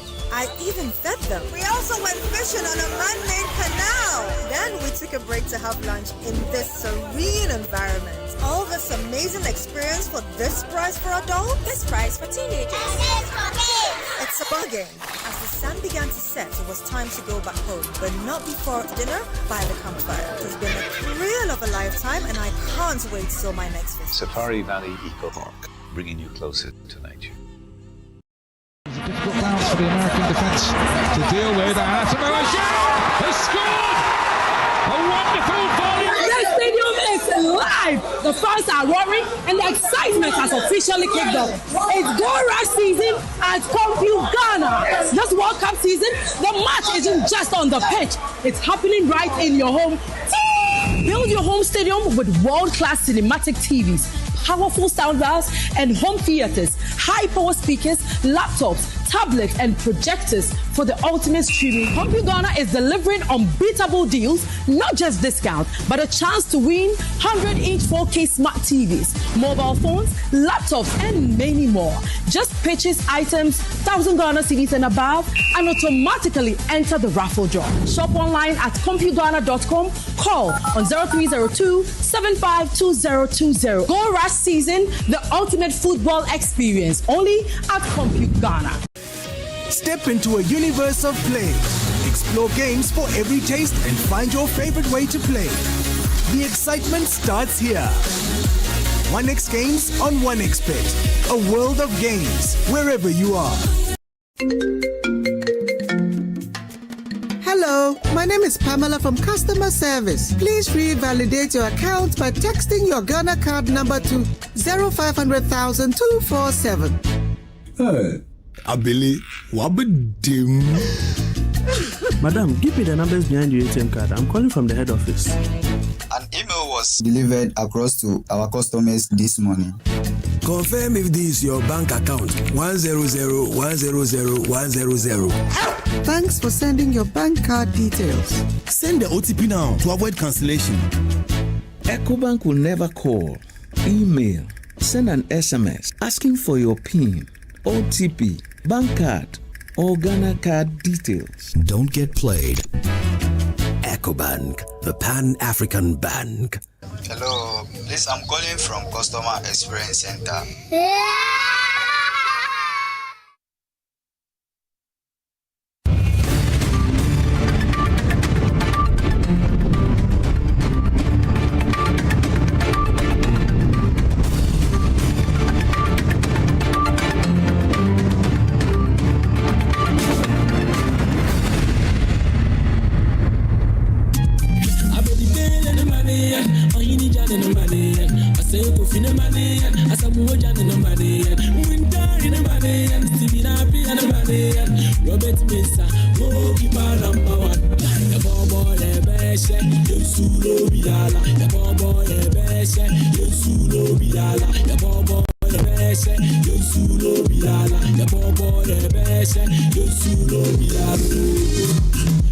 Either welcome to World Cup Daily. It's a really good Wednesday. We're just counting down to the Black Stars game against Colombia very early in the morning of Saturday. I'm telling you, that is going to be special. If anything, if all the games that we've seen so far is anything to go by, then I'm telling you, Colombia is going to be sweet, because yesterday the Mexicans had some real party. Apologies there. Mexicans had some real party. Likewise, the French national team. It was an incredible victory against Sweden, killing Mbappe, racking up the numbers. And he is now joint top scorer, Lionel Messi. Of course, Lionel Messi definitely, wherever he was smiling, looking at Kylian Mbappe, trying to put pressure on him there. Was special, was really special. Well, the Norwegians also managed to continue the historic run in the World Cup, defeating Ivory Coast. It was a really good goal by Amad Diallo to find the equalizer, but Erling Haaland did what Erling Haaland does best: right place at the right time. Boom! It was the back of the net, and Ivory Coast's journey in the tournament comes to an end. They joined South Africa, who obviously made it to the round of 16, also exiting now. So 2 African sides are out today. We've got at least 2 other African teams looking to join Morocco in the round of 16. Cape Verde will be in action. DR Congo will be in action. Can they make the continent proud? Can they do it? Well, we're all backing them today, but against England and against Argentina, really tough, really tough, really tough.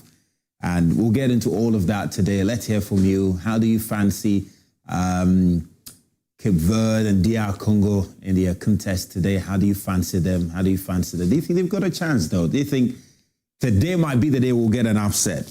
Let's hear from you. We've got the WhatsApp lines there and what you made of the games yesterday. The show is brought to you by Betano. They say believing makes it real, and they are massively supporting us. Azar Paint also, #1 quality paint they've got there. UMB Bank, they've been proudly serving Ghana since 1972, and official banking partners of the GFA and the Black Stars. And of course, Pepsodent says do the 2, brush morning and evening. And then Sigma Appliances, create possibilities with them as you jump onto the amazing appliances that they've got. And a live soap, feel fresh, and Fortune spread, yummy, delicious, always on point with your bread, with your crack cakes, with your pancakes. Fortune spread is the go-to spread. And Orca Deco, think home, think Orca. Think home, think Orca. 15% discount. That's what they've got on all their furniture. So you want to take advantage of that. Woo Lucky, stick small, win big, and wholly multi-purpose insecticide spray and coil also supporting us massively. We'll come back. We'll get into the game. How Norway defeated Ivory Coast. What Ivory Coast could have done better. And France, of course, will enjoy the brilliance of Kylian Mbappe, Michael Olise, Bradley Bacola. That was fun. That was real fun. We'll be back.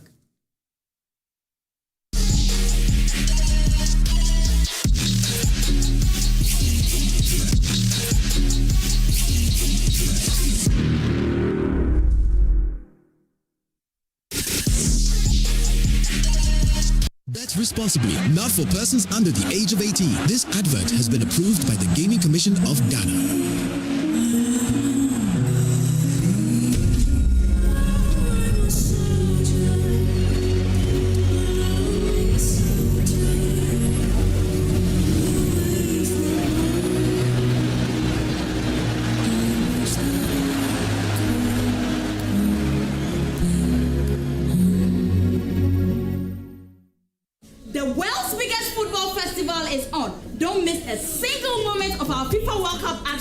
Experience every goal, every save, and every celebration in our styling clarity with our brand new Franco television ranging from 32 inches to 100 inches. Stay cool throughout the tournament with our energy efficient air conditioners from 1.5 horsepower to 2.5 horsepower. While enjoying the tournament, keep your refreshment perfectly chilled with our quality fridges. Franco has everything you need to create the ultimate match day experience. Take advantage of our special online promo plus free delivery within Accra and Kumasi. Visit any of our Franco shop nationwide or our website at www.francotrading.com. You can also call the numbers on the screen for any assistance. Franco, home of quality electronics. World Cup fever is here, and Universal Merchant Bank, the official banking partner of the GFA and the Ghana Black Stars, is probably back in the dreams of all Ghanaians with seamless banking services and opportunities. This World Cup season, as the Ghana Black Stars chase glory, you can win with UMB. Open a new UMB account or reactivate your existing account today to enjoy free data bundles and other awesome rewards. To get started with convenient and reliable reliable banking, visit any of our 35 branches across Ghana. Go to our website, myumbbank.com, or download the UMB Speed app from the Play Store or App Store and open an account using your Ghana card in minutes. For more details, call our 24-hour contact center at 0302-633-988 or toll free at 0800-100-880 for all networks. UMB, proudly serving Ghana with speed since 1972. Nana, I couldn't sleep the whole of the night. This is my promise. Wow. But Dana Kunkun. I love that. Police was Samoti and Khan and Tia and Sakana say, Yatis Yamon for so woman film. Yes, sir, Mamunia be found to see.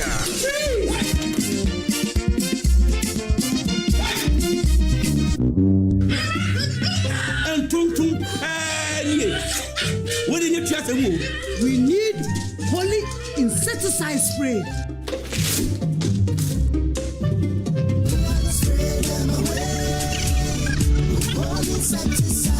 Be happy, we have finished them all. Yes, spray on me. Over 15 minutes and send more radium. Name on what you want in yes. When you quell, it's here. When you quell, more one team from a mobile. Holy multi-purpose spray and coil, and Tum Police. This advert is FDA approved. Hey buddy, it's me Azar. Yeah, me now they see. Hey, you don't look fresh. Wait till you see what's inside me. Azar, freshly made inside and out for greater coverage and colors that last longer and beautify your walls, spaces and places. Azar, no size. Go ahead, buy now. Azar, #1 from Azar Group since 1921. In the heart of Accra, a man in his fancy car sought directions. But the Ghanaian way. Hello, bro. Good afternoon. Good afternoon. Can you please show me where the Presby Church is? Oh, sure. Go straight. 10 left at the big mango tree with the broken branches with most of the mangoes falling. Right after that tree, there is a water cellar. If you reach, ask there. Anybody will show you. Hey, play when the Black Stars take to the field, every Ghanaian becomes a coach. Why Fatika on to be dribble? The coach must go. The sacred cue for our beloved Gobe. As you wait patiently, rehearsing the perfect vibe. Have you acted? Mommy Gobe Nubi, you come on. What's one Garino? These, my dear ones, are some few moments that makes our Ghana truly special. And as we share these stories, let us also remember a plate of lily rice, connecting our hearts through the flavors of our culture. Lily rice, ye nimno free tete. This advert is FDA approved. Rise and shine, it's another day to stay on point. Toast is Friday, it's still on point. Watch is Friday all day long. Still on point, yes, it's still on point. It's still on point. Watch is red, it's still on point. For your bread, it's creamy. For your toast, it's still on point. It's yummy, delicious. It's still on point. Still on point, yes, it's still on point. It's still on point. Still on point, yes, it's still on point. It's still on point. For your toast, it's still on point. It's still on point. Watch is red, it's yummy, delicious. Fortune spread, delicious, creamy, and always on point. This advert is FDA approved. Bet responsibly, not for persons under the age of 18. This advert has been approved by the Gaming Commission of Ghana.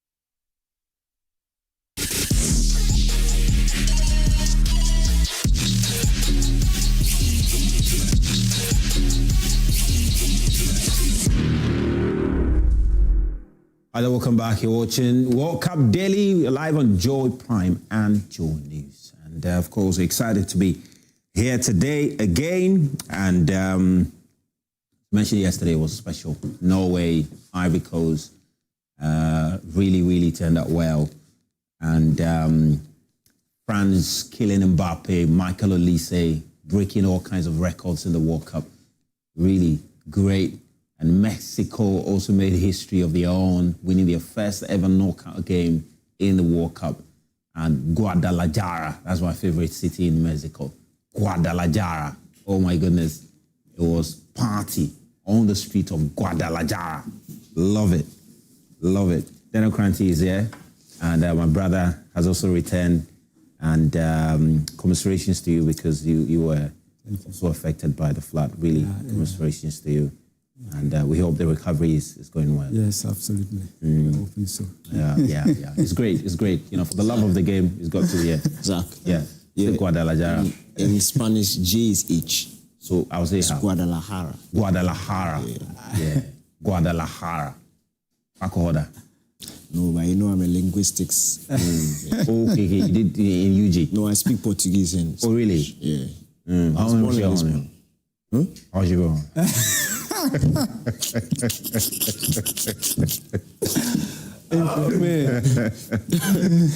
This guy. He doesn't sound Portuguese. No, at all. Give us good morning Portuguese. But you get there. How do you say good morning in Portuguese? We'll get there. Oh, yeah, let's do it. Yeah, we'll get there. We'll get there. But I'm trying to remember one word in Portuguese, but Mbakra. Oh, alright. How in Portuguese he says "si," and that means what? It's yeah. It's like yes. Yeah. Chairman, yeah. Oh, it's true. Oh, no, Google Translate quick. You know. So it's not an actual word. It is a combination of like yes in Spanish and Portuguese. Yeah. You know, he did it in Spain. It started. Okay. So it's like a made-up word. It's a made-up word. It's a word. Yeah, because of him. Yeah. Okay, no, we'll take it like that. Oh, you can Google it. But you said it's a made-up word. We'll Google how will we find it? No, but you will find the origin.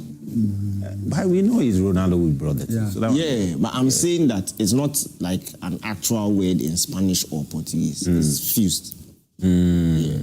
Which has now become a word because it's a borrowed word from borrowed words somehow be like that. So it's C is yes. Okay. You know C is yes. Yes. C. In Spanish, C is yes. Mm-hmm. In Portuguese, I've forgotten what it is, but Ronaldo is not Spanish. So he shouts the Portuguese version, which sounds like C. But because Madrid fans are Spanish, it's like they just merge the two words. So it's like Su. That's why it's SIU. Yeah. Okay, for some reason I'm checking. Even Canada. No, I was there. You know, I speak the two languages. So you see, C. Yeah. C. You say yes. Yeah. We know that familiar. But the way you say he's combining it, because in Portuguese, yes is sim. SIM. So Su. You understand? They have for you, Chrome, and they are here on the toy. Interesting. Yeah, man. Anyway, guys, thanks so much. Great. But yesterday's game was special, weren't they? Yeah, really good game. Great. Right on 32, has it lived up to expectations so far? Absolutely, especially looking at France playing against Sweden, and the big guys coming to the party shows clearly that they are ready for the big stage. As I always said, when you look at the FIFA World Cup, it's the zenith and also apex of world football that we are witnessing. When you see the likes of Kylian Mbappe, Michael Olise showcase their talent, shows clearly that look, they are ready for it. And as I said last time, I find it difficult to pinpoint the country that can stop France in this World Cup because they have that balance, defensive-wise, they are very good midfield. Even they start without the services of N'Golo Kante, start from bench. Players like Malo Gusto start from bench, Ryan Cherki start from bench, and also Mateta also start from bench. Shows you the kind of quality that they have. And then you could understand the rapport between the head coach and also Kylian Mbappe. When he was even substituted, you could see what Didier Deschamps was doing. Shows clearly that the bond, the socialization in the camp is very top-notch. But the unfortunate bit has to do with the African size. At the moment, it's only Morocco who have gone through. So far, South Africa have played. Yeah. Ivory Coast have played. Yeah. The Morocco have played. Any other one? Just the three. Just the three of them. Yeah. And of the three, one has progressed. Interesting. In the case of Ivory Coast, I think they had a chance. Yeah. Even for South Africa, they had a chance. It was a fair opponent for them against Canada. Yeah, and again, the switch off, because they all lost it at the dying minutes of the game. So you need to stay focused throughout the 90 minutes. I saw somebody say that yes. What is it with us? And yes, and especially with even Ivory Coast, it's happened when they play Germany, and it's happened again in the round of 32. So you just need to stay focused throughout the 90 minutes. I was watching the South Africa and also Canada. It's no more like Canada dominate the pace throughout the game. Just that the switch off where matters most. We are going to witness the extra time, and here comes Canada scoring that most important goal to progress or take them to the next stage of the competition. Same apply to Cote d'Ivoire. I think even Norway find it difficult to get their way through, but I think a border. And again, I'm in love. It's very painful to see Cote d'Ivoire going out, especially when you see the play of Diallo. Absolutely. Great player by our standard. I wish he could have stayed in the competition and do what he normally does at Manchester United and also in this tournament so far. But hey, when you switch off, that's exactly what's happening. Well, great. Let's get into it now. Let's start with Ivory Coast game against Norway, and Daniel will come and share some thoughts with us on what went wrong for Ivory Coast. Pedersen.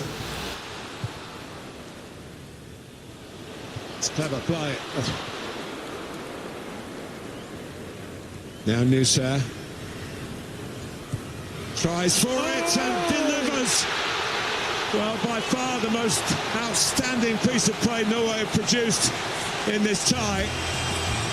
And it's given us a glorious opening goal. It is a corner. Oh, and it could easily have been 2-0 then. Oh, it very nearly was.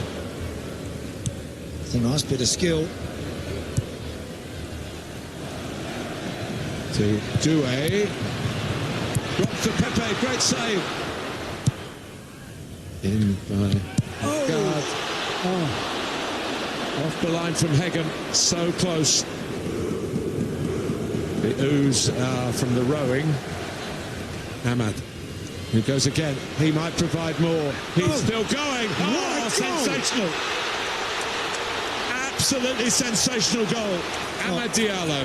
What a goal. What a brilliant bit of play. And how did they need this? Oh, it's a lovely ball for Berg, for Haaland. Oh, what a goal. Had to be him.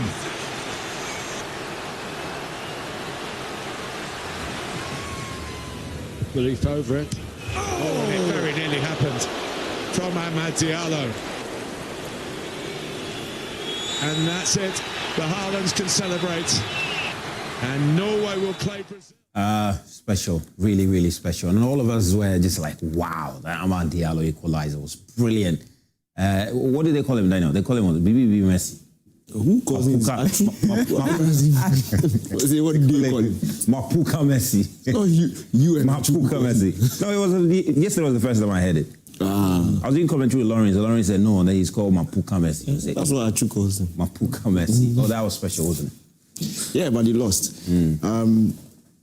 I wasn't surprised. I told you yesterday. Really? Yeah, I told you that Norway will win, Haaland will score. Cote d'Ivoire a bit too wasteful. And for me, in competitions like this, frankly, you know me, I don't care how nice you play your football. It's about getting the results. And if you play nice and you create chances and you don't score goals, it's just a ticking time bomb. You go home very soon, and they've gone home. Too wasteful, two centre forwards that just don't know how to score goals. Wahi and Bonny. Creative wingers who are, aside Ahmad, who only switches up in terms of goal scoring when he plays for Cote d'Ivoire. They don't have goals in them. Diomande is exciting to watch, but the end product is not necessarily the best. Nicolas Pepe also. And fact is that the attacking players just don't have enough goals in them. So they will look threatening, they will look nice to watch. But your centre forwards are not scoring, attacking players are not scoring. So where will the goals come from? It's always going to be an issue. And I said yesterday that they are facing the best finisher in world football. So he doesn't need a big chance to score a goal. Yeah. His movement is next to no one. He will always be at the right place at the right time. So no matter, unless maybe you have like a 2-goal lead, but once it's level, just know that he's inevitable. He will happen. Haaland will happen. So you need to cater for that. And for Côte d'Ivoire, they had to be clinical. So once that Nusa goal went in, for me, we were watching the game upstairs, and I said, it's now Côte d'Ivoire will have to score more than once because the Haaland goal by all means come. And truth be told, even after Ahmad's brilliant equalizer, Haaland happened, and it happened out of nothing. A brilliant through pass into Berg, and he plays it back. All Haaland has to do is to tap it in. But again, it's the movement. It's the movement that creates the goal. He's always there. He knows how to read the box. He knows how to read situations to make sure that he's there. Yes, you might call it a tapping, but Nicolas Jackson will not be in that position. And that's the difference between the two players. It's movement and then the finishing at the end of the day. So for me, I'm happy Norway are through. I tipped them to be dark horses at the start of the competition. I'm happy they are through to the round of 16. For Côte d'Ivoire, again, and they frustrated me enough to a point where I'll not lie, I don't care, because you have the talent. Norway or previous? No, not just the AFCON's previously. They have such a good squad. And for me, score the goals. It's not about how nice you play. Score. When you get the opportunity, score.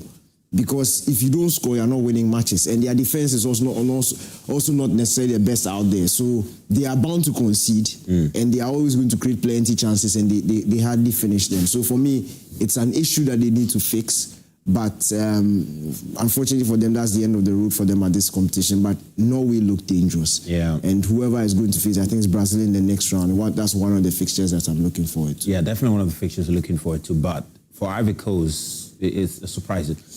Because they were definitely one of the sides that, alongside Morocco, the many were tipping to do something special in this tournament. Absolutely. Looking at the players that they're having, I understand what Daniel said, but again, you see, it is a bigger stage. You need to understand what matters more that will help you to take you to the next stage of the competition. This is where, for me, it does not matter how beauty you need to play. The pragmatic aspect of the game is needed. So they need to learn something out of this. And I was very surprised when they played against the three games that they played in the group stages. It is a replicate of what we saw yesterday, because it is a game they create but not finish. It is a game that's hardly for you to see them even create a lot of chances. And if you're a team, you don't create a lot of chances. The minimum that you create, just utilize them. And you find it difficult for them. See, they've got quality. They get quality. You know, on that right side, you have Diomande, who has lit up this tournament. And surprisingly, he never registered a goal. I thought the people that I saw against Curaçao is what I'll witness when they play against Norway. Because against Curaçao, it was great taking on players as if they were. It makes sense. It was against Curaçao. Yes. So this is a bigger opportunity. Though when you look at even their game against Germany and you compare it to Norway, you understand that, look, if they were able to play like this against Germany, taking the scorer out of the game, and you are looking at performance-wise, you have the belief that, look, they can get something decent against Norway. Maybe take it to extra time and then see what penalty will give you. But again, switching off and look at the two centre-backs. You need, as a defender in the 18-yard box, you need to scan danger. But as if it happened when they played Germany, no focus, as if like they don't know who is around them. And then look at the position. I mean, it's just surprising that Erling Haaland was left alone in the box. Yes, left alone. And like, no one, of all the people you leave alone in the box. No one. I don't know whether they are trying to set an offside trap or what. Clearly, that wasn't an offside. I think they were just carried away, because when Berg got the ball, he drew at least about 3 players to himself. Yes. And even the goalkeeper went in that direction. Well, that's credit to the pass to Berg. It just sliced open the entire. It's almost like the goal Mbappe scored against Senegal. It just went through the heart of the defense. And it's very difficult. Once that ball goes in, it's very difficult, because if you leave Berg, he can shoot and he will score. Yeah. So you are trying to close down not just the pass, but the shot from Berg, and he smartly cut it back for Haaland. For Haaland, look, and I said it yesterday, it would be hypocritical to come here and say that you can legislate for somebody like that. You can't. So what it means is that limit the number of shots that he can, or free shots that he can, while making sure that you also are clinical. But if you go out and you play the way Cote d'Ivoire played, and Wukam and City, they played well. They didn't play well. They didn't play well at all. They were not smart yesterday. They were silly, and they played right into the hands of Norway, as I expected. So I'm happy they are out, because when you are this naive at this level, you should be punished. And I'm happy that Norway punished them. Is this about coaching? Was this largely a coaching problem? Look, it's like Senegal and what they did in the group stage, and I'll be surprised if Senegal don't change in the round of 16 or in the round of 32. You have talent, yes. You have a way you play, yes. But this is the biggest stage of world football. Even the best of the best adapt. France, when they won the World Cup, France 4 years ago, they adapted their style to certain opposition. Go back and watch the France against Belgium game in 2018. Yes, France has attacking talent, but they defended when they had to, because you respect the opposition and you respect the threats that the opposition also possesses. You don't go out there and try and impose your game throughout the 90 minutes. You need to manage the game. When you can tell that nowhere on top, you defend well. When you feel like you have your moments, you attack when you are clinical. But you need to manage the game. You don't go out and flex your attacking talent, or you go home. So I'm happy that they've gone home. I'll keep on saying it. I'm very happy that they've gone home, because this is top-level football. It doesn't get higher than this. And the stakes will never get higher than this. It's the World Cup. And for me, for a team that is playing their first, or was playing their first ever knockout round, I thought they would be a bit more tactful. So in terms of them being more tactful, what kind of approach would have served them well? It's not even necessarily, okay, you've done it, it's 1-1. How many minutes left to the end of the game? Why were Cote d'Ivoire trying to force a winner? When you know that you are playing against one of the most devastating attacks in this competition. They are lethal. Norway just need one pass to Hala. It doesn't even need to be a chance, and he will trouble you. So when it gets to that point, manage the game. Take the steam out of the game. Pass it side to side. If Norway gets overexcited and they open up, then you attack it. But until then, it's a few minutes to extra time. Take it into extra time, because you also have a bench that can come on and punish. Ahmad had just come on. You didn't need to win the game in 90 minutes. If you went to an extra 30 minutes, Ahmad has a better of his marker who has been playing the whole game. He's rested. He's fresh. So make use of that substitution as much as possible. When they came on, you would think that they were 3-0 down and they had to score 3 goals and quickly take the lead. It was 1-1.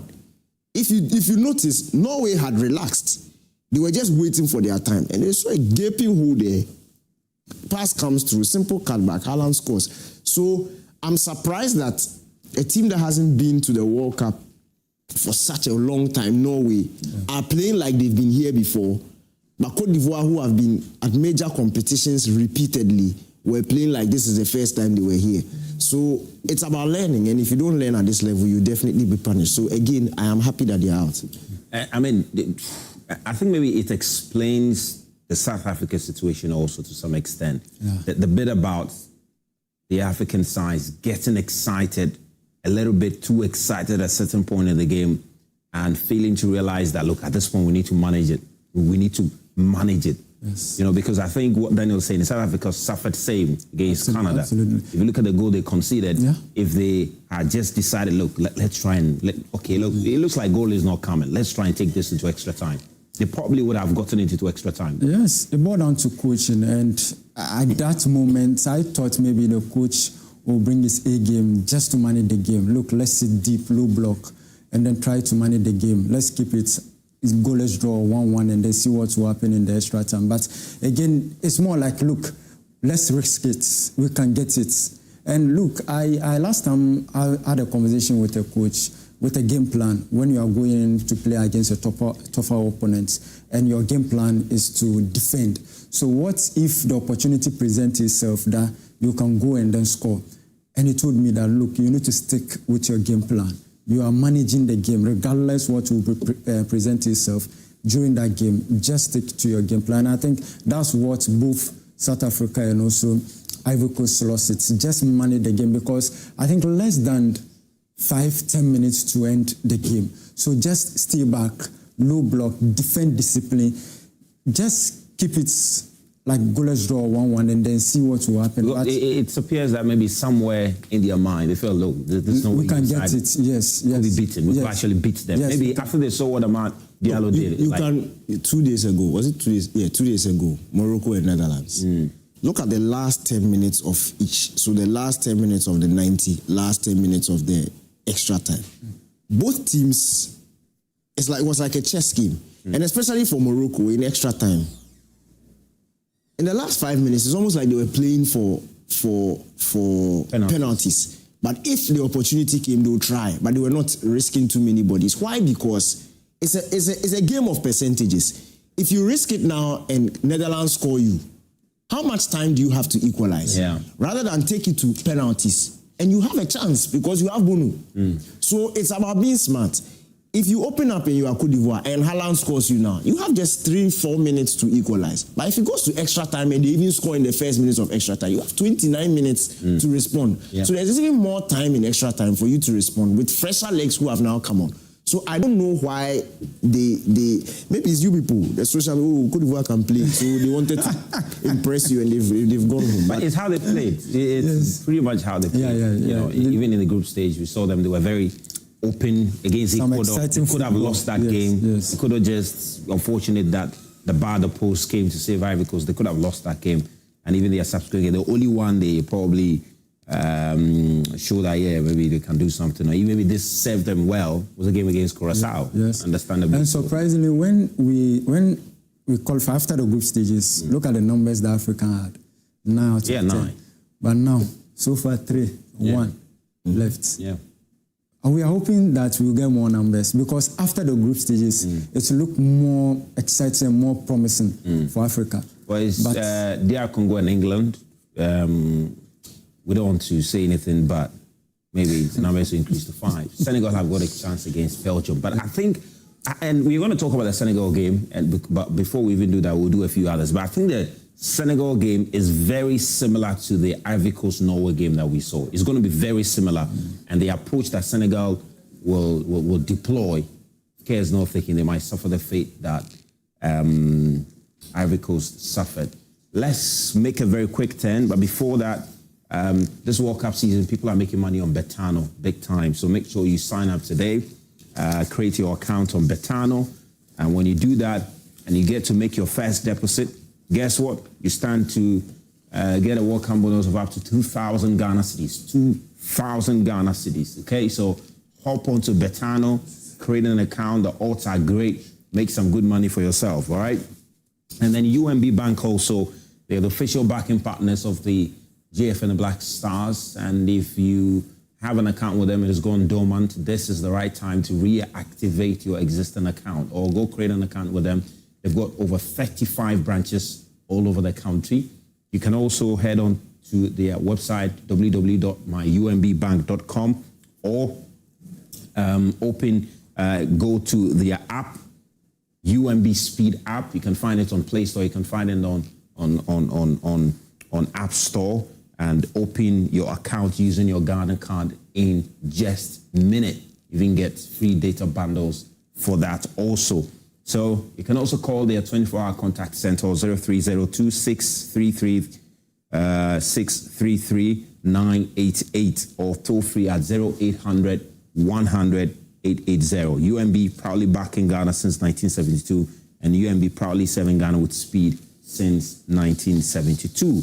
And Sigma Appliances also, they've got all your small home appliances, from your fridges to your TV set, your washing machines, to your air conditioners, every small home appliances that you need, you can get it at Sigma Appliances, okay?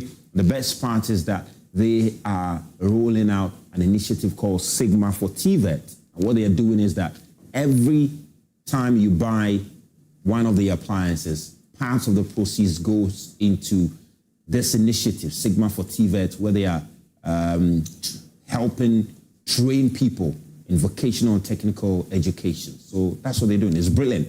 You buy the appliances, part of the money goes there to raise this amazing young people in our country in vocational and technical skills. So very important thing Sigma is up to. For the wholesale buyers, you can head to Platinum Impex on the Spinkters Road, Manette, and you can go get all your appliances there. And for the retailers, any appliance shop at all in the country, you can find Sigma Appliances there. You can call them on 0302 801 555 or Send a WhatsApp message to them on 055-466-6444 or visit the website at platinumimpacts.net. And Sigma Appliances, we create possibilities. A few messages have come through. Let me read them and then we'll just take a quick turn. This one says, hi, good morning. Norway Ivory Coast match. I didn't understand why the coach of Ivory Coast didn't introduce Amad Diallo early. At least they could have won this match. Richard Parley from Techiman. He says, this is Selom Clement from KJB. I'm saying that Ghana will definitely win the World Cup. Very ambitious. Good morning. My name is Eugene, watching from Ministry of Foreign Affairs, Diaspora Affairs Bureau. Great. So yesterday, Ivory Coast disappointed Africa. Looking at how France and Mbappe are on form, I think France is the favorite to win this World Cup. Okay, a lot of people are saying that. Fitting end for Sweden. Okay, fitting end for Sweden, you mean? Only made it because they were given a lifeline for finishing first in a Nations League group with Estonia, Azerbaijan, and Slovakia. I feel nothing about Ivory Coast exit. They wasted everyone's time. Kwame Santamaria. All right, let's take a quick turn. We'll be back.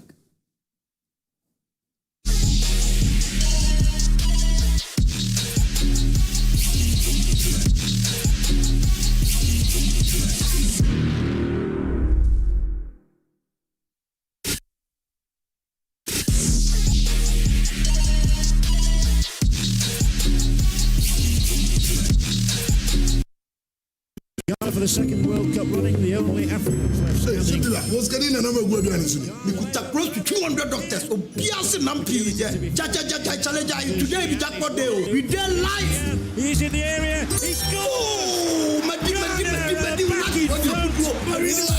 it's the Lucky World Cup Sikaputuo promo. Every 11th June, Kosi 31st July 2026. Play and win your share of the 1 million Ghana City jackpot with a minimum stake of just 10 Ghana Cities. 20 lucky customers go win their share of the 20,000 Ghana Cities daily jackpots. Top 10 agents go chop bonus every weekend. Trying to Lucky app, Lucky website. Agent to dial *288#. Lucky World Cup Sikaputuo. It's one of the tickets. Yeah. Auntie, one man no chopo. Blow beyond your pramame.